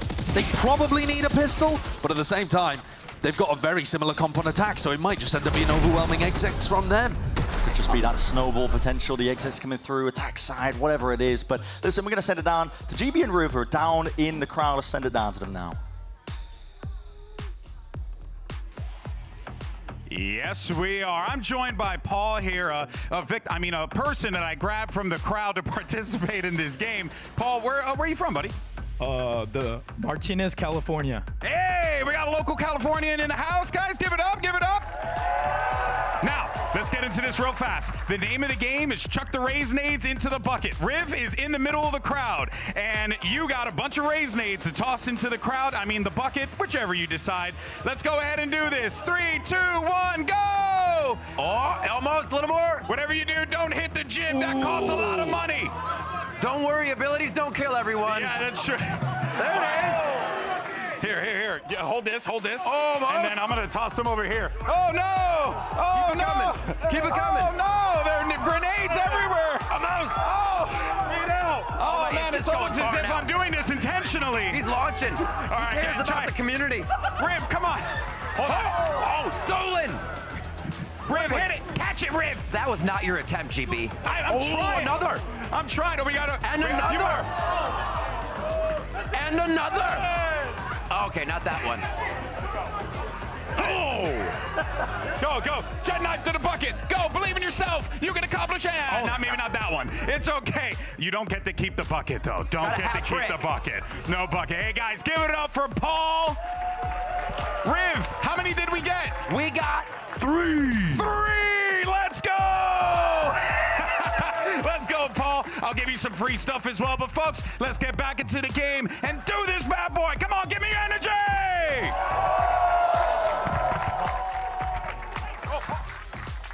And there's a lot on the line here for Sentinels. The pistol round, it's all he needed. Currently 8-4 with G2 versus SEN. A decider map here for that trophy. It's the grand finals, of course, of our kickoff here in Americas 2025. Both of these teams are really pushing each other. The adaptations, the hits need to be coming through. And a big clash. Fired, yeah, and this is it.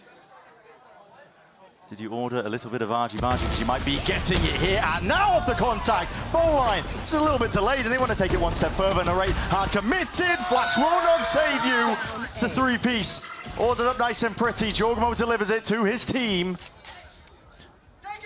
Are they going to be able to find the timing here? Leaf tucked in, waiting for it. What is that? He's turning to reclaim the flash. He's using it for information. He's just missed that mark. It still should not be winnable for Sentinels because of the Spike's position down here at Dish. But in theory, if John manages to pick up Valen, it could be. Jorg's looking. They've spotted one. There's an important fight happening over towards the A site. Yeah. John wins it. If John wins it, then Jorg and Trent would have to turn around. There's still 45 seconds here, and Celsius has found that they've backed up. So he was being pressured out from taking this fight, and he's taken some space. Oh, he's just body blocked the thorns. Jorgen was straight ahead of it.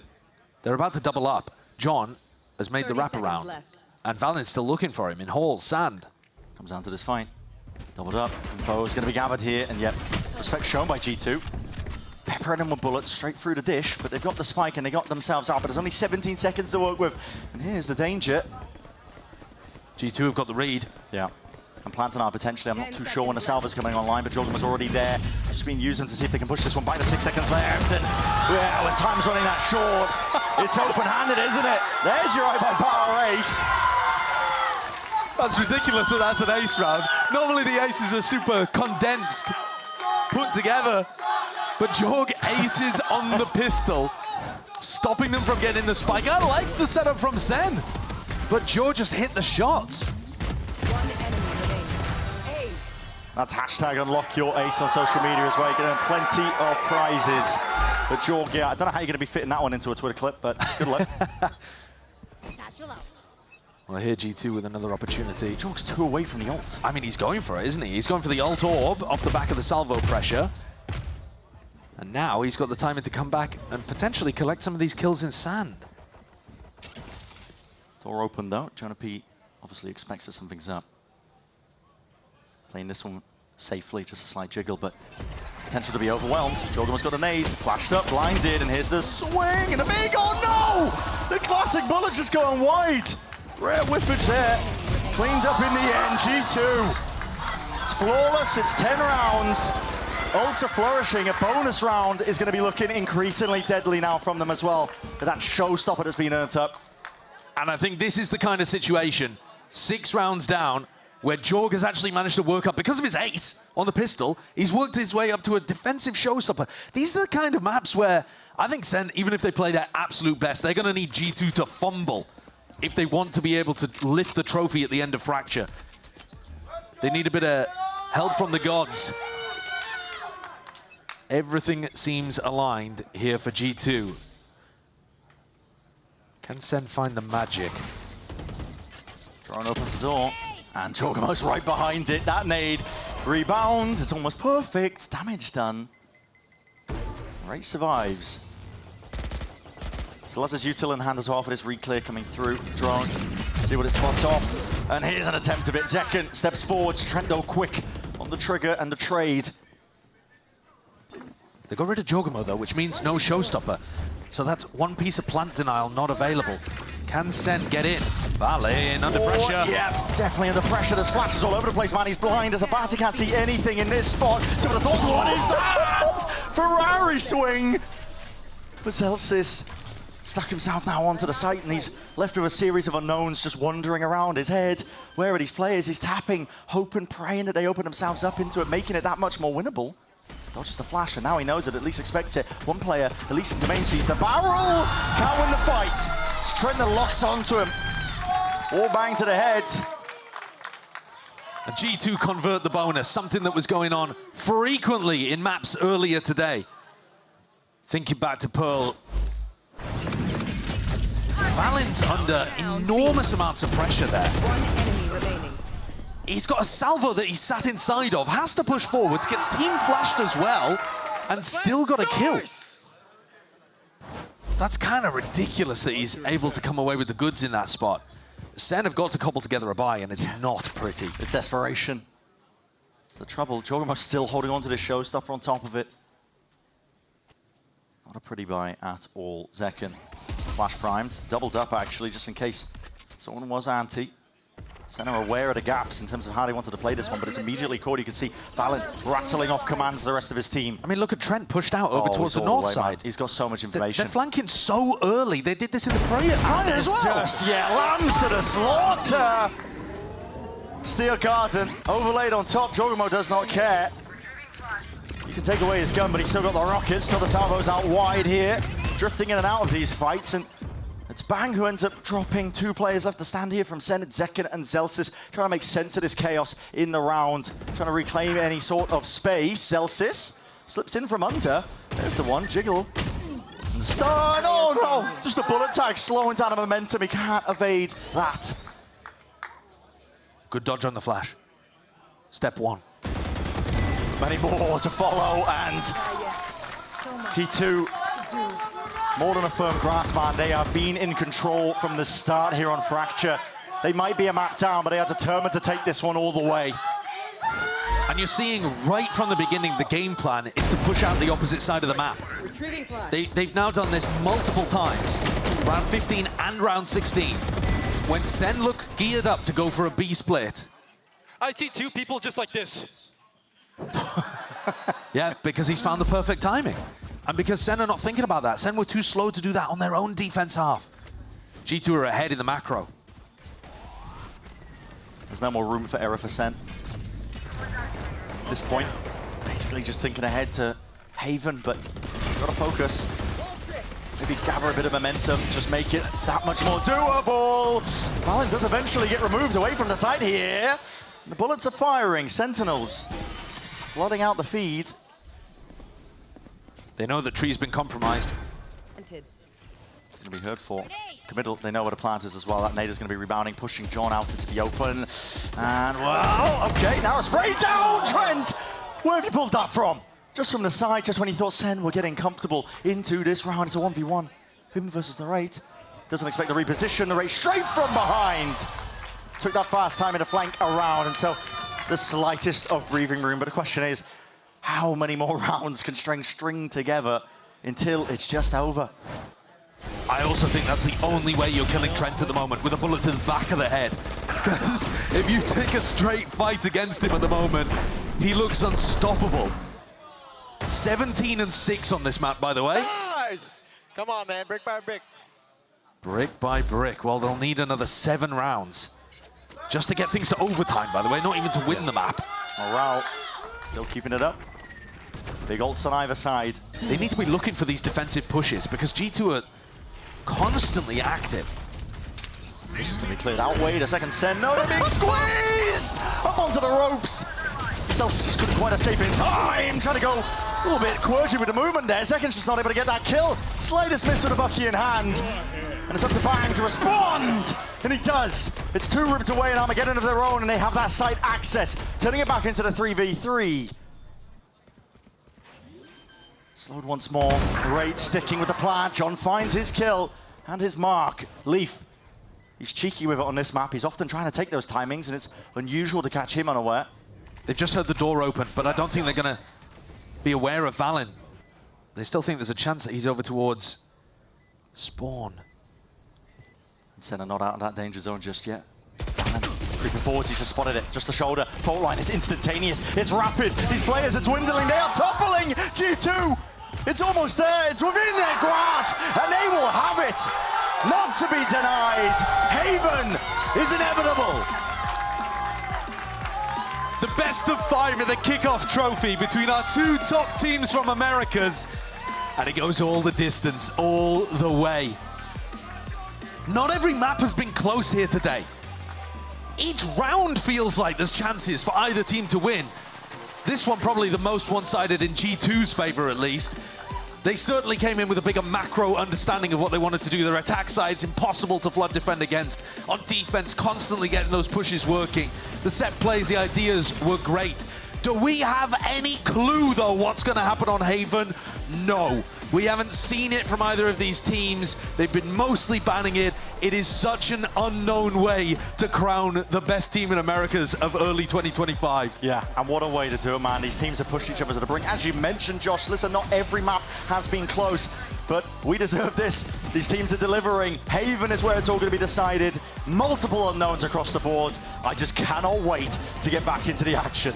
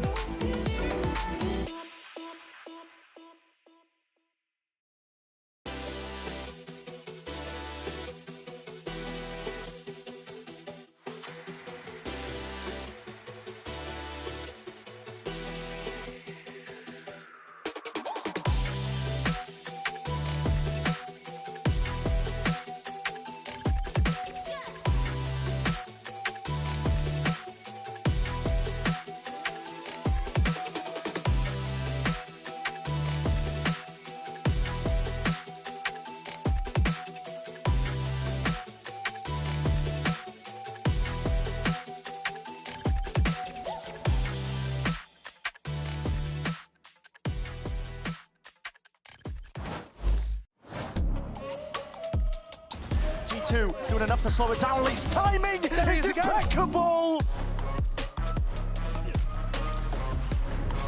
Silent all over, and second swings backside, gets 3. And it can only end like this. Map 5 on the horizon as G2 manages to pick up Fracture 13-5 in what could only be one of the quickest maps that we have seen here in this series so far. What is mental about the pace of that map compared to the rest? Split had less rounds played. It was a 13-4, yet that map went for 15 more total minutes than Fracture at a 13-5. And this map in particular, I think, really illustrates what Josh RT has said about how dynamic the team is with the pace, with Giacomo in the roster.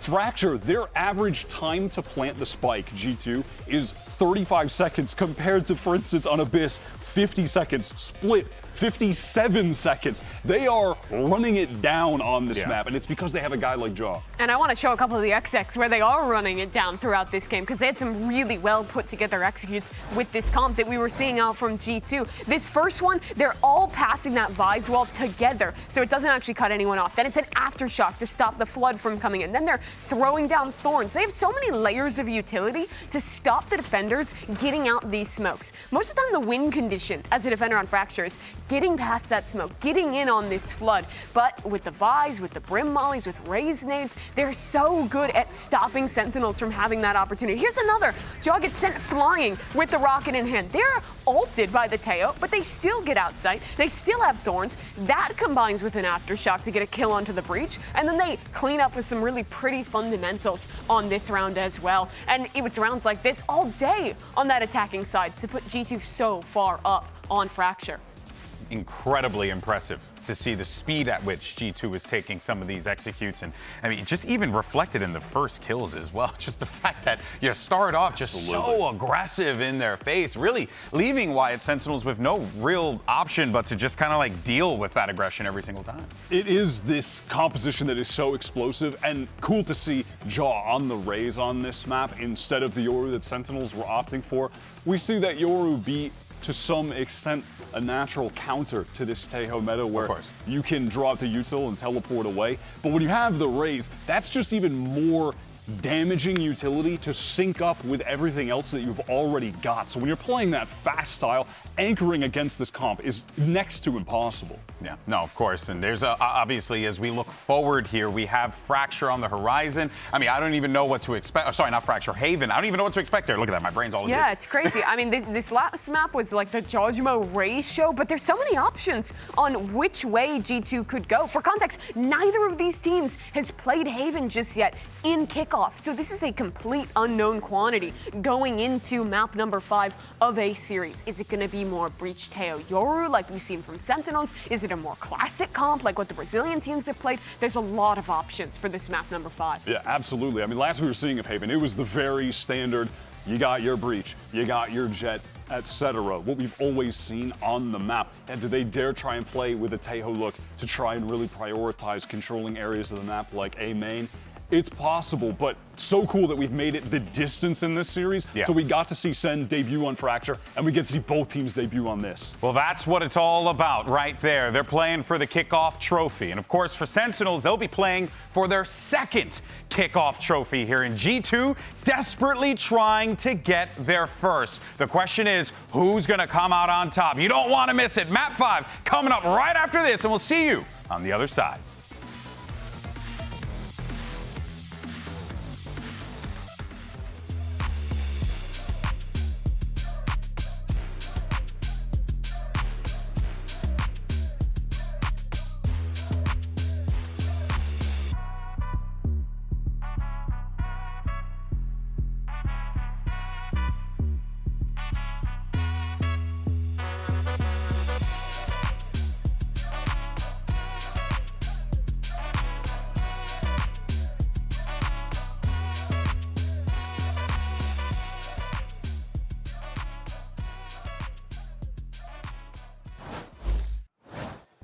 This is it. This is what it all comes down to here in our grand finals of Kickoff for Americas itself as well. G2, they have been so close in the past, man. They've had two chances to win a grand finals here. They've been in familiar spots, but it's crumbled beneath their fingers multiple times. Sentinels themselves have gone on a run. They can cast their minds back to 2024 and understand how far they came in that fashion in Kickoff itself. And the last time that we saw these two teams match up in this tournament, SEN weren't close, right? So it's not like you have that same fire underneath you of we're within touching distance. This time they are. Breach Tejo gonna come out with Yoru, so sticking so heavily to the meta, if you want to call it that at the moment, for G2. Not adapting to Sova Breach, for example, or playing a Jet here. What are we gonna see from SEN? There are so many different options on Haven. Oh, I love this. Okay, so Yoru ISO going back to like a Fnatic-esque composition, but allowing both of your duelist players, because let's be real, that's what Narrate is in his heart of hearts, to go out there and frag. If there was a map for Narrate to be able to come back to Americas after his year in EMEA and showcase that he's that kind of player that deserves respect to pick up a trophy, he could put out an insanely good performance here on ISO. What to expect? Yeah. Neither of these teams have played Haven this year. You can only go off familiar scenes whenever teams are trying to play the same compositions, but you just don't know how they're going to be coming into it themselves. From map 5, the decider for the grand finals between these two teams. They're getting readied up. They're going to be heading into Haven. A pistol round where it always begins. But so many unknowns here. We've got to get the energy up because this is it. It's what both of these teams have been looking forward to. Revenge for Sentinels to steal away that trophy and title and chance for G2. And for them, it's been in the making for many, many years. We know roughly how the Euro ISO composition is going to work. There are not many people playing G2's compositional archetype here on Haven. It has huge amounts of area denial, but it should be limited on the info it gets on defense, I think. Full speed ahead. Sentinels, not quite, faking it out. Waiting for, yeah, waiting for a fault line, waiting for a salvo, something like that. Maybe even seeing if the wall was triggered there. Yeah. And the clone did pass the choke point, so you're pretty confident the Vice isn't playing C. Just leaves 2 options on A. One from B, one garage. Well, yeah, I mean, really? Light work. Tons of different lanes, but it does mean that they could re-hit C after a little bit of exploration elsewhere. So they're pushing back a potential defensive push on A. Looking to cut off some rotates too, or are they going to hit the B site? Might be where their eyes are settling on, but Zeken's gate crash just expired in spawn, so he's going to be stuck on the C lurk. I think they're trying to make this feel like a B hit, and they're going to pivot into the C, but we'll find out ourselves. Shield popped, trying to ISO these fights. Celsius gets caught onto the flank there. Stun's going to be that connection. Narrate a lot to do into this spot. Spamming away, praying, and the damage done. He was whittled down to just double digits, and it was enough at the end of the day, but Zeken has granted him at least easy access, potentially over towards C. He might have just seen it, twists and turns, and his fights are taken. Jorgamo wins it out versus Bang. Man, it's going to be committed. Stuck down by John QT, but it's him and Zeken with a lot to do. A 2v2 fight in garage going to be set up here. And damage done prior. I mean, Jorgamo just goes down. That's a TP relocation. Pivot back and away, but John has taken that space. He didn't anticipate that there was a second player ready to face it. And now Zeken in that 1v3. VALORANT's got the smoke for it. It's very difficult to play this one. Zeken purely just have to base it off of spam, essentially. And now he can stick it. His team is applying that pressure down through C main. Another pistol round win there for G2. I'm not seeing the vision for SEN. I don't think that's exactly what they drew up in their plan beforehand. They ended up setting 3 separate players to lurk. Zelsis had the lurk over towards A long. Narrate kind of contacted into B and ended up lurking in. Looking at his radar while lurking and just died. And yeah, Leaf is just pointing out that caught a player looking at the minimap. So 3 separate people trying to set up a lurk. Including Bang was the other player that I didn't mention there that we saw get caught in mid. Sentinels. A little bit all in, but TP forwards, and okay, what do you hear that? Zeken out into the open. Repeat taken by Jorgamo. He's not shy to take those fights. One of your big, small objectives in this round, I suppose. Timing. Oh, Bang's managed to catch this. Yep. The drone did not clear him. Oh, he's playing this one to almost perfection. Paranoia sweeps its way through. Not sure if that connection's there, but a util's going to be coming out in spades to see if they can help this one out. That's a TP into the back corner. Aftershock somehow catching on to these players. Ring around the rosies and a spike drop down into the open. There were chances there. Got to respect SEN.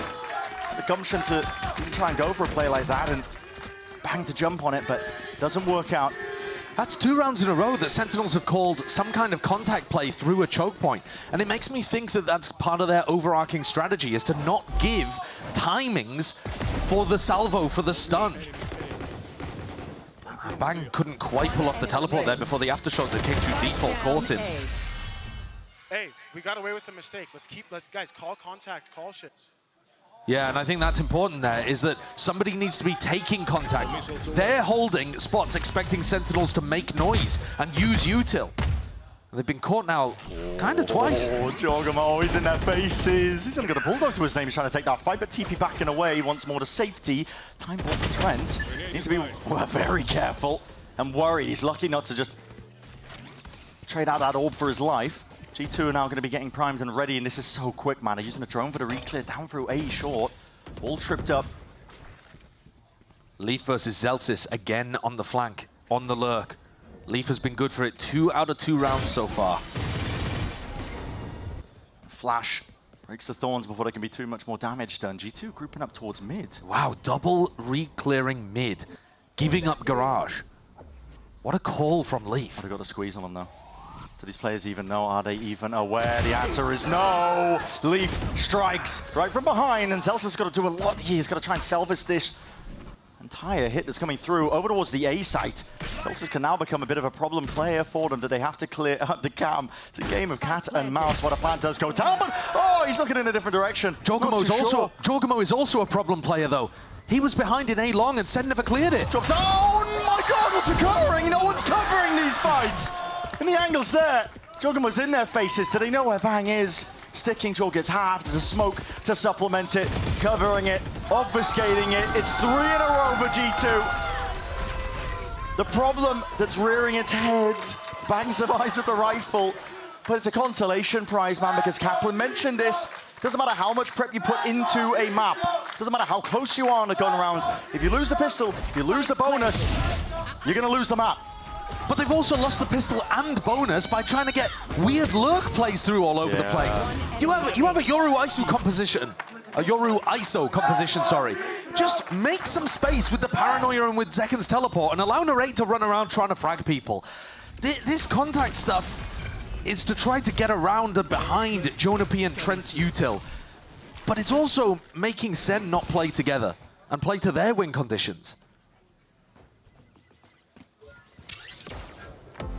It's a full investment by SEN. Kept the one rifle, but half armor almost across the board. Regen shields if they can afford it. Jorg is going to get information gathered. Wait a second. He just came out of his he just came out of Dimensional Drift. He looks like he wants to try and take that fight up through a lobby. They're not giving it to him. He teleported back as well. Have they heard that? They're still pinging out areas over towards A lobby, so... And up through mid. Oh, brutal. Smoke propped up. Information gathered, and they're just not watching their backs, man. These angles are open. G2 making a mockery of it right now. We didn't know what to expect here for Haven, but the game plan is just falling to pieces for SEN. They're leaving so many gaps, and G2 are finding them. I think Zels has got to be more defensive in his Cypher play rather than trying to find the lurk timings. He needs to stop G2. Jonapi. 30 seconds left. Tucked up tight, reinforcements arriving. Spot the back, there's a swing. Bang's lucky. Here's Zelsis trying to find that lurk timing, though. There's 20 seconds left. G2 no. Lost garage control. Okay, whipping a rifle back around again. Zelsis did get the 1 kill, but there's only 13 seconds left. They don't have main control. 10 seconds I mean, left. Leaf has got this. Bang in the smoke. Trying to go for it, a bit of spam. Oh, it's revealed his hand. Definitely has, but it's uncomfortable for Sentinels. They know that they have to fight for control of at least one of these areas of the map, and bullets are flying forwards. It doesn't matter. The player advantage that G2 have earned up more than enough to sail their way to victory in a 4th round now. If you're looking for the cope for Sentinels here, once they get up to Euro ult, ISO ult, they can start to apply much more pressure onto these sites. But you can't be relying on the ultimates the entire time. And you're still a round away from that, by the way. I mean, SEN have got to go, I think, here for another eco. One enemy remaining. It's looked like SEN's permaban. Yeah. So far, right? It's looked like we're finally getting to the portion of the BO5 where G2's double map veto is giving them the win. And I thought we were going to get here earlier, I've got to be honest with you. I thought that G2 were looking so clean so far in kickoff, not dropping a single map coming into this grand final, that with double map veto, SEN were going to struggle to hold on. And we've been dazzled by what Sentinels have shown us so far in these first 4 maps. Especially starting out so strong on Split. But here, it's not cooking. By the look of things, we can see the economy, and it looks like SEN are going to try to force this round. Opted into it again. They're 1 away from getting every single ultimate online. The one that I would be prioritizing is Narrate's, because I think once you have Narrate's ISO ultimate on the attack side, you can grab a player, scale off the back of that, Paranoia, TP, Zekken into spots. There's a lot of big execs you can do, and it makes it very difficult for G2. Concern here, though, G2 might be 1 step ahead with the player positions. Timer's going to start ticking at some point as we get down into the round. Yeah, they are so far ahead of this, aren't they? It's a salvo. The fault line, I think G2 going to try to take that early control. That makes it feel like Jorgamo's not here with the operator. Well, he's pushing forwards. Even if Jorg does have to teleport away, you've still got a crunch onto the ult orb. He's made a bit of noise. Are they aware? Salvos. He's hoping that they get pushed back into him. Cracking shot by Narrate. That gives him the ult as well. With that, maybe you can snowball it into your advantage, but SEN are taking it slow and steady once more. The drone doesn't clear enough. The idea there is that the drone is supposed to see whether they're playing retake. If they are playing retake, you take the site. If not, you catch him in the ISO. Great hit. Oh, Jonapi's been out in the open there. He thought that he had the timing. This dimensional drift might not even be necessary, but he is going to spot out these players, and hello, combo it up. Yep, take it into the gulag. Good luck winning it, and Trent somehow manages it. There's a shield to contest with. Still there, gets 1. Locked up onto the side, but it was the impetus around that SEN needed. Took a lot to get there. Looked a bit messy in the process. But it was the right call to force up, knowing that you had those ults about to come online. As soon as you get the ult cycle going, Sentinel's comp is really difficult to defend against. You see the combos that they have. And even when Trent gets this, he's gonna get traded out. It is ridiculous that he also caught John Cutie. Yo, you're in the ISO, bro. One of the things that does, though, I mean, obviously it lets Trent talk. Whoa, what are we going for here? Off the rips, flashes in their faces, salvos and Armageddon! Narrate stems the bleeding and takes the bite out of that play. Jorgamo's still going to be taking the space off the back of that, but forced to respect it with a TP of his own. They're trying to squeeze these players. Yeah, it's a set play that we've seen some other teams go for, actually, but... Oh! Leaf holds on overzealous! Leaf's grabbed 2! Trent through the back to Razorvine and Hunter's Fury. He's going to be whipping his way around with just a 1 tag. Not enough to get the damage done. Not enough for the kill that they're looking for. Still a 2v3. Jorgamo's coming around the flank. No, he's not. Takes it for the TP. I mean, this is just going to be... Again, that chaos sown into the mix, into the round itself. There's 2 players on Sentinels. They're looking to see if they can carve an opening. Trent just got salvos back. They're trying to bait them out. Trying to bait out a peek. Fighting for a link control as 2 players meet them. Toss a shoulder. It's going to be a clone into your face. Could be blinding you potentially, but he turns it still. Flashed up. And they're just wandering, waiting out. Into the open backside. 5-1. Looked like Joe got that kill full blind as well. 5-1. Rough for Sentinels, especially when they start that round with 2 clean kills from Narrate. That's brutal. The decision to go into the B site there, and Leaf eats them up. I mean, that is ISO value. That's what you play this composition for, and then... What an angle. Backside. Where are you going?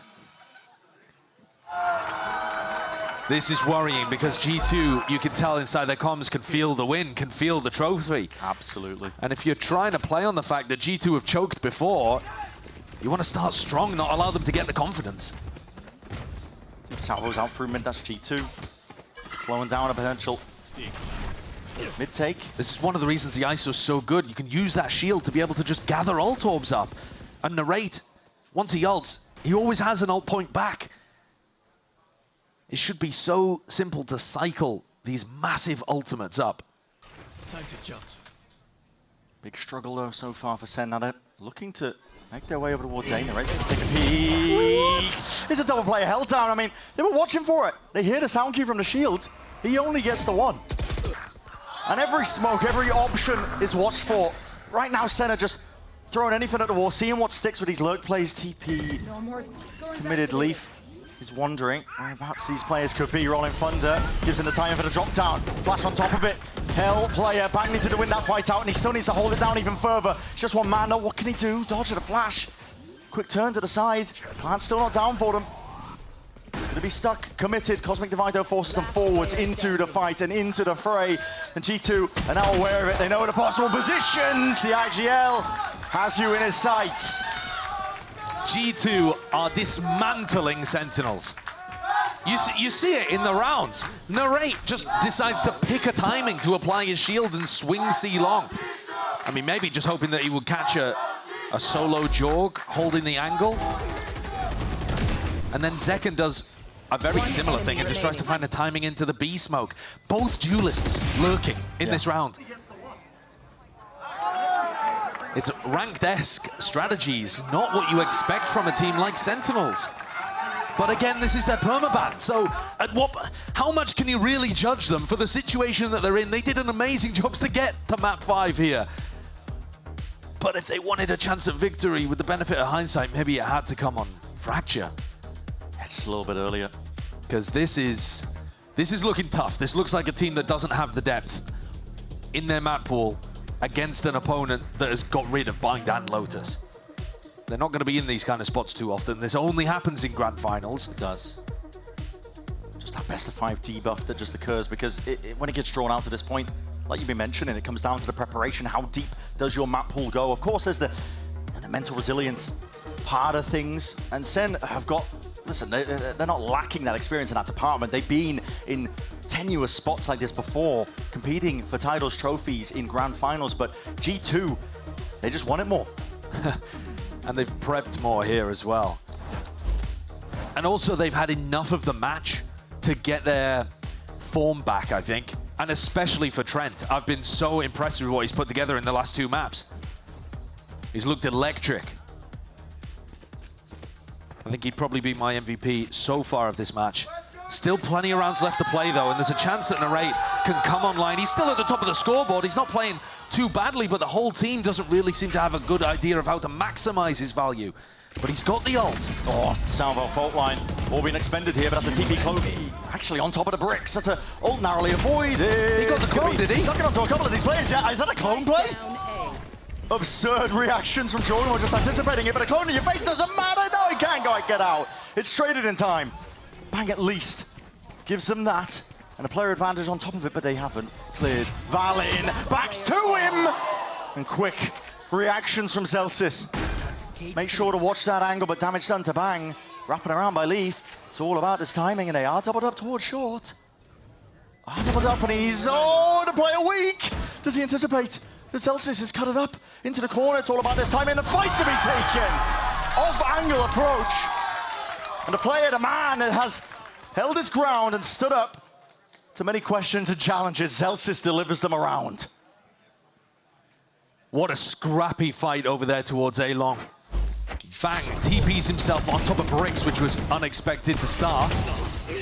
But yeah, I'm pretty sure in the midst of all of that, we saw a pretty sick outplay with Jordan using his clone to stop Narrate's ultimate. Didn't get them the round win though. SEN get 2.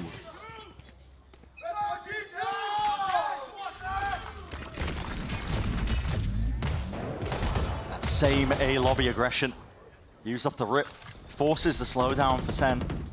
Not that they were looking to go into that direction anyway.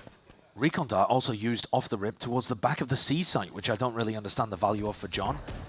I'll have that back at the minute mark. Upton back into trying to take control of some of these areas. There's a wall into the face of Zekken. Narrate kind of wastes his shield here just to take garage control instead of, well, I mean, I guess he's applying pressure. He's kind of just acting as a distraction and a lurk. It's a weird way of using the ISO. Yeah, I mean, he's going to force that re-clear, which Leaf apparently not favored for. Valin, it's impeccable with the timing. I mean, now he's just not worried about it. He's trying to back himself out of the fight. Clone was used in mid, just pulls back that wall as well on top of it, but a salva's going to be used as that response, and Jogamo ready to lock it down. He's got teammates at his back, and he's taking a fight straight to them. Flashes in their face, stuns the supplement, slow down the pace. The drone now has to be offloaded. SEN looking to get themselves in. It's a half clearance. It's a half clearance! Trent, he's just decimated them! Beautiful distraction. You can't get past this guy. He's been unbelievable in these last couple maps. He's 12-3 currently. And he lit the world up on Fracture too. The defensive util that G2 have to work with here is barbaric. I'm caging. I mean, he's making a comment there that the cage was beautiful for him to play around despite it being thrown from Zelsis, I think. Cutting through. It's all smiles for G2. All right, here's an exec, though, from SEN, on an eco, albeit. And they need Narrate to lead that charge. It is an eco. Hold on, twist and turns. You're trying to break the ankles, but again, not quite the weaponry for it still. Frank gets the one, swing through the cage. And Zelsis has gone down anyway. It's rapid. And it feels like desperation at its core. When you run those kind of fast hits, it does make it really easy for G2 to be able to find the right timings for their stuns, flashes, sucks, pulls, salvos. They've got everything. It's really tough. You can see why SEN are trying so much of this lurking, contacting style of play. But it makes their comp look so uncomfortable. Yeah. Can John pull a rabbit out a hat in the world's most unlikely 1v3? Because otherwise, they've still only got 2 rounds out of 10. There's no gun. He's got a util, but he doesn't want to reveal it. The only thing he's got going for him is that they don't know where he is. He's timing across to the drone, but, well, darts in order, and Salvo's at your feet. Good luck crossing that boundary. Cosmic Divide even committed. Shows a bit of respect, I think, that G2 are making sure to expend these ults. And they've got the crossfire set up. Jump spot. It's going to be dealt with. It's okay. He drew out the Cosmic Divide. That's a win. But SEN needs some rounds at this point. G2 are running away with it. You're seeing that gap now between these two teams here on Haven. And they're going to have so many tools as well to use on the attack. This is not just a defense-sided comp. We've already seen when they play, you know, Split, for example, is one where this comp is really difficult to stop once it gets rolling. So far, G2 though on track to be grabbing that title, a trophy. It's eluded them and evaded them most of their careers. Here's aggression. Increase again with the tempo, but that's Bang just perched up on top of the staircase, and the angle unexpected for Jogamo. G2 feel like they have to make something happen here, because if they wait, Sentinels have got an enormous ult advantage. There's the Cypher ult. Yeah. And it pushes back G2 when they were looking for another go of things outside the double doors. All up. Neurotheft gives them the info. They know that, hey, that's just the one lurking for it, and Zekin's going to be gathering even more information. Thorn's popped off, but he doesn't care about that. Straight into the fight, Leaf. How cheeky do you want to get? Armageddon is going to be layered down onto these players as well, and it's created that window in the pocket. Still Zekin from behind, and he does wrangle his rifle just in time. It's 2 dropped. Zekin needed that. Needed to show himself up here still. He's stunned. Go to the corner and unaware of where Jonapi could be coming from. Wait a second, it's a 1v2. Drone not being used. Flash up and over towards the top, but tagged up. Jonapi forced to respect it. Cannot give these G2 players ins, and you can feel it now. SEN realize it. Offload and volley util, doubled up. It's a good call to make. SEN get another on the board. An 8-4 half could be possible, could be. They would have to come out with some amazing game plans on the defense. Narrate's one away from getting ISO ult online. He can drag a player into a 1v1, but he doesn't want to go for Chocomo's clone again. You saw, I mean, this flood defend idea from G2. They have the Vice flash, and then Trent running through a smoke. Zekin had to do everything to stop it from working. Pryo has got to be getting that orb onto Narrate. Need the ult. See if they can turn around in their favor. As you said, 8-4, maybe it's winnable if SEN are able to grab it. G2 called in for the reinforcements just early on over towards A, but now playing a bit more fluidly. You hear the drone. Going to be used pound for pound out through mid as well. Both teams are going to be hunting for that information, and there's no orb in sight. Narrate just wants to try and take the fight straight to them. Maybe if he earns a kill, but that's a shield expended. He desperately needs this. He's forward, taking the timing, matters into his own hands, but it's just going to be fading out. The duration and an ult of their own. Jorgamo is going to be using it, gathering it, and he sees it. Tip tap of the footsteps, Leaf cutting up close onto the corners. Unexpected here, and here's some chaos for you. Attempt to reclear it forces SEN to slow down. They've used recon just to check spawn. Yeah. Narrate, even if he gets this ult orb, even if he gets the ult online, he doesn't have his shield because he wasted it earlier on. That's what he would be hoping for. Any sort of advantage into this fight. Any information? It's an ult, a no-go. Everybody just cleanly out of the way. G2 now starts swarming, getting into position for this one. Forwards, double taking, just trying to get ahead of the curve as well as his setup occurs. Blind as anything, Valin. He's just running rings around him, but Zekken left to try and control the situation. But it's too much for even him. 9-3. It's where we stand for the last map here of our kickoff grand finals. And G2 are going to be feeling calm, comfortable, confident.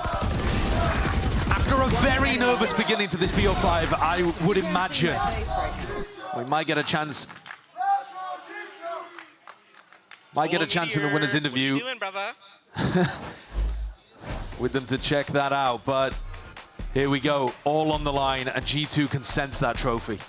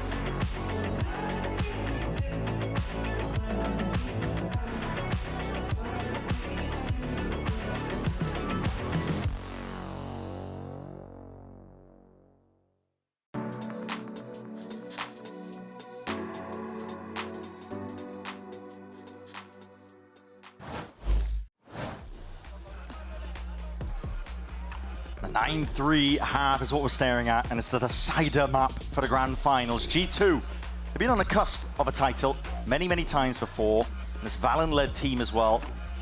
They made sacrifices as well to stay together as a squad. They need this win desperately. You can feel it. And this time, they're holding all the momentum. As you say, they were an Ascension team almost by choice. They were good enough for Tier 1, the players, but they chose to stick together in Tier 2. One Ascension came in, have been in multiple finals here in Americas as well, and this is their best chance. A pistol round that is desperate for Sentinels. Their only chance, realistically, at this point. Slight pause into the round at the beginning. GT were hoping that one of the SEN players might have been caught unaware with a flash play. Zekken's gone for the gate crash. So super common for the Yoru to start the round over towards A and then have that gate crash on C if needed. And maybe that mid utility just baited it out when he could have held his ground a little longer. Sentinels have decided to play A for retake. And I think this is quite readable because it's a pretty classic thing a Yoru Isu comp would want to go for. G2 just crawling up onto the angles. Not a huge amount of util expended. Now the smokes are going to be spelling it all out here. John, dart against the backdrop, into the wall, but that's a clone. Set your eyes towards this one here. A lot of util now to try and push back these Heaven players. On top of that with a shock dart, and time has been bought. There's only 35 seconds left. And which direction are you going into, G2? They're going back to Leaf. It's a mad dash. Leaf found an enormous gap in garage. And SEN just following those sound cues. Might be kicking themselves. They're rapid onto the approach once more. There's only 17 seconds left. They want to try and get ahead of most of this here, but a vulnerable is going to push Leaf back. He did this job. He got the space for his team to try and get that plant down, and now goes into the retake that SEN desperately need. All missiles away. Trying to put a squeeze on them. Still a wall to deal with. Just the shoulder peeking out. Shots fired off as well. Calls made for G2. They want to try and take this full focus in towards the back of the site. The rate to cracking one to try and open it up, and the issue forced. Jorgamo pressing forwards, but still these players, these bodies, as much as the advantage was found, it suddenly just turned all the way right around. G2, how are you managing this? It was all, I mean, it was looking so likely. The double flank from Sentinels didn't clear Leaf. His Vice Wall got tripped and he tucked in a corner, and then Jonah came back to help. Jonah was just trading out. It's fundamental gameplay from G2. You see it here through his eyes. Other players die in front of him, but he's there to pick up the pieces. And it's pretty doomed for Sentinels.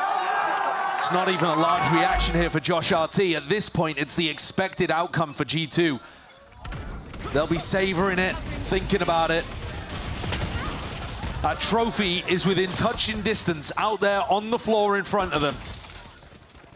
You just don't have the weaponry to util to hold a candle right now.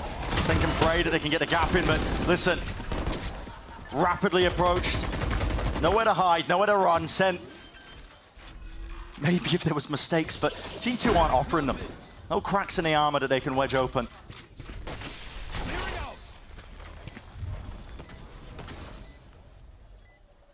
They've certainly been tested in this match overall, but not here. And not on Fracture either. It's been a sprint to the finish line by the look of things. SEN are going to be waiting to get rifles online, hoping that they can do something, but this would be one hell of a comeback. Jumping into that just to try to deny Jonah P the kill, because they do not want a Rolling Thunder available for the bonus. They're fine dying to Trent. So SEN have now got to get themselves into a spot where they can deny a bonus round, hopefully deny a Rolling Thunder, somehow turn this around with no practice on Haven. And meanwhile, G2 are sitting pretty. They've eased into this match. It took them longer than we expected. I thought maybe they'd drop one map here today, but SEN have pushed them much further. But these last two have looked comfortable, back to that easy style of Valorant. Yeah. G2 rolled out the red carpet for themselves, man. It's looking like a casual jaunt for them as they get ever closer to that 12th round. This is going to be the best chance in a while for SEN. But you've got to do it multiple rounds in a row. High-low setup here from Zelsis and Bang. Trying to deny the ult orb. Tron clears. Oh, he missed his way around. I mean, they just committed the aftershock anyway. Doesn't matter that they missed him. There's a C control and a TP deep up onto the side. Bang. Just trying to layer it down as well. A bit of recovery and fire is in order and necessary. But the rate has got to do it all. Quick dismiss, a quick flick of the wrist just to try and dodge these dashes. And the flash is coming his way. 2 versus 3 though. Plant going down. No problems there. And G2 getting ever closer. Flowing forwards, facing away. John QT. It's a lovely time to make a play, but it's going to need a little bit more. Dart revealing, bit of spam potential, but still they're going to try and take this one together. And the jumping right clicks. They save them for now. That is what they needed. A John QT miracle. 11-4. It's still a nightmarish road for SEN to walk. But with less than 30 health combined, they get it across the line. Don't exactly understand how this round ended up going so badly wrong for G2. They were set up pretty for it. They're going to need more of that. They're going to need G2 to take their eyes off the prize, Or get too obsessed with it and forget about the game, I suppose. Distracted by the gleam off the trophy. G2 group up for a fast A, looking to maybe to get Trent the Armageddon, shut the door in their face. They're waiting for Util, trying to refight after it's expended on Sen's side. Salvos do enough as well to clear it out, so. Yeah, they just push everyone away from reinforcing bricks. So as long as you hard clear bricks, as Jorg is doing, you're not too worried. Reclear though for Sentinels. Yeah. It was working on split, can it work again? They're going for it. Grouped up. Shield popped. Paints the picture. It's obvious right now for G2, but despite how obvious it is, you have to hit back and you have to fight back. Sentinel's not willing to go down without a fight, not just yet. To escape from this one without giving away too many more kills because they have that player advantage.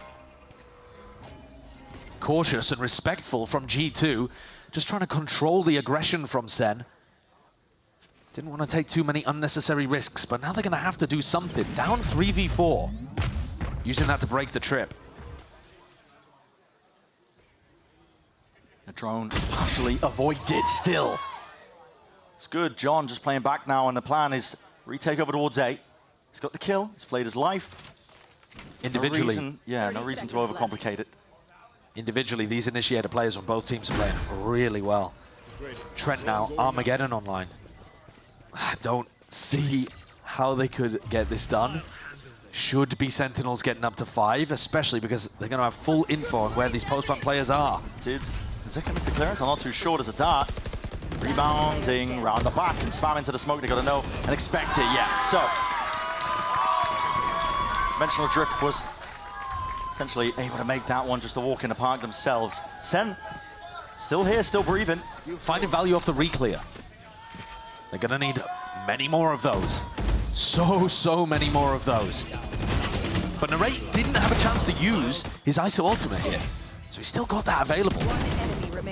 And in a larger macro sense as well, they haven't really been exploring what Zelsis is up to. One round at a time. Come on now. Zelsis has been putting a trip garage and then a cam to also watch garage. So when the trip gets broken by Trent Salvos, he still has info. Now this round, they've swapped it over, and he's defending on A. Are they trying to get value from the ISO ult early? What is this? Decision-making for Bang. He's forced to just make the decision right here now. Still, he knows that the players cross past that threshold, and it is returned with a fire and a trade in sight. Bang dropped. Deep drone in. Could have been an incredible play to make. Oh, Narrate used his shield, so he felt incentivized to use the ultimate, and he just sent it too late. It's gone. On an area that G2 had already evacuated. He does look a little uncomfortable on the ISO. Been a while since he played Duelist. G2 happy to run rings around them. Within the chaos, they might thrive, and they might even be able to get that thrifty win still. Okay, there's a dart, a Hunter's Fury. It's all going to be used to stem the bleeding here for Sen. Cam as well. Look, you can play for this one to the retake. A bit of spam onto the corner just in case. Trying to time it right. Double flank. They're not thinking about this, surely. John completely caught unaware. Yeah. So bullet to the back of the head for Trent. Well, steps forwards, only earns himself the one, but Sight given up. Zekin with the rifle. Locks it all the way down. Safety in numbers, and Sen had it. G2, they are 2 rounds away from getting that elusive trophy, and yet Sen are starting to put the rounds together. That's now 3 retakes, 3 defuses in a row. And what a play for Bang to begin the round. I mean, you can see him stuck, not used to that. Had to make a decision. These are the last of G2's reserves. The piggy bank, it's running dry. Probably they're going to run a fast round here because Jorgamo has the Yoru ult online. Yeah. Sen should be able to read that. They should.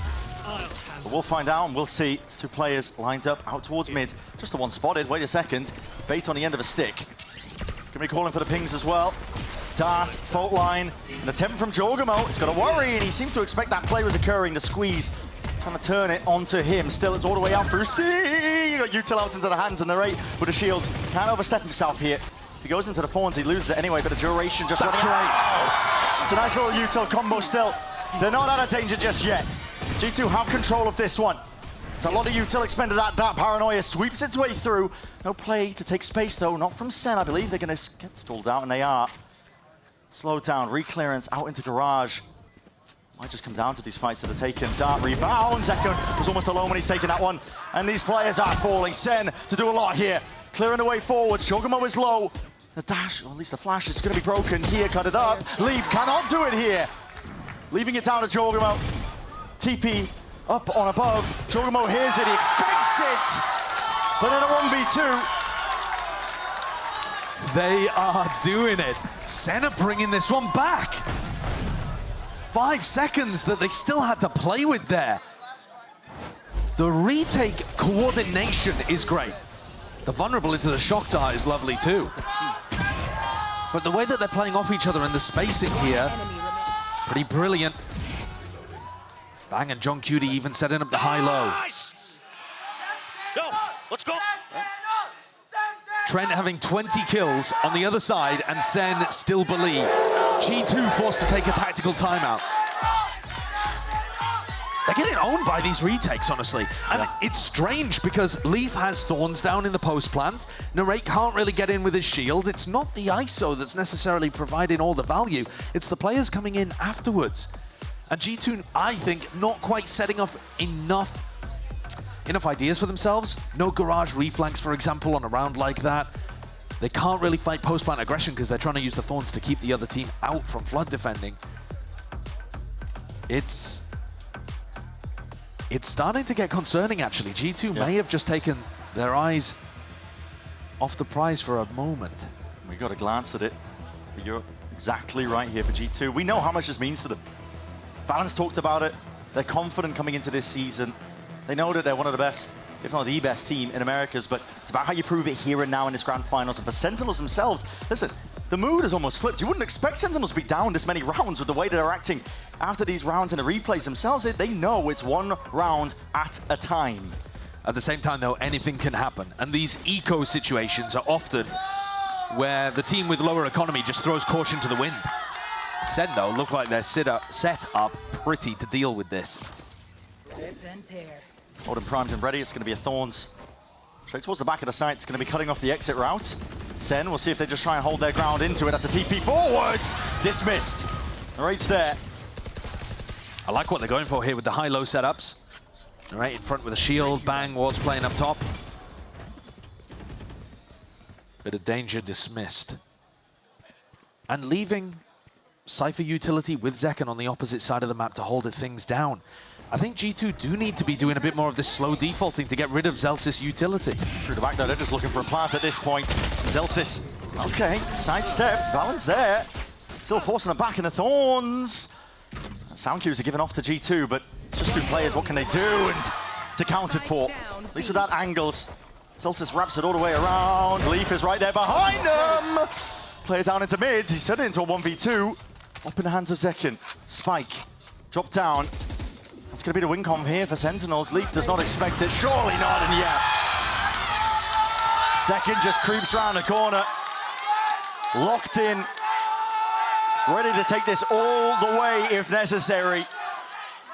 5 rounds in a row, and the gap down to 3. G2, at this point, barely in the lead. And certainly if they lose this round, in a super precarious position. They know that Zekken has an operator. G2 need to navigate that. They also need to be worried about the info that Zelsys is consistently applying. But they have ults to work with. Does that break the trip? Yeah, it does. So no kill trip over towards A long. Zekken contemplating whether he wanted to step up to this, but you don't know if they've taken up control towards A, and G2 have. Drone's going to be used in a forward position. Everybody grouped up. There is no pivot option here for G2. It's all in. They're sending it flying forwards now. Steel Garden on top of it. Cut to the corner. Zekken! Zekken! Like a thief in the night. Inside the cage. He turned himself and his team an opening pick. Bang!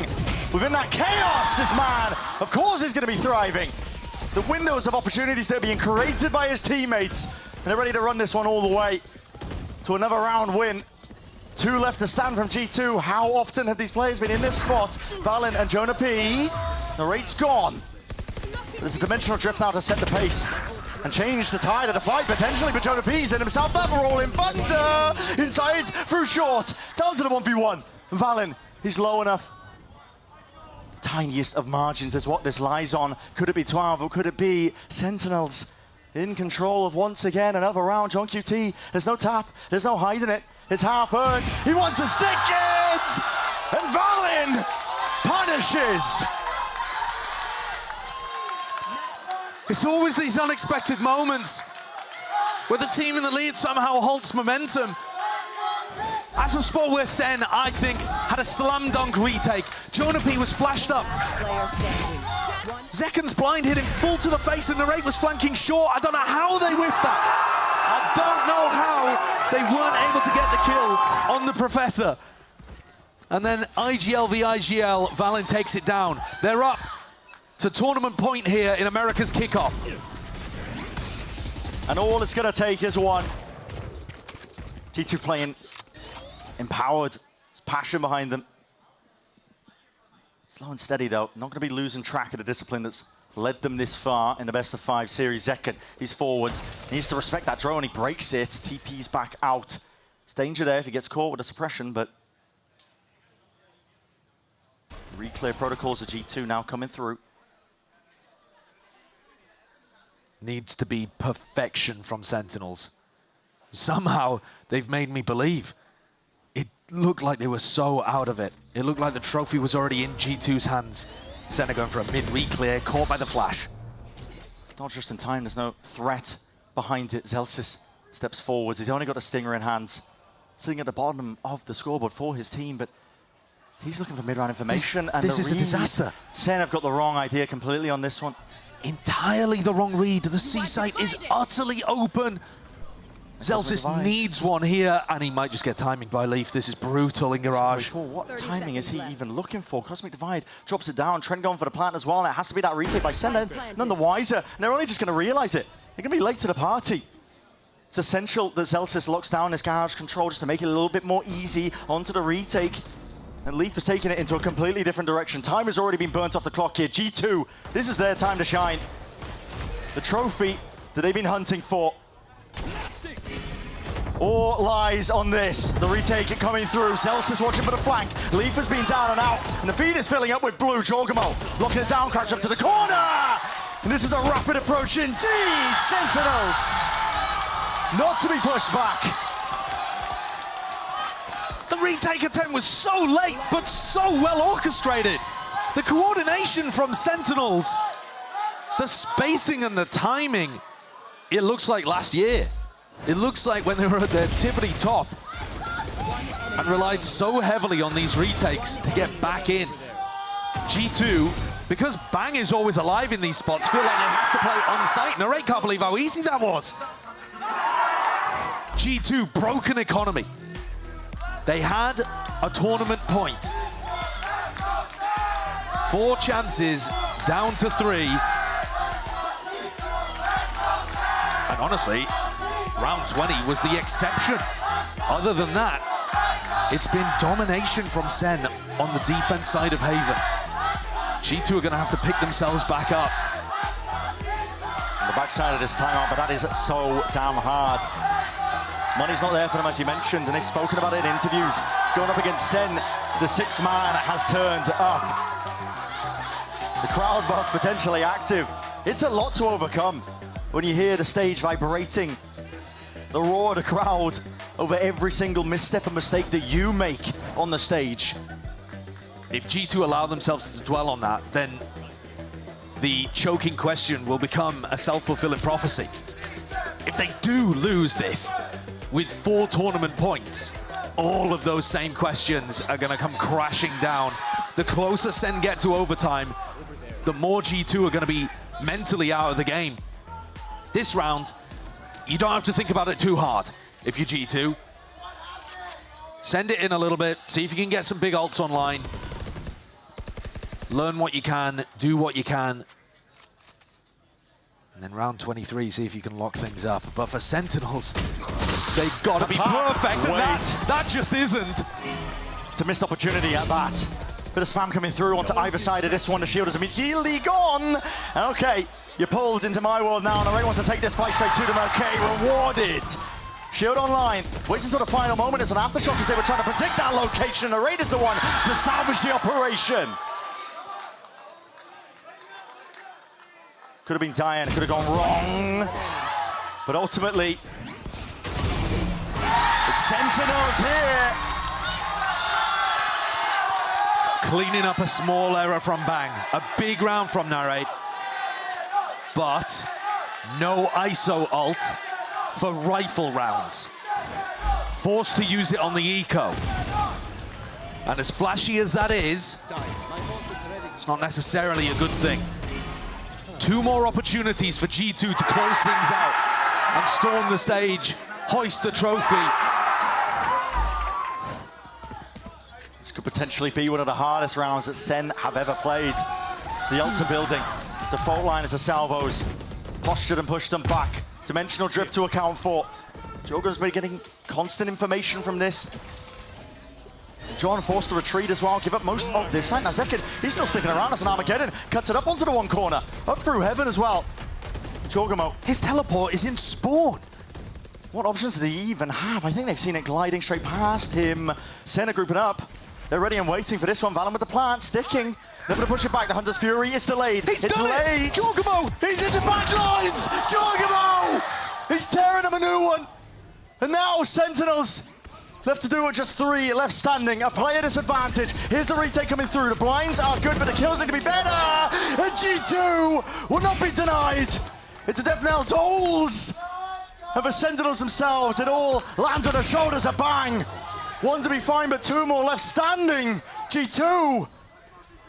Not ready yet. They've been tested, they've been pushed, but a util just makes it almost impossible. TP forwards, 11 HP to his name. Jubilation for G2. The victory that eluded them. A title gained and garnered. Finally, they get their win in our grand finals of America's Kickoff. What a show, what a way to send these Americas teams to Masters Bangkok. And G2 with that kickoff trophy to boot. Fair's fair, Sentinels got the one last year. And this year felt like in 2025, it was G2's time, but my God, were they tested. Oh yeah.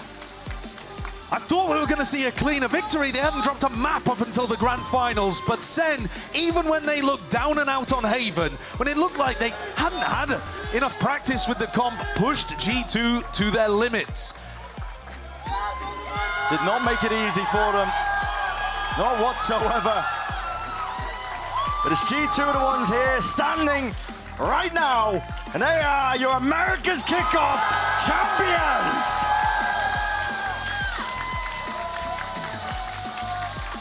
They've been waiting, denied this moment multiple times last year. Incredible. Had to show a lot more than they'll have wanted to, I think, though, heading into a Masters event. Some things to tighten up. But that curse overcame. Absolutely. Unreal stuff from G2. A hefty weight has got to feel good. We're going to send it down to the floor momentarily as well. All right, everybody, let's keep that going a few more times. Your kickoff grand champions, G2 Esports! I got to get a quick question from each of you, an answer. Josh, usually this is where I say, how proud are you about the team? And feel free to say that. But it looks like you got a pretty international team here, and that grind can be long and tough throughout the year. How does the coaching staff, how do you prepare for a team that's going to continue to bring you to these events? Ooh, I don't know, but I'll start off with, like, I'm so damn proud of my players and believing in the process. It's been a long one, you know. Honestly, it's been like 2 years, maybe 3 years for some of these guys, and I'm just so happy that I'm able to give them a path forward to realize their dreams, and mine too. Well, it's been absolutely amazing, Josh. Congratulations on the win. Jogamo, a world champion. Now you get to lift a title here in North America. When you came to this team, what did you want to make sure you brought to the squad? Oh, the main thing is I wanted to bring a trophy to these guys. I know they've been working so hard since Ascension, and winning this America's title means a lot to them. So I know that we're going to kill the rest of the year like that. All right, amazing. Jogamo, congrats on being able to achieve that. Jonah, I got to ask you, we're always watching, people are looking. What are some of the things you can say about your team that we're not seeing outside of the game that are actually making the wins count? Honestly, it's just our mental. Every round, like even that last game was very hard. You know, we just have to bring each other up, and like Josh preaches, just fighter mentality every round. So that's it. All right, congrats on the win. Congrats. Valen, one of the loudest voices out there, always talking, always chatting. You have been grinding as an IGL for this trophy. What does it mean to finally get your team over the line to hold that trophy? I mean, like we were back-to-back domestic last year and we lost. So those were like some of the worst feelings I felt going back-to-back and losing both. And this time means a lot to me because it was so like hard working to get this win. There were times where we felt like they were playing better than us. I mean, even this last game, we're gonna come back down, but we pulled through. And you know, it just gives me a lot of confidence with these boys going into international play that I'm not the curse, because they won Spotlight without me, and I was like, dude, am I the curse for grand finals? And if we lost today, I would have been convinced, but I'm not. So never, man. Well, congratulations on the win. I'm glad that's confirmed for you now. Leaf, this is actually pretty nice. I like this. One singular leaf, one singular trophy, as it should be, as you have been fighting for. I gotta ask you, you're all about the mechanics. Everybody's always saying you're one of the best players, but you're also watching a lot of VODs. Who are you most excited to play when you get to Bangkok? Probably Vitality. Okay, why is that? I mean, we scrimmed them when they were here in America, and I mean, I feel like in terms of raw firepower and like potential, I think they're the only people that rival us in the game. All right, awesome. Congrats on the win. I'm gonna fist underball. All right, Trent. One of the longest on the team, also one of the youngest on the team. I remember when you first played on the LAN, it was kind of like, oh my God, Trent can't have music. Can Trent play without music? But that wasn't even the case. You've changed so much. For you though, what has been the biggest change? How has Trent grown? I think the coaching staff and like all my teammates have helped me grow a lot. And you know, just learning to get fundamentals down, playing with my team, better my utility, just all-around player, really. What's it feel like to lift a trophy in front of your parents, your family? Feels very good. Shout out to them. All right, ladies and gentlemen, let's hear it one more time for your kickoff grand champions, G2 Esports!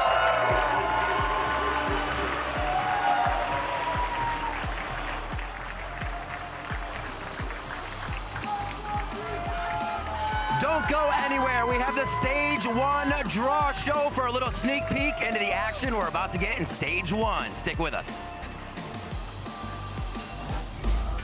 En la segunda está tocado. ¡Qué bien! Con todo de Come esta ronda. It's going to be another one from EU as he looks for a fourth kill. The jump, possibly the ace coming in from EU. Ladies and gentlemen, this is a hot series. Kickoff was just the beginning.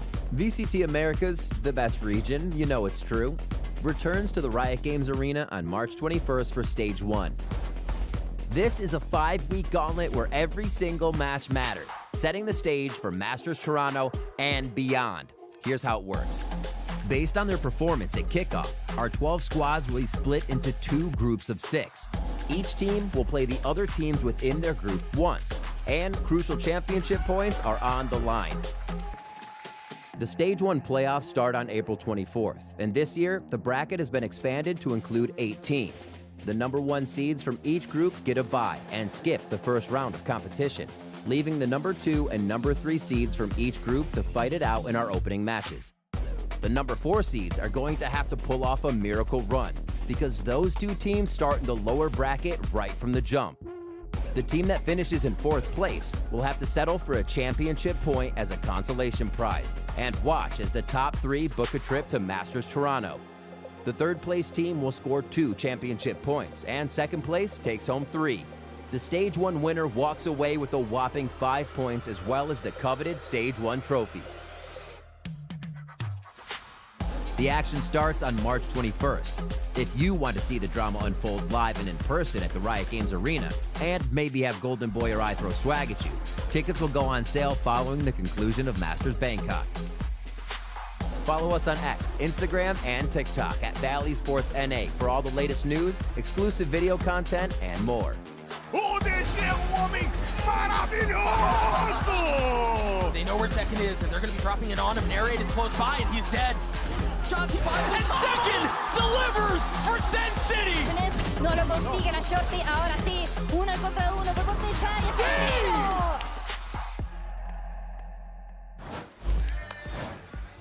All right, everyone, welcome back to the VCT Americas. This is our draw show, and today our sights are going to be set on stage 1 and the 2 groups that our teams will be competing in, the Alpha and the Omega group. Now, as a Kenny Omega fan, I am quite impartial to this one. Now, in any case, so I'll be assisting here with, I'll be assisting, and we have Nick Weatherloo, who's going to be drawing for us here. Guys, give it up for Nick. Thank you so much. Thank you so much. Nick, pleasure to have you here, my friend, yet again. You excited? Yes, sir. All right, let's hope we make no errors. All right, let's do this. So let's go over the rules really quickly. We have 5 pools based on the final kickoff standings. We'll start with pool 1, which has the top 2 teams, and then we'll draw and place them into the Alpha group, and then we'll move on to the Omega group, and then so on and so forth. But for that last pool there, pool 5, there are 4 teams in there, and we will be scattering them about, okay? So it's very simple, very easy. Ready to do this, Nick? Yes, all right, sir. let's do this. Let's do pool 1. Ooh, okay, and there's only 1 of 2 options, so can't be that bad, you know? That was a way to be, Sentinels! All right, and I gotta find this here. Okay, there we go. All right, Sentinels locked in. Let's go ahead and do the Omega group, which, wonder who that is. No idea. How can that be? Oh, it's the team that won kickoff. It's G2! Oh, would you look at that? What are the chances? What are the chances? All right, now let's move on to pool 2. And for this one, I believe, I don't know which teams are in this one. I think this is going to be Crew and MIBR. Crew or MIBR? Oh, it's Crew! Vamos! Do we have the crew in the house? Is the crew in the house? We got some of the crew in the house. That's what's up. I see them. All right, let's get that next one out there. It's, of course, going to be MIBR. And there it is. And let's give it up for MIBR. Come on, everyone. Come on, come on. Let's go. Let's go. Let's go. I want claps for every team. Claps for every team, people. All right, let's do pool 3. Now, this would be Leviathan or Loud.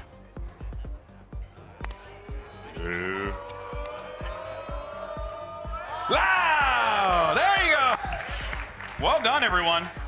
Good clapping, good audio. I like where your head's at. Well done. All right, let's go ahead and do pool 3. Which, of course, will be Leviathan. Next up, pool 4. Who's it gonna be in pool 4? I believe this is NRG and 100 Thieves, or I could be. No, EG. You know more than me, Nick. You're smarter than I am. EG going into the Alpha. All right. How are we feeling about the Alpha group so far, guys? You interested? Interesting. All right, let's go. Pool 4. Pool 4. Let's see for our last team.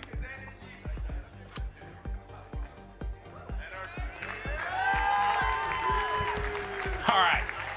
And now it's time to get good, because this one only has 4, oh, it's not only, this one has 4 slots. So let's do this, Nick. 4 teams are in this pool. 2G, 100 Thieves, C9, and Furia. What do you guys think of the Omega group so far?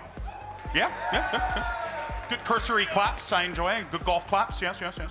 All right. Who's it gonna be in the Alpha? And it's 100 Thieves!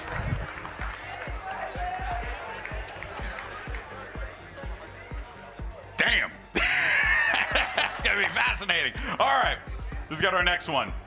We got 2G, C9, and Furia still left.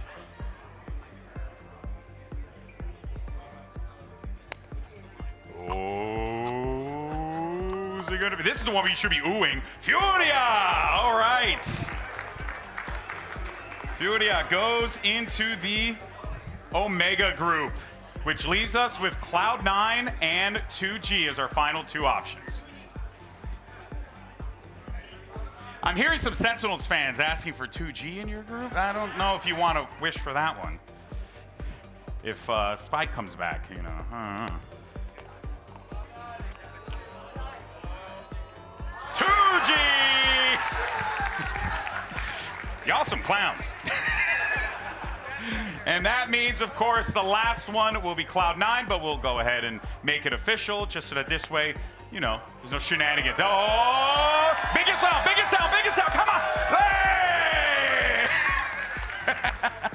All right, there you have it, folks. Your Alpha group is Sentinels, Crew, Loud, Evil Geniuses, 100 Thieves, and 2G. And in your Omega group, it is G2, Mibir, MIBR, Leviathan, NRG, Furia, and C9. What do you guys think of the groups? All right, well, Nick, thank you so much, my friend. Appreciate you. Now joining me, let's go ahead and bring up our representatives from the top seeds in the Alpha Omega group. You might be slightly familiar with them. In G2 and Sentinels! Fellas, thank you so much for joining me. I know all four of you have to be very tired, so we'll make this very quick. But first things first, what do you see when you see this group here? How are you feeling right now, Valen? Honestly, I feel like they're kind of even. I mean, Alpha may be a little bit more stacked, but I'm happy with my group. I want to beat all these people, so I'm glad they're in my group. Okay. All right. He called it there, Jonah. What about for you, man? What do you make of this one? I'm glad we got MIBR because nobody likes them anyway. So. Whoa! Oh, I wasn't ready for that. That's ironic considering no one likes G2 either. Holy snap! My heart, I'm too old for this. What are you doing? Okay, Zelsis.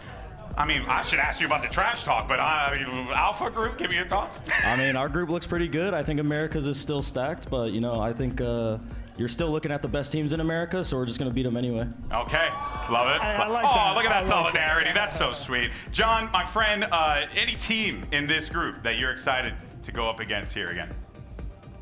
I mean, we just have the classicals there, right? Like Loud, 100 Cheese, SEN. I mean, we just got the viewership group for sure. Got the viewership group. All right, John, I want to get your thoughts on Bangkok. You're excited to go. What are you looking forward to doing? Any teams you're looking forward to competing against in Bangkok? I mean, it's always nice to compete internationally in VALORANT. I mean, that's the goal. And I mean, the plan is go and win it, obviously. Looking forward to play like all regions if we get a chance and like play all regions and win. Yep. Yeah, Zelsis, how would it feel to lift another Masters trophy again? It'd feel pretty good. I mean, getting 2 in a row at the start would be nice. Like first last year, then this year would be great. I'm just not looking forward to the flight. Yeah. Hey, I feel you on that one, brother. I feel you on that one. You guys think Sentinel's going to do good at Bangkok? I think so too. And of course for G2, Jonah, my friend. I mean, you know, Bangkok's right around the corner. Anything you're looking forward to? Looking forward to the flight. No, I'm just kidding. The opposite. You know, if we win, it'll be nice. People will just say it's an 8-team tournament, that it means nothing, but, you know, who cares? Hey, those 18 tournaments are hard, all right? They're hard. But, now, of course, for Valen, you're going into this one, big opportunity for you to go for a back-to-back trophy lift. Do you feel that pressure, or are you just not really worried about it? Not really pressure. I just am grateful for the moment to be able to travel again and compete. I mean, like John said, that's what we play for. So I'm so glad to be in this position, especially with the team right now, because my confidence with these boys is through the roof. Yeah. And so hopefully we're going to carry that into Bangkok, get the first dub, and just take off. Hey, like how they did last year. Hey, well, you know what? I think I can speak for all of us here when I say that we are so pumped for our America's representation in Bangkok to kick all of the asses. All right? It's going to be a good time, and that is going to do it for us here. You see our groups. We'll see G2 and Sentinels at Masters Bangkok February 20th. And, of course, VCT Americas will return Stage 1. Mark your calendars, March 21st, right here at the Riot Games Arena in Los Angeles, California. Thank you so much for watching, everyone. We appreciate you. Congratulations to both teams on an incredible BO5 Grand Finals and G2 on their victory. Thank you so much. And this is your Samsung SSD Fast Replay. Take care, everybody. Thank you, everyone.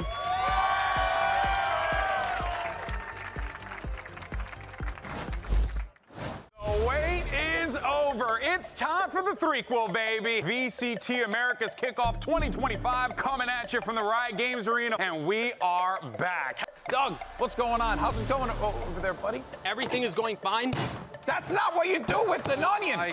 Whoa, this actually looks pretty good, Doug. I mean, well, you don't go first. It's up to Calvin-Zine.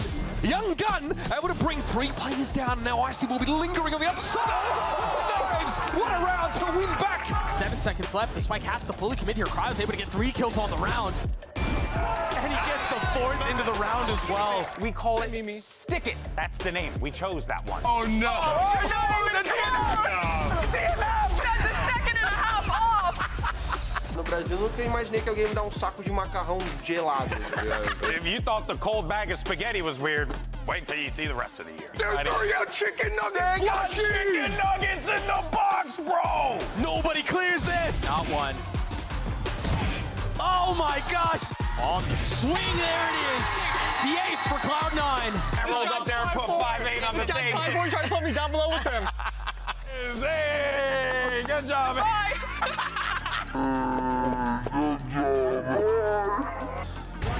No way! Teeing off on Crew. Do it for the people. He might get a shot! And he will deliver. Paint shells clear a little bit of space, but John and Zekken are going to swing together. What are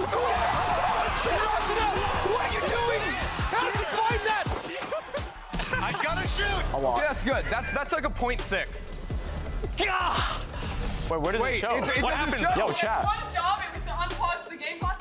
It's all about the swing and the fight now. He's dinked the first one. Can he get the second? Remember how weak Havoc is. Off the swing! The Red Bull clutch for Calm. Bro, you're him. I'm watching them play, and I already feel we're winning champs. I already know it, man. I already know, bro. Even up though in the post-plant lead, stepping forward on the side, getting ahead of the util. Oh, it's just too easy, baby. G2, throw the gauntlet down. Time to eliminate some teams. Blood is in the water. I'm as excited as can get. EG demolishing Furia as the rocket misses. EG gets the kills, and they knock Furia out of kickoff. I'm friends with Aspas, so it's really sad to me to see him go like so early in the tournament. But yeah, it's gonna You're already calling the loss. Just gonna keep holding that line, but lose Mitch in the process. What a look, what a shot. Down to 46, the rest for Aspas is off. Amazing stuff from MIBR. The upset we were not expecting. DCK, when we went to Six Flags, I paid the Uber, and you still didn't pay me back. So you owe me a lot of money. But Melzer has to move forward to one-on-one. Gobert getting to half. No Melzer's way. just going right in front of him. And he wins the fight. One kill, almost a second one spammed through the wall. It's gonna be another one from EU as he looks for a fourth kill. The jump, possibly the ace coming in from EU, ladies and gentlemen. This is a hot series. I love that we have Ender, by the way, because he's going to bring down the average median age of this desk. And bring up the average median height. That's also very true. And then you just stand up and say, you guys are what? Much more to be found for Zekken. He's gonna have to ace if he wants to win this out. Make that 4. Buy some time on the swing. And Zekken delivers for SEN City. They take down Loud. Like, I have an uncontrollable hatred for that penguin. I need to go into witness protection after what I'm watching here. And I think, listen, the jury would side with the penguin. You don't want to overextend into this one! Leaf, you monster! Up on top of the... Whoa!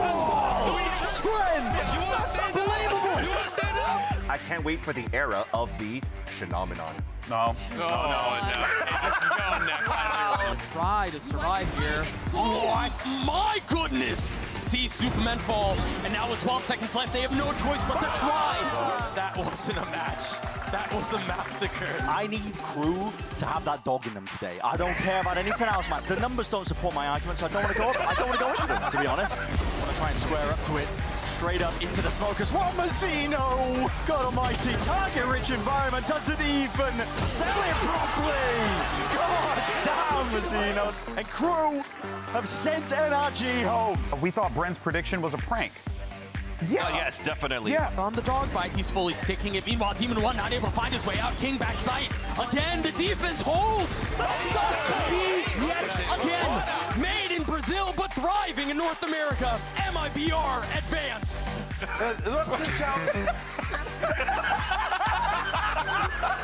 I thought this was as serious as that. Presence occurring all across the place here. Mazzino just trying to sweep his way through, but no one clearing into these corners. Kesnit lights it up into the feed. It's a 2v2 scenario. The players not expecting it at first, so right from behind. All of the passion. Somebody punt to that penguin. No. Safety. Safety. Oh, that's brutal. That's what I'm talking about. That chaos. Can you carve away the victory? Crew trying to take your peek and take the timings. Shy, clutch machine that he is, sends Crew just that much deeper.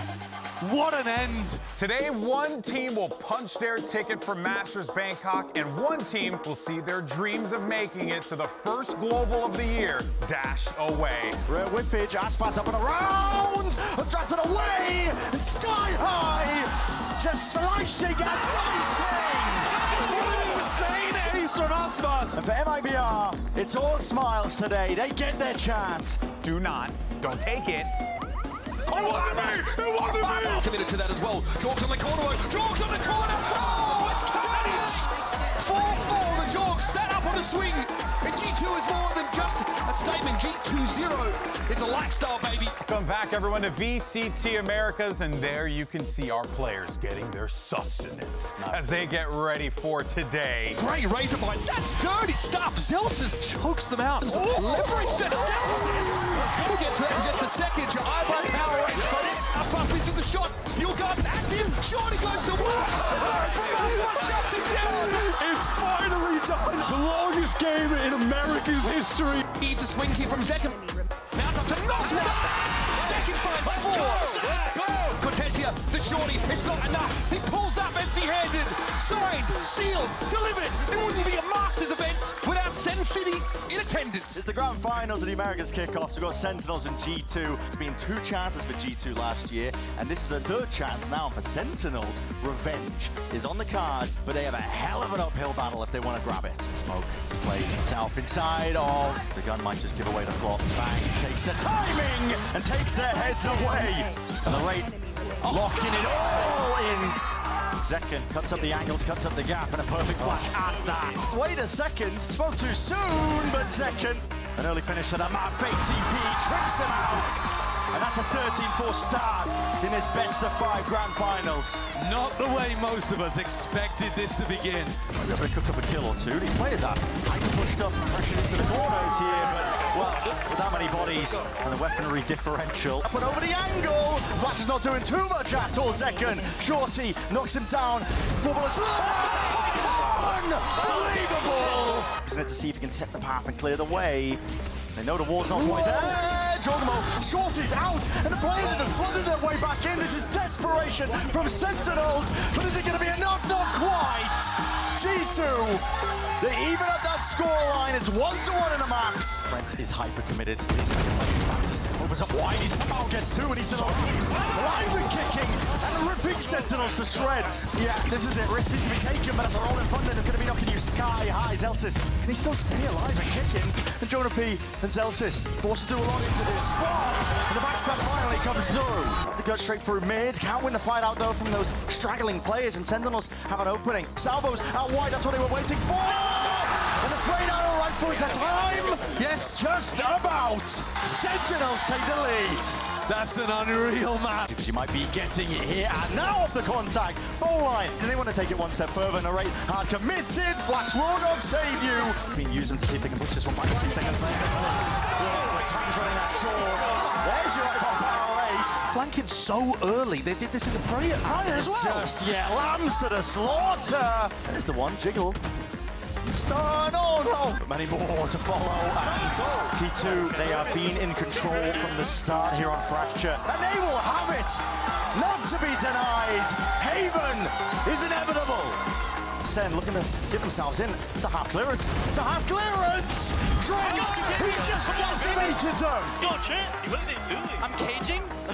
And these players are falling. SEN to do a lot here. They're in the way forwards. Chocomo is low. Flash is going to be broken here. Got enough. Leave cannot do it here. Up on above. Chocomo hears it. He expects it. SEN bringing this one back. The Bees have himself that ball. Inside through short. Down to the 1v1. There's no hiding it. It's half earned. He wants to stick it. And Valin punishes. Jubilation for G2. The victory that eluded them, a title gained and garnered. Finally, they get their win in our grand finals of America's Kickoff.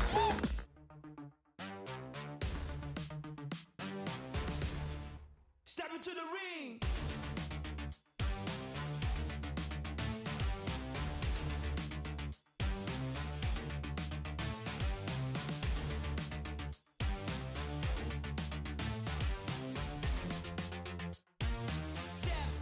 Step into the ring.